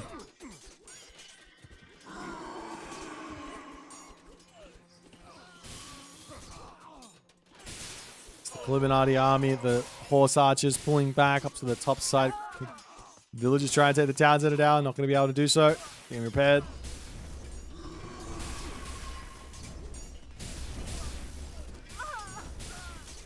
What's happened to Illuminati? He's dropping population fast. A little bit of a... Sometimes in these long games, you have to keep on macro, and the focus is tough. It's tough to keep yourself going. He's dropped a lot of Miko as well, it seems like. Wait, did Purple get spotted? Purple got spotted. Purple's dead. Again. Wait, where'd he go? Where's Purple? I want to find him. Brain Size Mega is making a comeback onto the top. Oh, he's down here. He's heroized the citizen, though.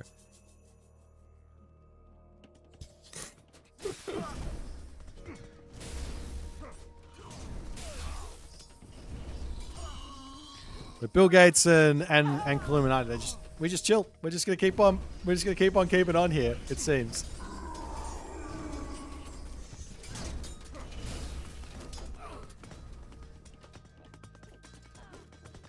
Illuminati up to the top. The town center here going to be going down.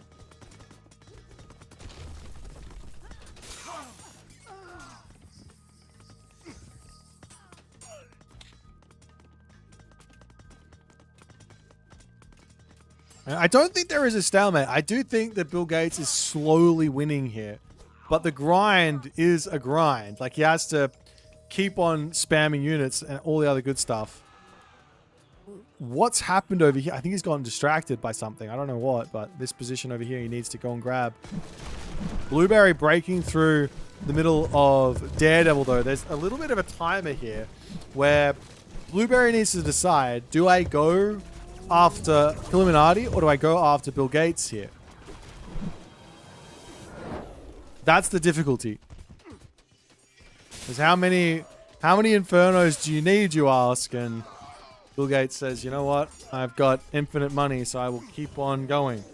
Smack, smack, smack.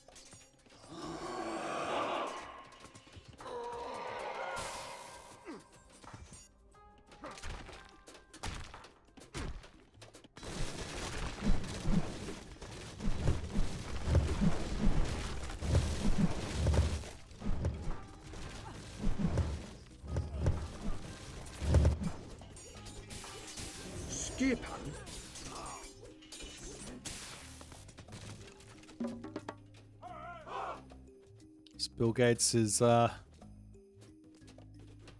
making the right calls now. Stop fighting the death ball to some degree and go after everything else. Has to be the right call.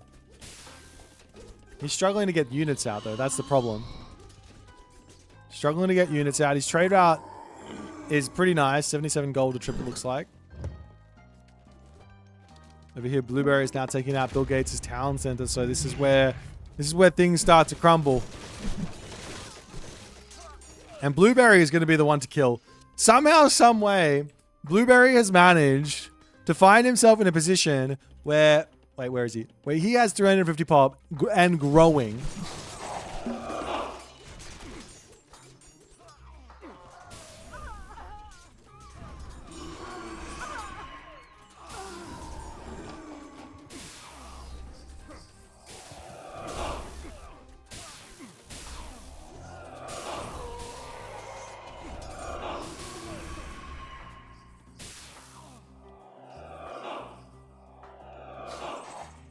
You know, come to think of it about it, is it not slightly interesting that we didn't see any Demeter in this game? I would have thought Demeter would be really good in this game mode.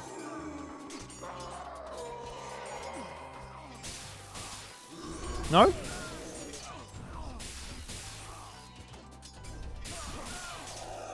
Anyways, a little bit of a fight yet again. But Bill Gates has got nothing left over here. In fact, it looks like he's got nothing left in the tank as his population is just dropping. Yeah, Blueberry is a fighter, man. This guy just... He's got foul fart. Einstein, foul fart, his hero. Just randomly click on a Herso. It's hilarious.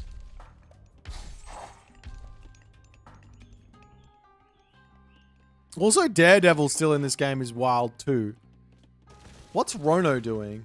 He's got 14 population. He's got himself a palace, a villager farming. My guy, I'm not sure your 4 destroyers are going to do much here. They might be annoying, but they're not going to do much. Why would Demeter be good? Yeah, so the Toxotes with all the extra population from every town center, because there's so many town centers you can grab. If you have like 6 town centers, it'll be almost like you have 10 because of the extra 10 population you have for each town center.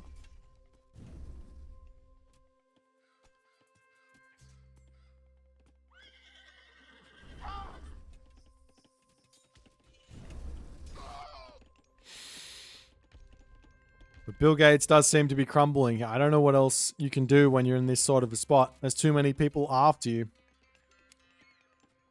Maybe Bill Gates and Illuminati are going to have to turn on Blueberry here.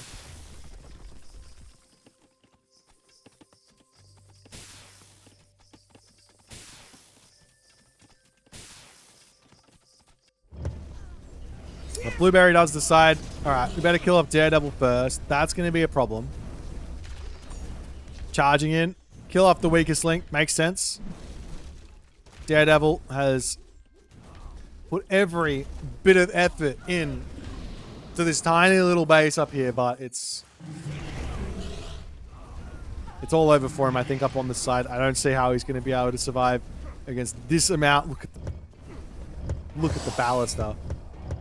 Fire Giant Ballista. My guy took the Fire Giant Ballista concept and he said, you know what, let's run with it and see if it's any good. I think it's pretty good. I think this is going to be pretty good. This will be really interesting. Up onto the top side, the Berserk's coming in. Kill off the town center, build the town center instantly, going after everything else.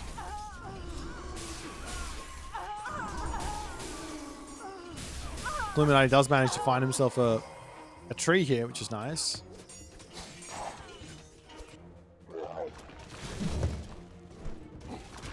So the town center for Blueberry coming up. What's he up to in terms of population? 385 is going to be up to 400 plus.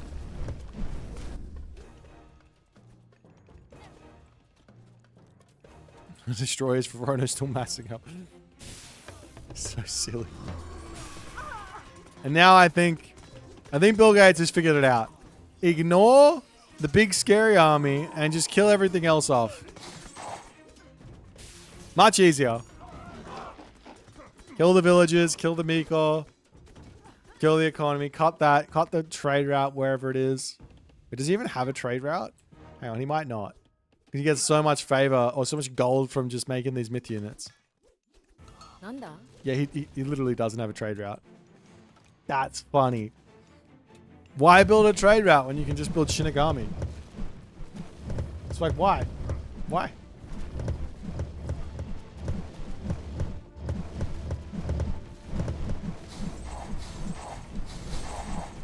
Oh. Onto the water, the Titan goes, and I think Daredevil, his days are numbered. He's dead to dare. I think he's out of villages. Wait, no, he's got... Yeah, I think he's out of villages. Out of villages, out of hope. He's got 10 fishing ships, but doesn't matter. The ship's getting taken down over here as well. Just to make sure that he's completely out of here. And then Blueberry can grab his town center and he can start focusing on Illuminati, who's going to be falling next, surely. I mean, surely it's scary that Bill Gates is here as well, but who's the player you feel like you can beat in the late game? Do you feel like you can beat the late game, the end stage of this free-for-all, the 1v1 at the end? Do you feel like you can beat the Susanoo, or do you feel like you can beat the Frere? That's got to be the questions going through Blueberry's mind. Bill Gates doesn't really, and Illuminati don't really get a say in the matter. They're at each other's throat, and there's nothing that can really change here.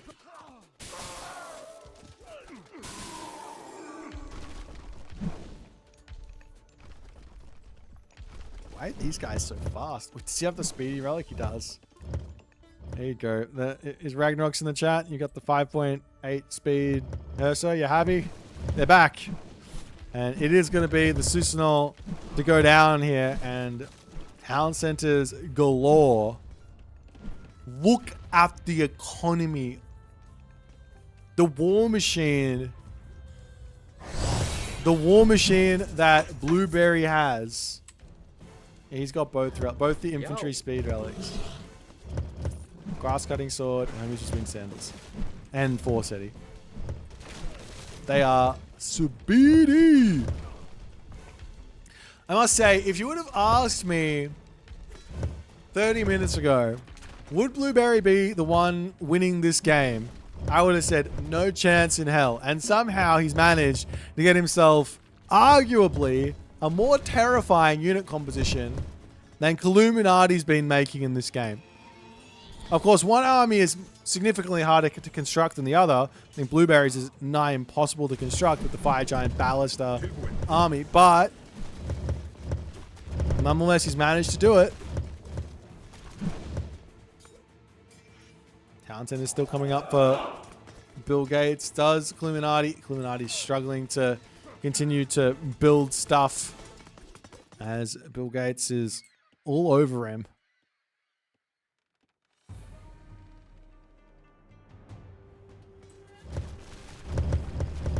White just needs a couple more destroyers. Yeah, he's up to 23 pop. Got 7. Just get himself a little bit of food. Sell the food. Get the... Oh, no. He's off to the race. He says it's time to fight. As if Bill Gates doesn't have enough problems. The destroyers, they are on the way to causing more problems for Bill Gates.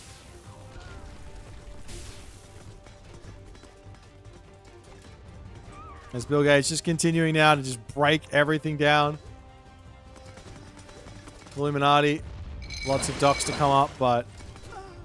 Wait, what's his plan? Bozu? Surely not.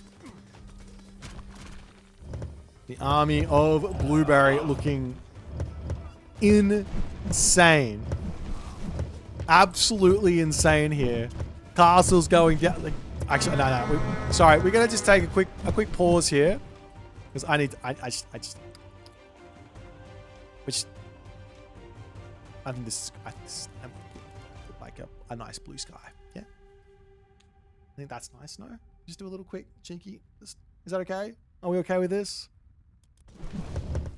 We're okay with that? Good.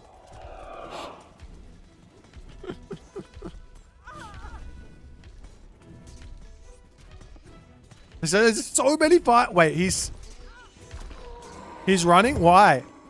What happened? Is he getting attacked somewhere? He's deciding to live. Is he deciding to let Illuminati live for some reason?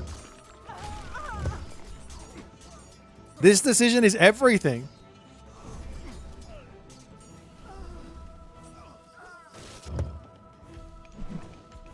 This decision is literally everything for Blueberry. He could have just kept killing Illuminati. Illuminati would have been dead.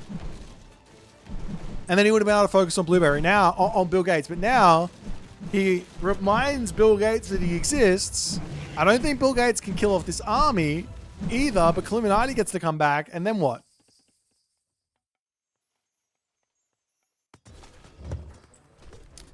True, how much damage on the Ballista? Actually, let's just see. Ooh! He has 42, mind you, but 157,000. What about the Fire Giants? 60. Nothing. Oh my god. That there is some damage. Of course, it's also building damage, I think, right? Is it? This one heavy ballast has killed 4 units, but it's done 6,500 damage.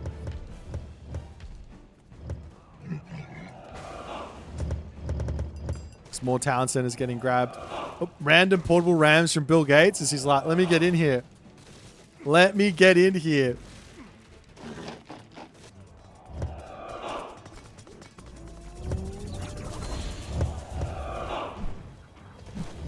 I don't even know where it is. I'm not gonna lie. I tried to find it. I don't even know. Like where? Up here? Up here, I guess.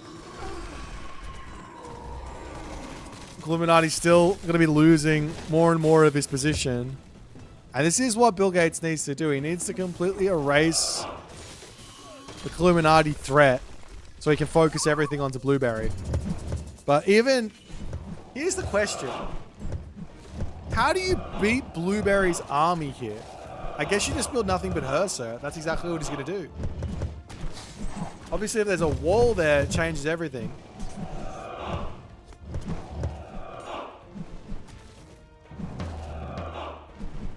But also, Blueberry's he's stretched very thin here in this game as well. He's coming over here. He has to deal with the random berserks in his main base.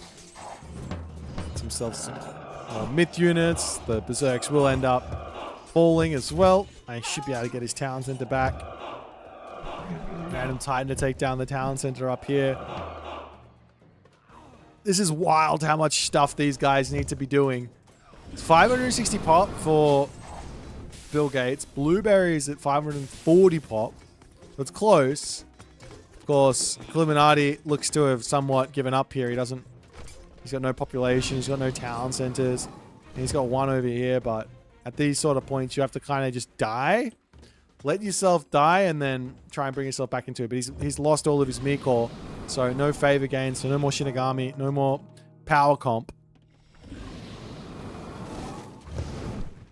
Oop, Daredevil has changed that diplomatic stance. He's ready to kill you. Wait, did he come back at all? No. I see very small amounts of pink on the map. There's 18 populations over here. Oh! Oh, Daredevil is trying to take... Okay, why not? Why not? He's got 5 on Myoji and a dream. 5 on Myoji and a dream. Why not?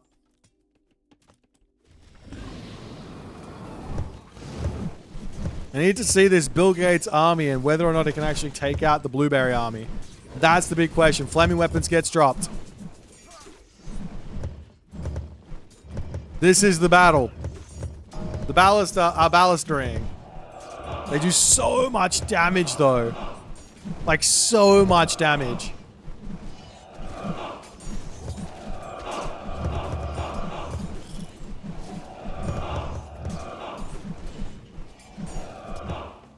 Meanwhile, Adam is... Oh, he's stuck in the forest. He wants the town center, but he's stuck in the forest. Classic.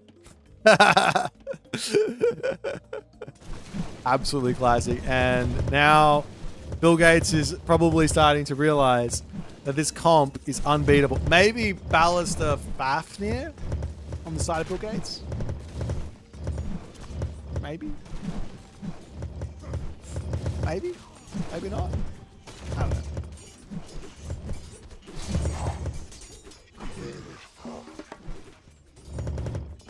Blueberry does have half the map. Bill Gates does have half the map. He's got no gold in the bank, however. 622 favor. Just do this on the Ballista. They can't survive the Inferno, no? I mean, obviously, there's all the resources in the world to get them back out, but they can't survive the Inferno. So build all of the Hursa, Inferno, kill off the Ballista, charge in, kill off the Fire Giants. Do see a wonder for Blueberry, which is going to make the Fire Giants nigh unkillable. There's all the town centers for Bill Gates are dying. Blueberry's town center's falling at the top as well. Is Illuminati trying to do anything? He is trying to make something happen at the top, but he's basically dead here. Oh, he's out. The town center has begun. Right next to Bill Gates is Doc. Right in vision, of course.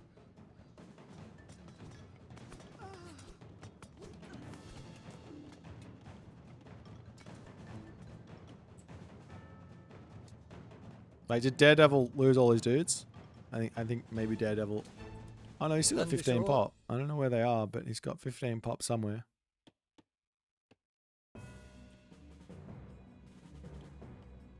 Also, how is Rono still going here?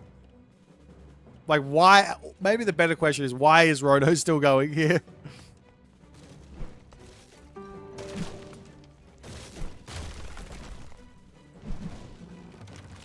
Is Blueberry now going to come in, take more town centers? He's now well and truly in the lead. Who died?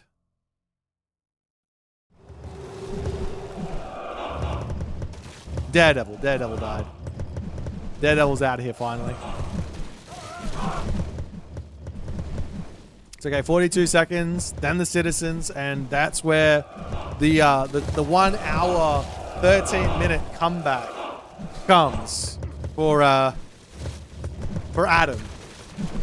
Refusing to give up. Never give up, never surrender.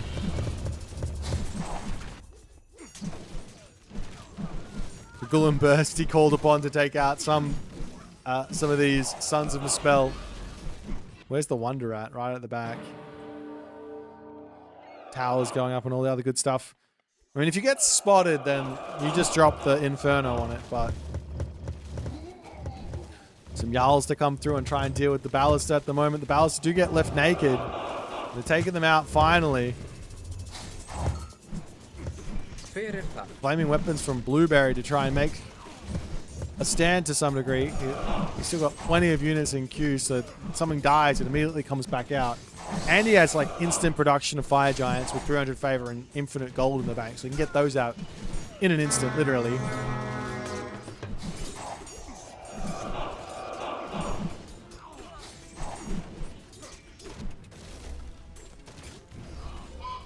Meanwhile, Illuminati is just going to be a little bit annoying on this side, trying to take somewhat of the map back.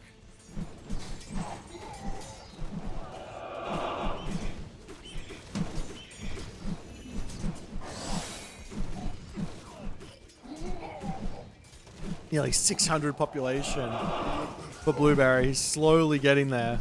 All the Hearthstone in the world queued up. How many buildings? He's got 56 Great Halls. Like, I don't even, like, there's lots that aren't queued up, though. It looks like he's only queued up in, like, 10 or 15, 5, like 12. It's like he's only using a handful of those Great Halls. I guess it doesn't really matter.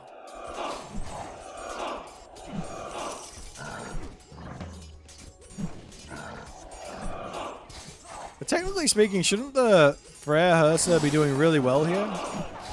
He's also got Berserks at a bonus versus heroes, so that's a big bonus for Bill Gates.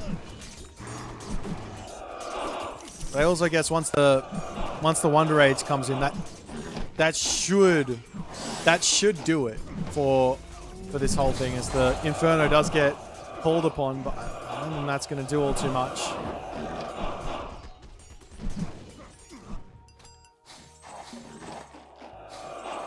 The Miko spam is back on. Illuminati's never give up, never surrender attitude. Blueberry will just send a handful of units over here and deal with this. Take this position back. Oh, the citizens, the numbers. There are some random Blueberry shenanigans here, so we can get over and destroy all this stuff, but the rebuilding has commenced. Also, why is Rono still here? What is he doing? Why is he here? That's when it goes down. Units get pulled back. The yellow army is just... I mean, he's still at full pop. Both of these guys have got infinite rest, so they just keep on spamming at each other.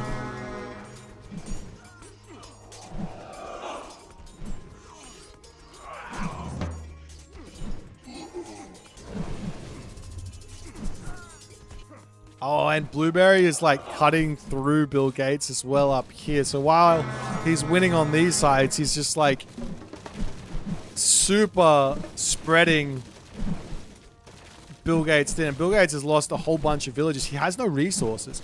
He's out. He's out of income. I mean, of course, he can get the villages back in an instant with how many town centers he has. How many do you... Got 13 town centers, so he can get into 100 villages in like 30 seconds, but his income is kaput. Absolutely kaput. How is he going to continue in this game?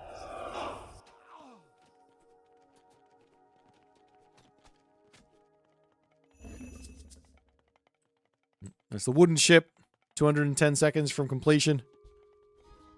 Blueberry taking another town center slowly. What's the army looking like for Illuminati? I don't see it anywhere. He's still... kind of hiding, I guess. Just two Shinigami. Yeah, don't do anything. Just spam Miko, get the favor, and make a Shinigami and see if you can deal with this. But I mean, what are you going to do? Like, this is 740 population of Loki. And going and growing. And growing. Blueberry is insane in these free-for-alls. I tell you what, this guy is an absolute machine.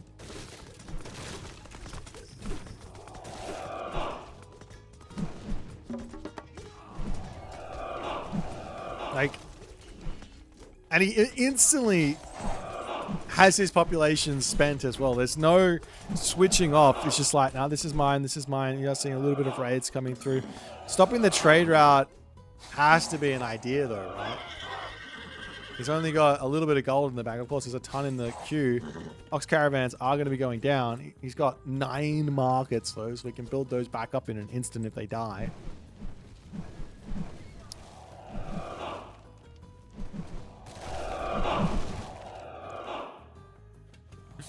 The shrines are just everywhere. Like, each one of these Miko is getting... Wait, does this really have 0.05? 準備できたよ。何? Ow. 指示ある。何? I would have thought it would be an 0.04 at max. Yeah, there we go. That's better. なんだ。準備できたよ。なんだ? 何? 指示ある。 Anyways. More town centers for Bill Gates dying as he's desperately trying to just hold on, but I don't think he's got what it takes here. I think he's lost his trade route. I mean, he's got 55 of them, but I don't know why they were going that way. He might still have a trade route going somewhere. I don't know. Blueberry on the other side. 183 gold per trip. That's how you build a trade route right there. Meanwhile, Adam has now got a Stymphalian bird. And okay.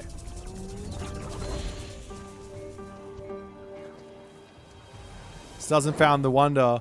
40 seconds until brutalization, and Bill Gates says, all right, game over. I tap out. There were now 1, 2, 3. I mean, let's be real. There's 2 left. There's 2 left in this game. Rono, Adam, Mega. Come on, you guys. You guys know what's going on. I mean, Mega has no villages, right?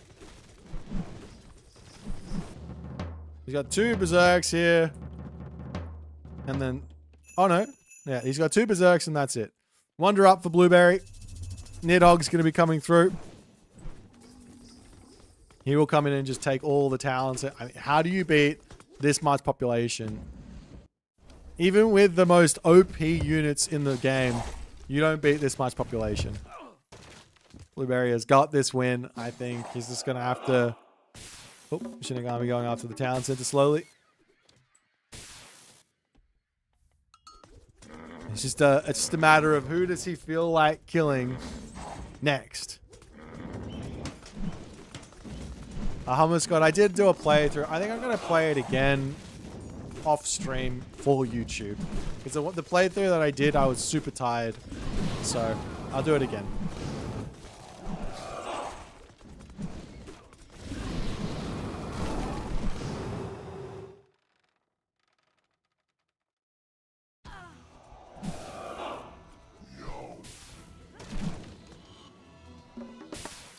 I mean, what... There's a butt ton of Miko, but, I mean, that's all... Like, he doesn't have any population, right? It's 185. So the Hersa are going to swarm in here and just put an end to this Susanoo menace. You guys were complaining about the Susanoo strength. You didn't worry about the Loki. The 1,000 population Loki. I don't think I've ever seen that. Even in all the free-for-alls, no one ever grabs all the town centers. 1,000.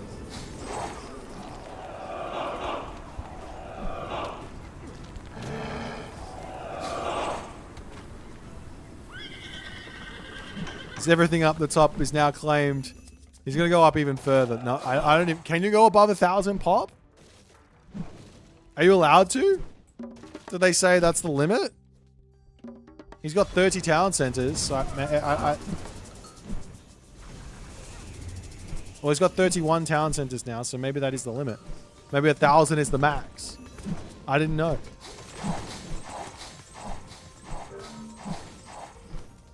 As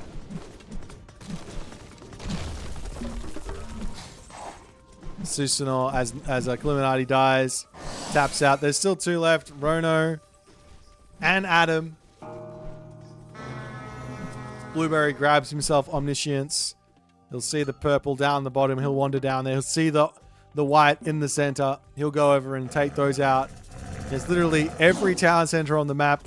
The countdown will start 2 minutes until settlement victory for Blueberry. He somehow managed to get him up to 1,038 population. I don't know how he's managed to do that, but he has. Oh, I guess you just convert all the villages into berserks here, no? Does he have a single villager somewhere? Yeah. You just grab all these guys, turn them into berserks. You can go up to like 2,000 population, I guess. No, not 2,000. 1,100 population. As Rono taps out, Adam, last man standing, and the victory goes to Blueberry. Well played, my free-for-all veteran. Well deserved. From the ashes of a nearly destroyed base, the seemingly never-ending rampage from brain-sized Mega going after the Cotter in there in the early stages. Even Bill Gates, seemingly unstoppable, does get pulled away, but that allows so many things have to go the way they went for Blueberry to have the opportunity to win this game. So many things. How much military resource? 45,000 military resource value in the game. Units killed. Illuminati, 2,038. Blueberry, 1,640, but 2,038. Bill Gates also up there. Max food for Bill Gates, max wood for Killuminati, max gold for Blueberry, max favor for Blueberry. Villager peak of 749 for some reason. I don't even know what that means. How do you have 749 villages? Please explain. I don't understand.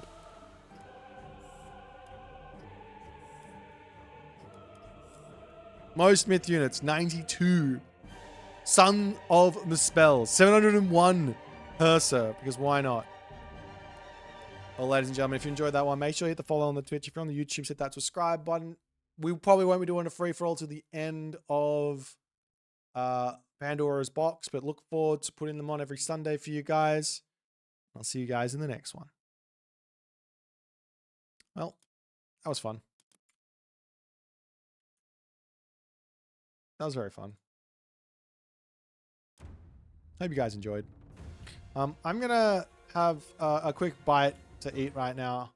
I'm gonna find a game that's going on in the lobbies. See, we got Isamata versus Fuego. I'm gonna go grab some food. We'll sit down, watch, have a chat. If you want to hang out, hang out. If you want to go somewhere else, go somewhere else. After I eat, I'm gonna play some games. My throat is starting to die, so we got a little bit of life left in me for tonight, though. So I'm gonna eat something and then yeah, we'll play some games. So I'll pop you over to this one. I'm also gonna put this back to where I was because I like to play with the smaller. Alright, I'll be right back.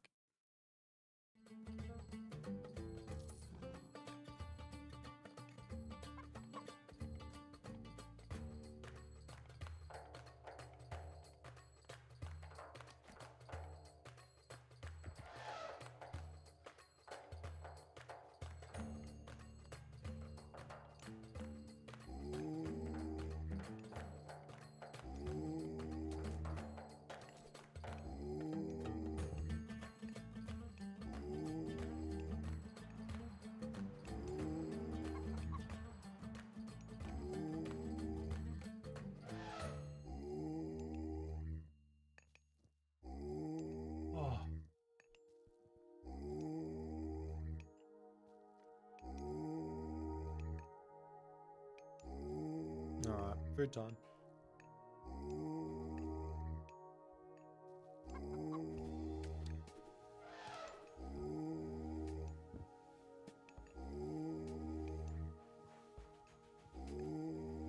You guys go wild. I'm a chair cast at the moment. They're ooming too much. Let me go on to the other side.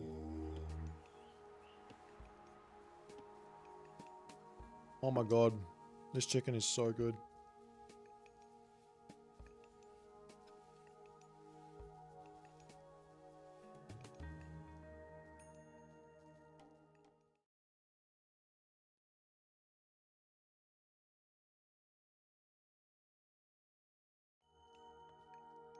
Oh, man.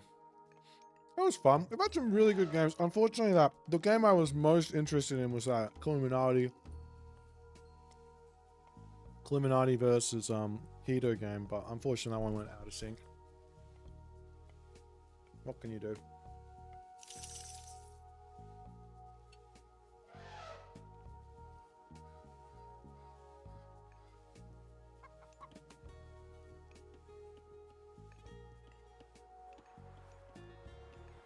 I'm proud of you, Oppenimo. I don't know exactly what an Umarun means in Diablo 2, but it sounds great. A beer is really that big in Australia? What do you mean by big? Do you mean popular? Or like, or large?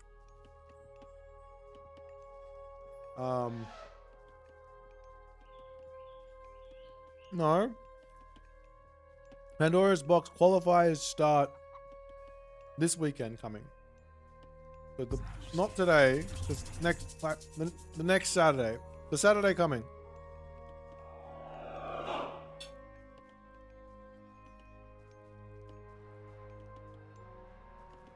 Large? I don't think they're any bigger than anywhere else in the world.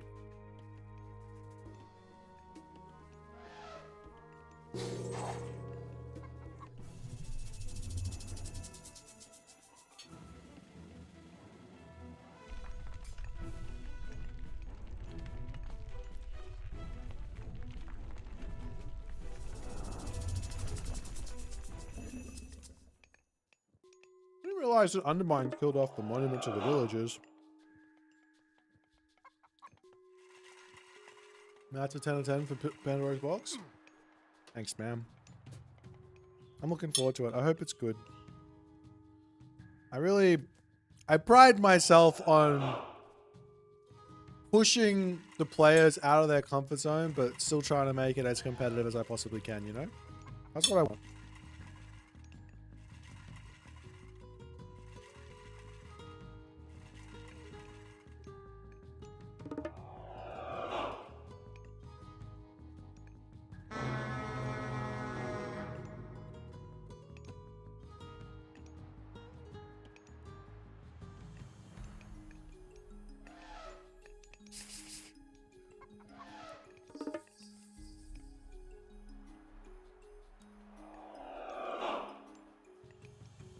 Tunak, Adam, you spawn next to Shelty. Yeah, he's a strong player, that's for sure.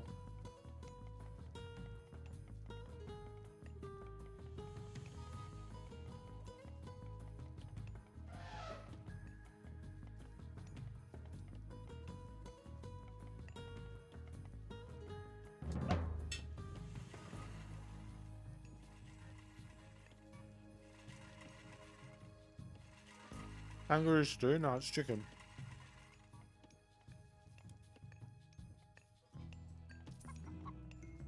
I think we'll see Demeter in PB.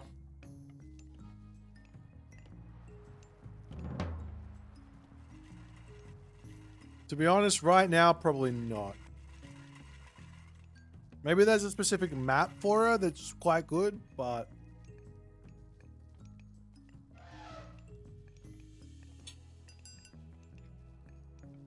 there's... okay. So here's a situation at a competitive level. 1 second.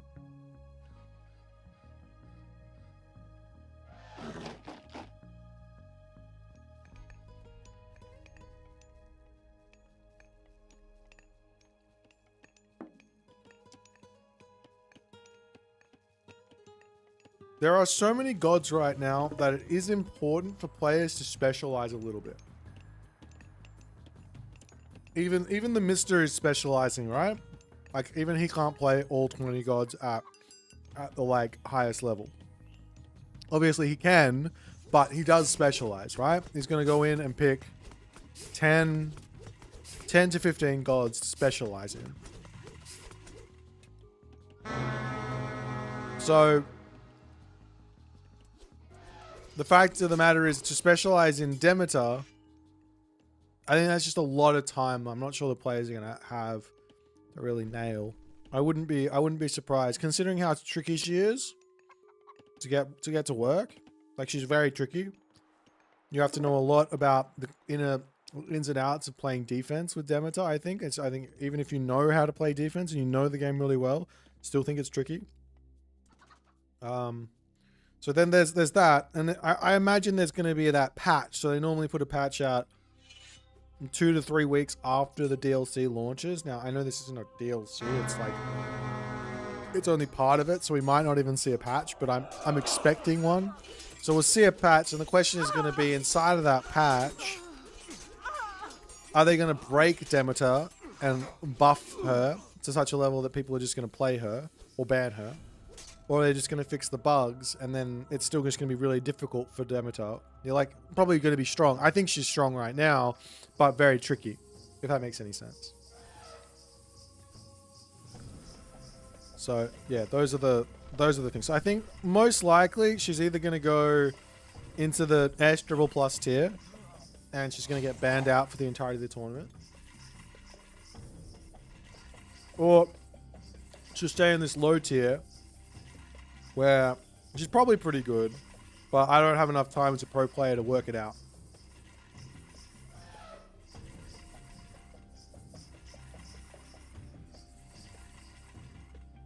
Or if you're Recon, you're just going to ban out Demeter because you just don't like Demeter.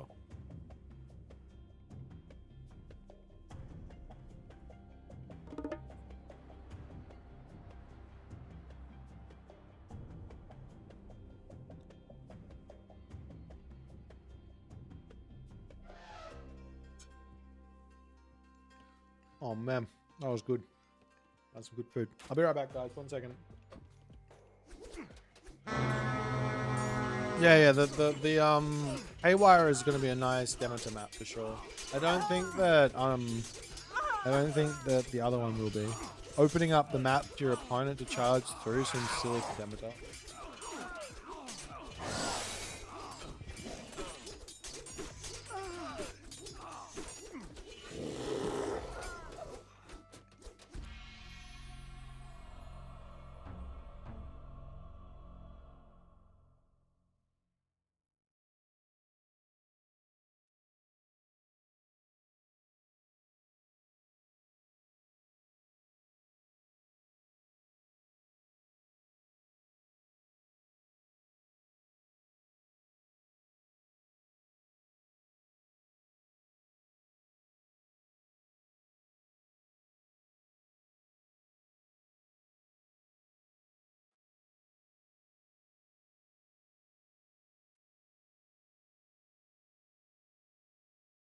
No, Amaterasu won.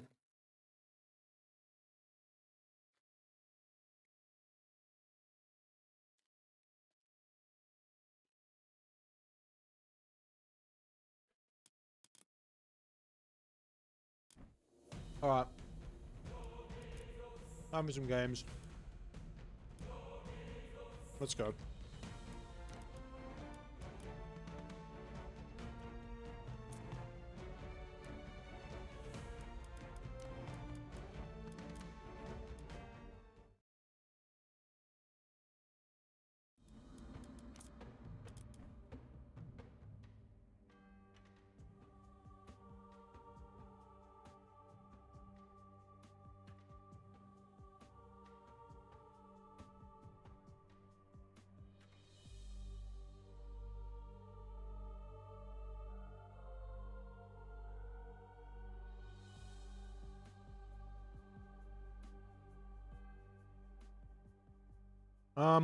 Good question, Rithel.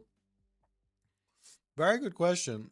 If I compare my excitement 4 days from Demeter and 4 days from Freyr, who was equally counterintuitive and challenging. The problem with Freyr versus Demeter is that when Freyr came out, we had to learn the entirety of Age of Mythology retold.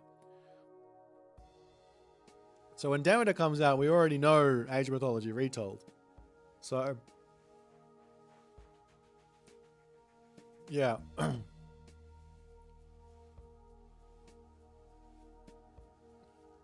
But I will say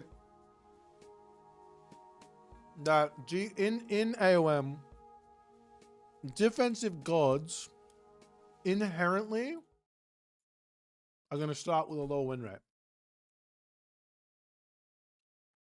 They're just harder to play because you need to know how to not lose. And once you work out how to not lose, they get really strong.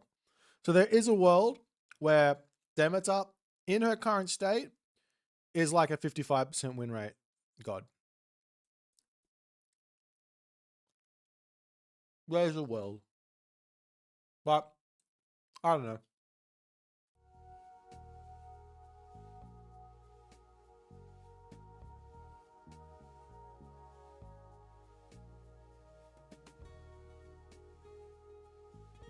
I'm going to play Jack the Rat here. You know, Foo Sheep. Oh, that's some good food. Thanks for sticking with me, guys. Sorry, I do have to eat. If I don't eat, I die. I don't know if it's a terrible excuse, but... 请下命，遵命，出发。请见主公，猎人，准备好了，遵命。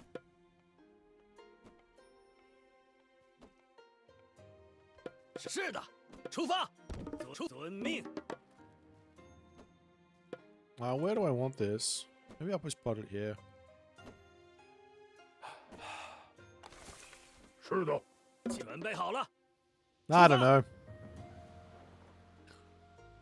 什么？遵命，出发。 How do I play this matchup? I know this Fushi God is good, but what's the plan? I don't have one. I do not have a plan. No plan. 是的，什么？出发，遵命。 Do do do. 什么？准备猎人。准备好了。是的。是的。 出发，遵命。出发，遵命。出发。 Okay, oh, I need to get a Guafu. Let's go. 出发。请下命令，遵 I was 命。 kind of hoping I would find the relics, but I haven't seen one yet. I don't know where they spawn on this map. I don't remember anything. You go here. 请下命令。准备好了。什么？是的，猎人。请下命令，遵命，遵命。 准备好了。是的，出 Oh, 发。 there's one. 准备 That'll 好 be 了， nice. 出发 I will take that. 出发，出发，遵命。是的，遵命。请下命令，遵命。好的，是的。请下命令，出发。遵命。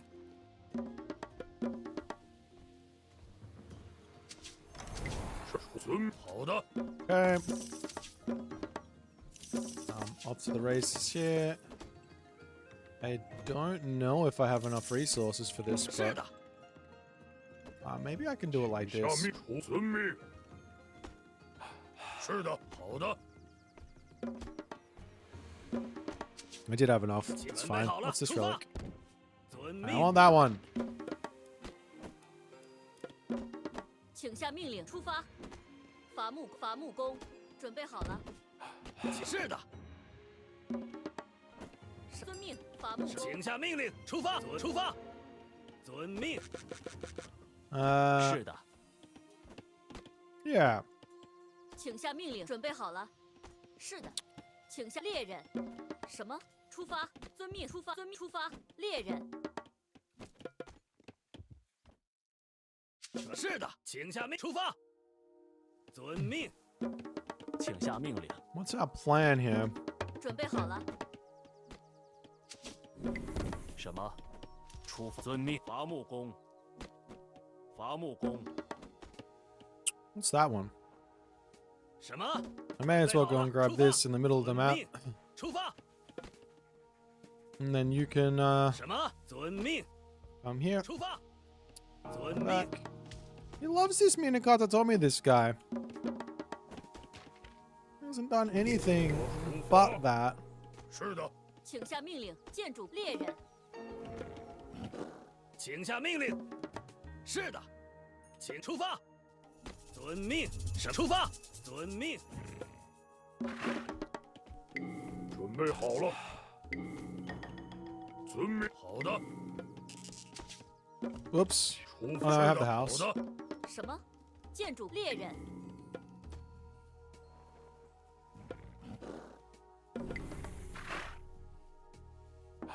准备出发。出发，走起！好，是的。什么？没问题，出发。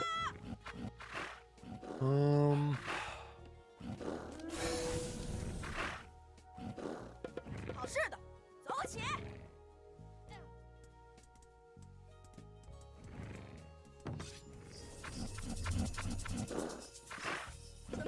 好的，没问题。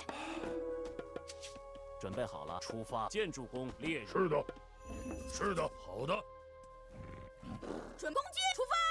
走起，没问什么？走，出发！是的，出发，没问题。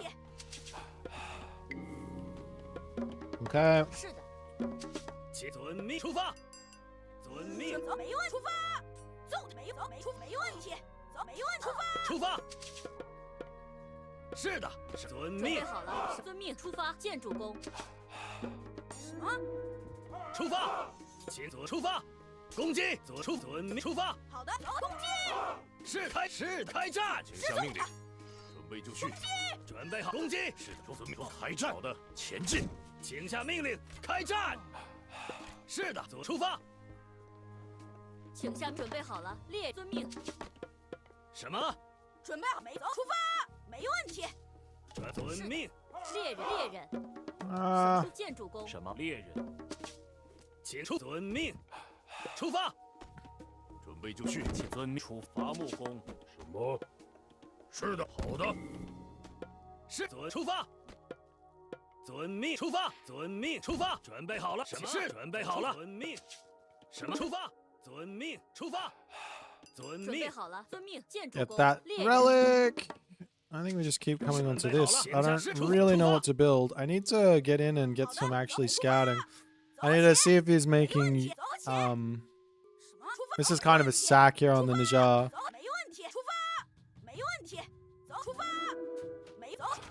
Okay. 左出发。是的，是的。出发，猎人。遵命，出发。是的，出发。准备好，好的。是的，开始攻击。遵命，是的。是遵命，公开战。是的。 I'm a fucking retarded bind here. That's super annoying. 遵命。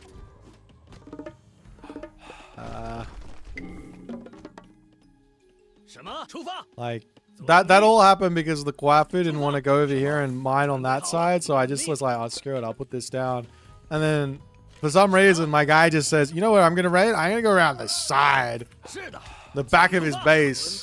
Find the one random Kwafu. 请下命令，出发。请下遵命。猎人。是的，建筑工。是的。 什么？出发！好的，是的，准备就绪，出发。是的，遵命，出发，遵命。好，出发，遵命，请遵命，准备好，出发，请左出，遵命。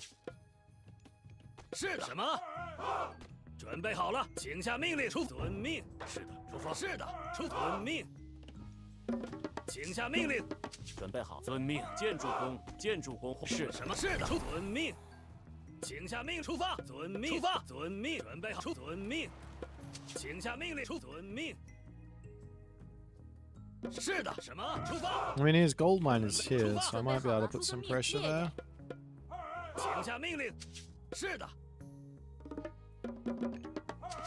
请下命令。建筑工，准备好了。什么？请下命，出遵命，出发。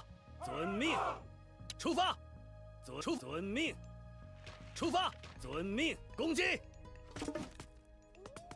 是攻击，准备就绪，遵命。什么？出发，出发，是的，出发，遵命好了，请下命令。 Like I have units here, but I guess I just don't. 什么？出出发，开战！出遵命，攻击。是的，开战。好，遵命，遵命。攻击。是的，请攻击。遵命，出发，建筑工。请出发，遵命，准备出发。什么？出遵命，出发。什么？出发。是的。What am I doing? 什么？请遵命。什么？建筑粮食工，准备好了。No. 请下命令。 This Walden builds. I don't know what's happening over here. I don't know if he just killed the villager or. 请出发。遵命。是的，遵命。出发。建筑工，准备。遵命。建筑工，准备伐木。遵命。出发。请下命令。什么？什么？出遵命。遵命。遵命。出发。开战。是的。遵命。准备就绪。准备好了。 I think I'm just 请 lost. 下出发，出发，遵命，出发，遵命，出发，什么？遵命，请出遵命。 You guys gotten 准备出发 infinite value out of 是的， two 遵命，出发， out of these bloody things. I don't know what I'm supposed to do. 遵命。是的，出发，出发。什么？遵命，攻击，出发，遵 That's 命。 what it is. 是的，出发。出遵命。 Like I can't attack 准备什 here. 么？请下命令。是的，请下命令。是的，出发，猎人。什么？出发，出发。请下命令。出发，遵命。是出发，遵命。请出发，遵命。猎人，遵命出发。好的，遵命。准出建筑工猎什么？是出发。准备起出遵命。 Wait, you're not gonna come and attack me? 请下命使遵命出发。 Wait, you were just playing like the most brain dead raids before, and now you poke in and you say, you know what? Nah. I'm just gonna pull. What the hell, man? Doesn't even make sense. 准备请下出发。准备好出遵命。是的，遵命。请下出发。 Has he got some sort of like crazy vision in my base? 出发。出发。遵命。出发。 Nah, I'm dead. I give up.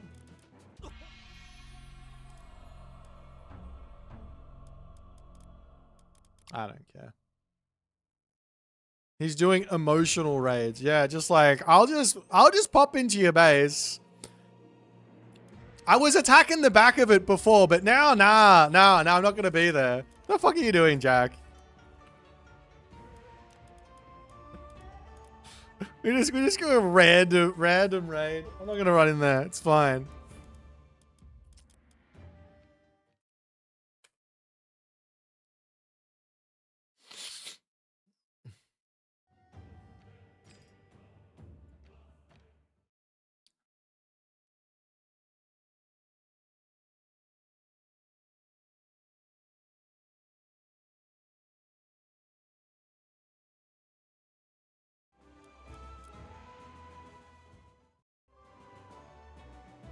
Nah. It doesn't make any sense. You just poke your head in, and the fact you're listening to me and you respond to that's also weird.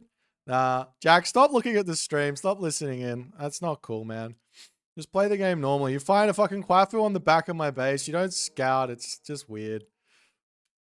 I don't need to think much to know that something weird's going on there, my dude. Not fun.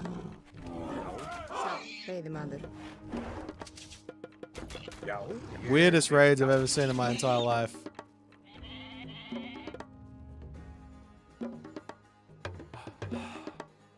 No. No more stream cheating.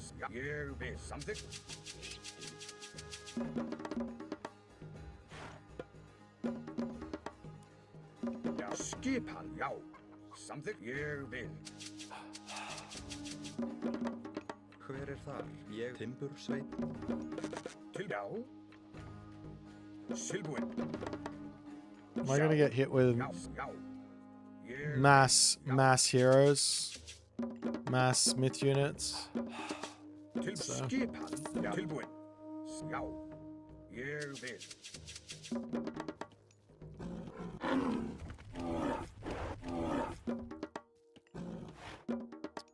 Sjá. Okay. I have a thought. Til skipan ég vil. Til já, samþykkt. Já, samþykkt. Ég samþykkt. He gets all the relics on this map. Til já. I mean, he found this one. This one's quite nice, I think. Sjá, ég vil. Já, já, samþykkt. Skipan, hver þar? Veiðimaður. Ég vil, veiðimaður. Já, samþykkt. Ég vil. Sjá, já, ég vil. Til já, ég vil. Já. Sjá, ég vil.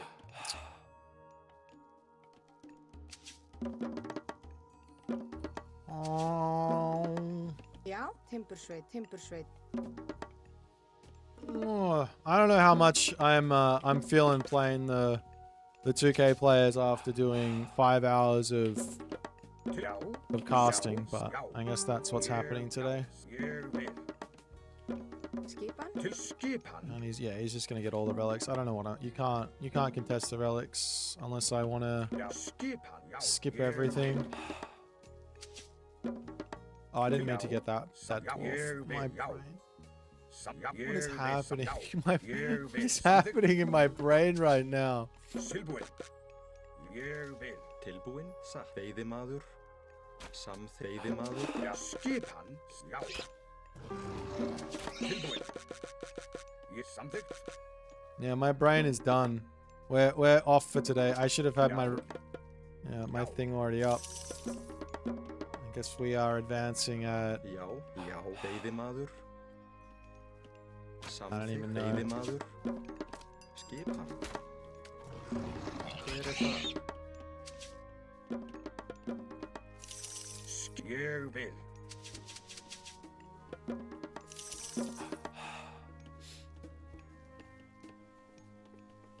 Do we know it or the rumors? Yeah, we don't have any idea. That's the current shenanigans. Tilbúinn. Já. No idea. Skipan. Hver þar? Ég veiðimaður. Satt, ég vil. Veiðimaður.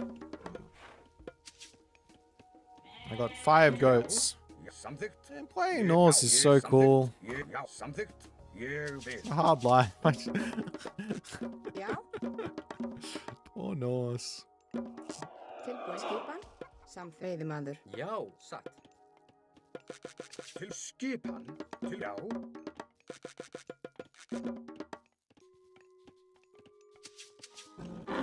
Til skipan. Skjá. Ég vil samþykkt. Já. Ég samþykkt. Can I get one? Tilbúinn. Já. Ég, já. Samþykkt. Ég vil. Hver þar? Ég vil. Satt. Skatrás. Skjá, satt. Samþykkt.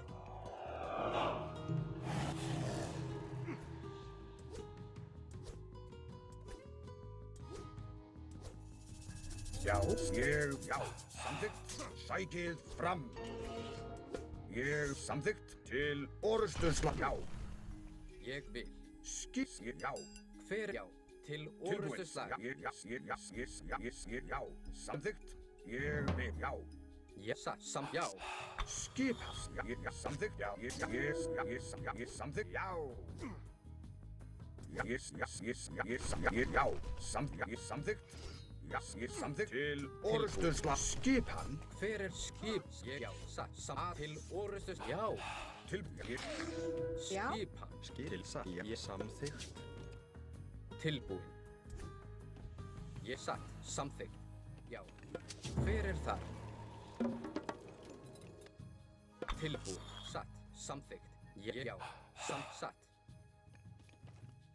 Skipan. Hver samþykkt? Til já. Ég vil. Satt. Samþykkt, já. Já, satt. Ég vil. Já. Ég vil. Já. Samþykkt. Ég satt. Tilbúin. Já. Skip samþykkt. Já. Já.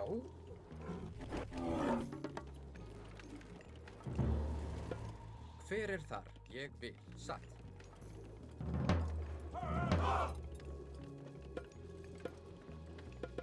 Já, samþykkt.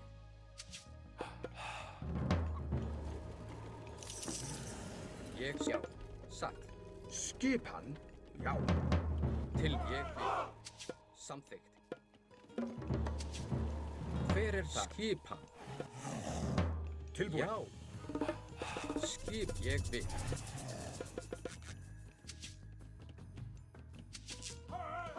Já, samþykkt. Ég vil. Hver þar? Satt. Grjótsveit. Hver það? Já. Tilbúin. Satt. Tilbúin. Já. Já. Samþykkt. Hver það? Samþykkt.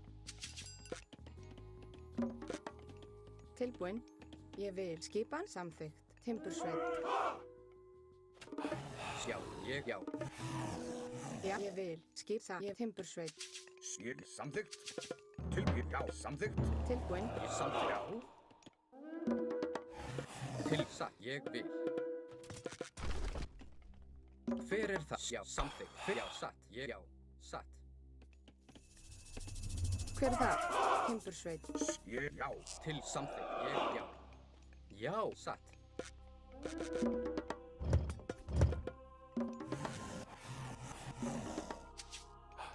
Tilbúin.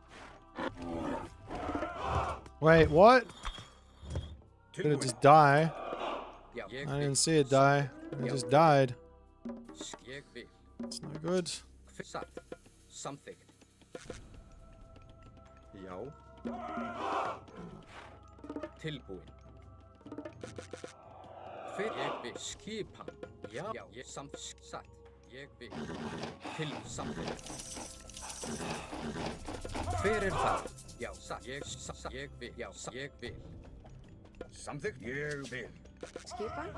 Ég vil. Veiðimaður. Satt. Já. Já, samþykkt. Ég vil. Já, samþykkt. Já.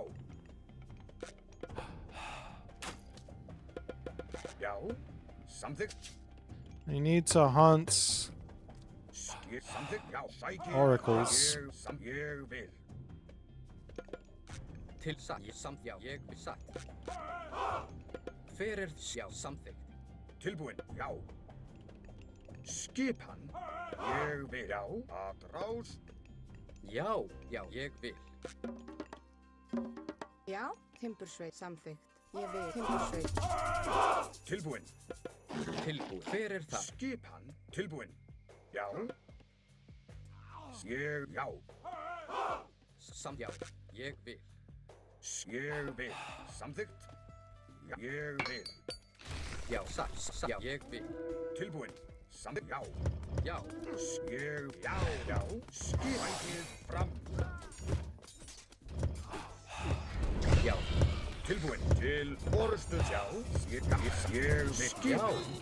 Tilbúin. Satt. Atrás. Til orustu slag. Atrás. Já. Hver þar? Já. Tilbúin. Til orustu slag. Skip. Hver já.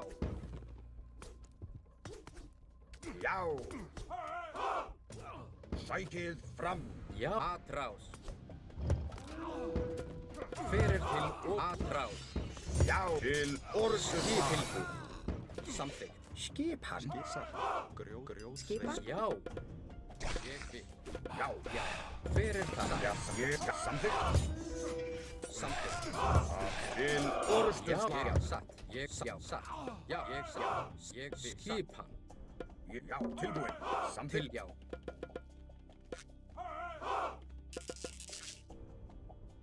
Hver það? Ég vil. Já, ég vil. Skipan. Já, samþykkt. Já, já. Hver það? Satt. Sækið fram. Já. Tilbúin. Atrás. Skip ég samt tilbúin. Já. Já. Samþykkt tilbúin. Já. Hver það? Timbursveit. Tilbúin. Ég timbursveit. Hver það? Samþykkt. Veiðimaður. Skipan. Já. Tilbúin. Ég samt fyrir það. Já, ég vil. Já. Ég vil samþykkt. Skipan. Já.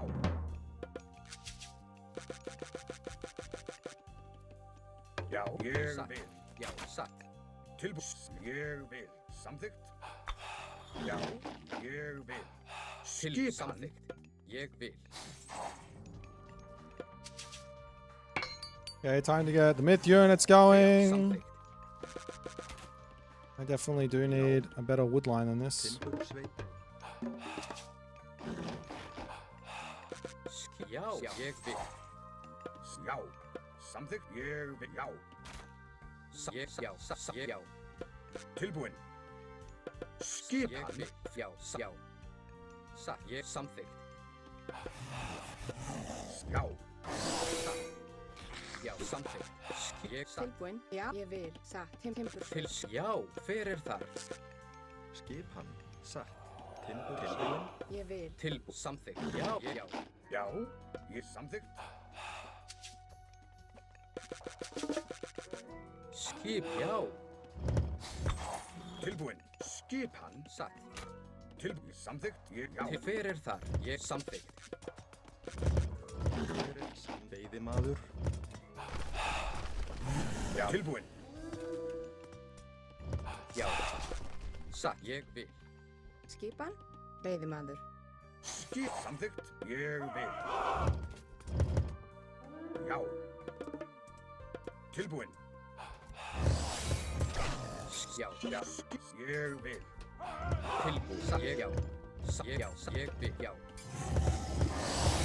Já. Samþykkt. Já. Hver grjótsveit? Já. Já. Já. Samsatt.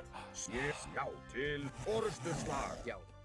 Til ég samþykkt. Samþykkt. Já. Ég satt. Til samþykkt. Skipan. Já. Samþykkt. Já. Ég vil. Til já. Ég vil. Já. Samþykkt. Ég vil. Satt. Ég vil. Skipan. Já. Ég satt. Já. Ég samþykkt. Já. Já. Satt. Skipan. Já. Ég samþykkt.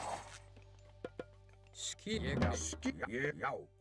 Já. Ég vil. Samþykkt. Já. Samþykkt. Ég samþykkt. Já. Hver þar? Til samþykkt. Já. Satt. Ég vil. Til fyrir þar. Okay, let's Samþykkt. Tilbúin. Ég vil. these walls back up. Skipan. Já. Ég vil. Samþykkt. Tilbúin. Já. Skipan. Já. Ég vil. Já. Ég vil. Tilbúin. Já. Skipan. Tilbúin. Samþykkt. Tilbúin. Skipan. Já. Tilbúin. Ég vil. Samþykkt. Já. Tilbúin. Já. Já. Samþykkt. Ég vil. Tilbúin. Já. Ég samþykkt. Já. Ég vil. Já. Já. Tilbúin. Samþykkt. Skipan. Tilbúin. Samþykkt. Hver þar? Satt. Timbursveit. Samþykkt. Grjótsveit. Skipan. Ég vil. Samþykkt. Já. Satt.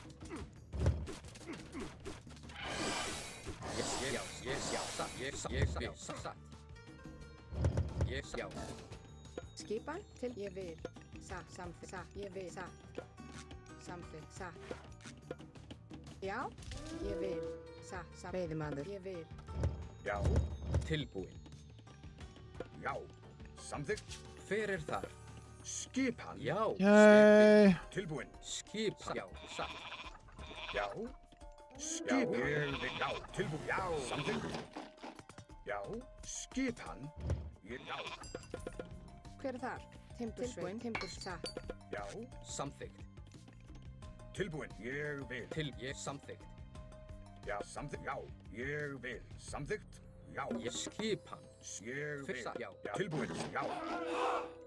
Tilbúin. Já. Ég samþykkt. Já. Já. Ég vil. Já, já. Samþykkt.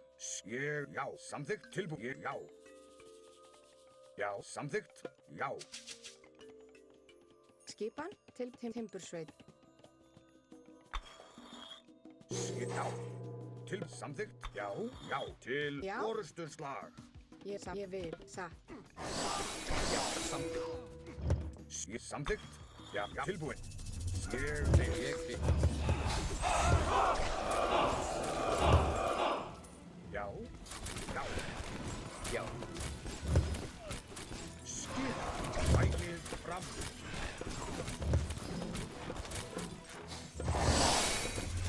Fyrir það. Já, ég vil. Tilbúið. Já, samþykkt. Ég vil. Ég vil. Ráð.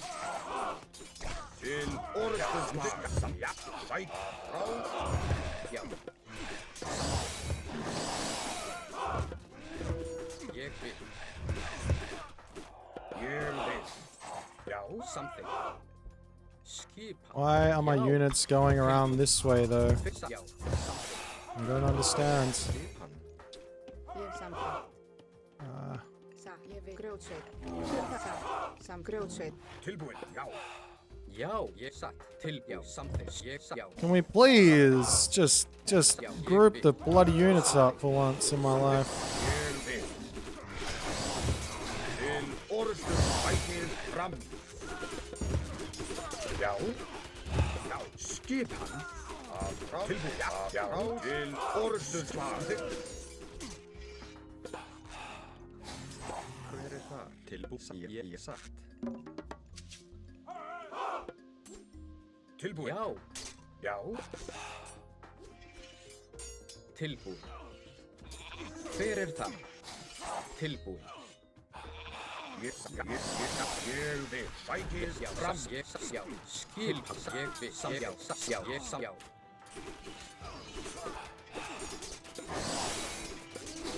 Já. I don't think I win this fight, but I can't leave, so we just take it.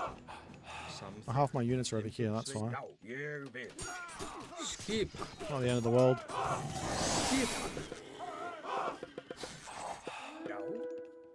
Ég vil. Já. Tilbúin. Skipan. I swear I tried to build this, but maybe I didn't. Samþykkt. Já. Samþykkt. Já. Tilbúin. Skip. Ég vil. Tilbúin. Já.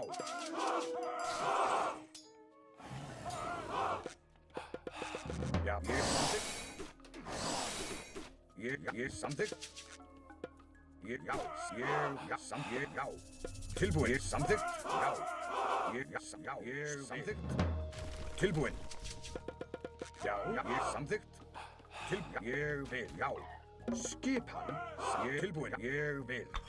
Já. Tilbúin. Skipan. Samþykkt. Ég vil. Já. Samþykkt. Tilbúin. Já. Samþykkt. Já. Já. Samþykkt. Skipan. Til. Ég satt. Fyrir það. Já. Já. Ég samþykkt. Já. Ég satt. Já. Ég vil. Satt. Tilbúin. Já. Já. Hver skip ég til. Já. Samþykkt. Tilbúin. Hver skipan? Veiðimaður. Hver. Já. Ég satt. Samþykkt. Tilbúin. Hver ég vil. Timbursveit. Til. Fyrir það. Já. Já. Til. Já. Timbur. Ég vil. Fyrir þar. Samþykkt. No, there's no micro here. Ég vil. Satt. Já. Samþykkt. Já. Tilbúin. Ég vil. Já. Samþykkt. Skipan. Ég vil. Hver það? Átrás. Veiðimaður. Til skipan. Já. Já. Já. Hver það? Ég vil. Já. Tilbúin. Ég vil. Já. Skipan. Satt. Samþykkt. Skipan. Tilbúin. Satt. Já. Ég vil. All the gold up the top? Skipan. You guys over here, please. Já. Ég vil. Tilbúin. I think I focused down on the bottom side of the map here now. Já. Get another one of these in. Samþykkt. Samþykkt. Finish this wall off, and then we shift down to the bottom. Hver það?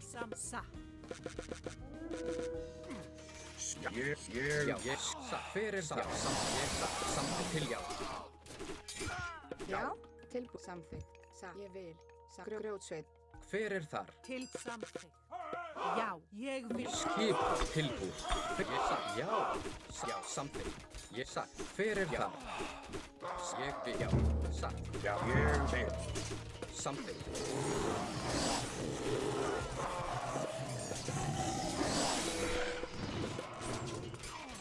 Ég vil. Hver er þar? Satt. Samþykkt. Ég vil. Satt. Skip tilbúið. Hver er já, samþykkt. Skip samþykkt. Já. Já, ég vil. Skip, ég vil. Já. Já. Run down this way. Hver er samþykkt? Tilbúin. Sækið fram! Já, samþykkt. Veiðimaður. Hver er þar? Ég vil. Satt. Ég vil. Samþykkt. Til já. Hver er þar? Til orustu slag. Skip samþykkt. Ég vil. Skip samþykkt. Já. Já. Já. Til ég vil. Til orustu slag. Ég vil. Samt. Ég samt. Satt. Tilbúin. Já. Já. Samt. Til satt. Tilbúin. Ég sagt. Já. Tilbúin. Satt. Já, ég vil. Já. Já, samþykkt. Sækið fram. Til skipa. Hver er það? Samþykkt. Já. Skipan. Grjótsveit. Já. Satt. Atrás. Til ég vil. Hver er það? Já, ég vil. Tilbúin. Til orustu slag. Atrás. Já. Já. Ég vil. Samþykkt. Tilbúin. Til sætt. Já. Já. Til atrás. Já, satt. Ég vil. Já. Samþykkt. Já. Já. Sækið tilbúin. Já. Samþykkt. Ég til orustu slag. Samþykkt. Skipan. Já. Atrás. Samþykkt. Samt. Skip hann. Skipan. Hver er þar? Já. Ég vil. Samþykkt. Satt. Tilbúin. Tilbúin. Ég vil. Samþykkt. Tilbúin. Ég vil sækið fram. Já. Já.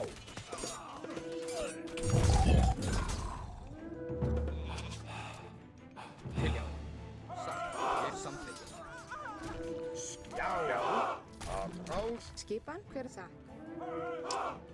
Ég veiðum. Timbursveit. Tilbúin. Skipan. Satt. Ég vil. Tilbúin. Skip til orustu slag. Ég sækið fram. Já. Já. Where are all my units going? Atrás. Til ég vil. Hver er þar? Samþykkt. Ég vil. Satt. Já. Skip. Já. Já. Já. Tilbúin. Til já. Já. Ég vil. Ég já. Atrás. Ég vil. Skip samþykkt. I do need to get this town center up at some point. Sækið fram. Já. Skip. Samþykkt. Veiðimaður. Til orustu slag. Atrás. Til ég vil. Sækið. Atrás. Skip. Já. Já. Tilbúin. Can I just come in and kill you then? Skip. Til orustu I would slag. like my town center, please. Já. Skip satt. Skip. Já. Tilbúin. Já. Ég sækið fram. Samþykkt. Tilbúin. Skip hann. Ég vil. Já. Tilbúin. Samþykkt. Já. Ég. Já. Skip hann. Til satt. Skip. Já. Tilbúin. Já. Samþykkt. Til orustu það? slag. Ég vil. Samþykkt. Satt. Which one is it? This one? I don't even know. Já. Skip hann. Já. Tilbúin. Sækið. Tilbúin. Skip hann. Ég vil. Já. Ég vil. Satt. Tilbúin. Samþykkt. Jag vill. Ja, samþykkt. Alrighty. Skipan. Tilbúin. Ég vil. Hver er það? Skip samþykkt. Skip fram. Skipan. Jag vill. Skipan. Já, skip samþykkt. Till sagt. Yay. Tilbúin. Já, satt. Grjótsveit. Tilbúin. Já. Ég vil. Skipan. Já. Já. Skipan. Hver er það? Satt. Já. No more walls. Já, skipan. Ég vil. Tilbúin. Samþykkt. Skip. Ég. Já. Já, samþykkt. Tilbúin. Sætis. Fram. Já. Ég vil. Já. Sam. Sil. Já. Tilbúin. Samþykkt. Já, skrifi samþykkt. Tilbúin. Timbursveit. Tillbúin. Ég sam. GG. Oh, that was a fun game. Fair on this map is very good. Oh.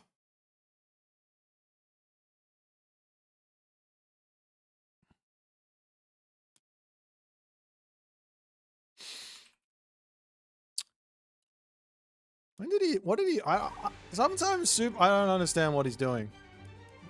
This is one of those games. I have no idea what he was doing the whole time. You put the town center up here, and then this one here. So I guess he got to the same amount of villages as me by here. We're like equal on economy, but at this point, but I already am in front on all the economy that I had beforehand, I guess.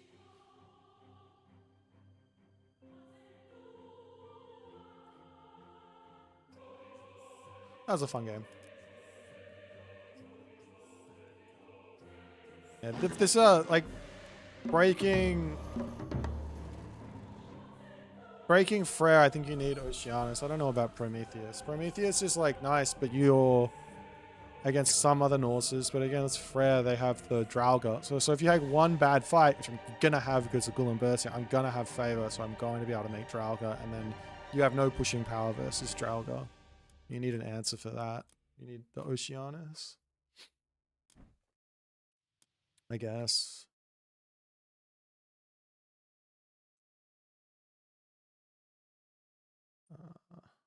I have energy for one more game. How long have we been playing for? Only 6 hours.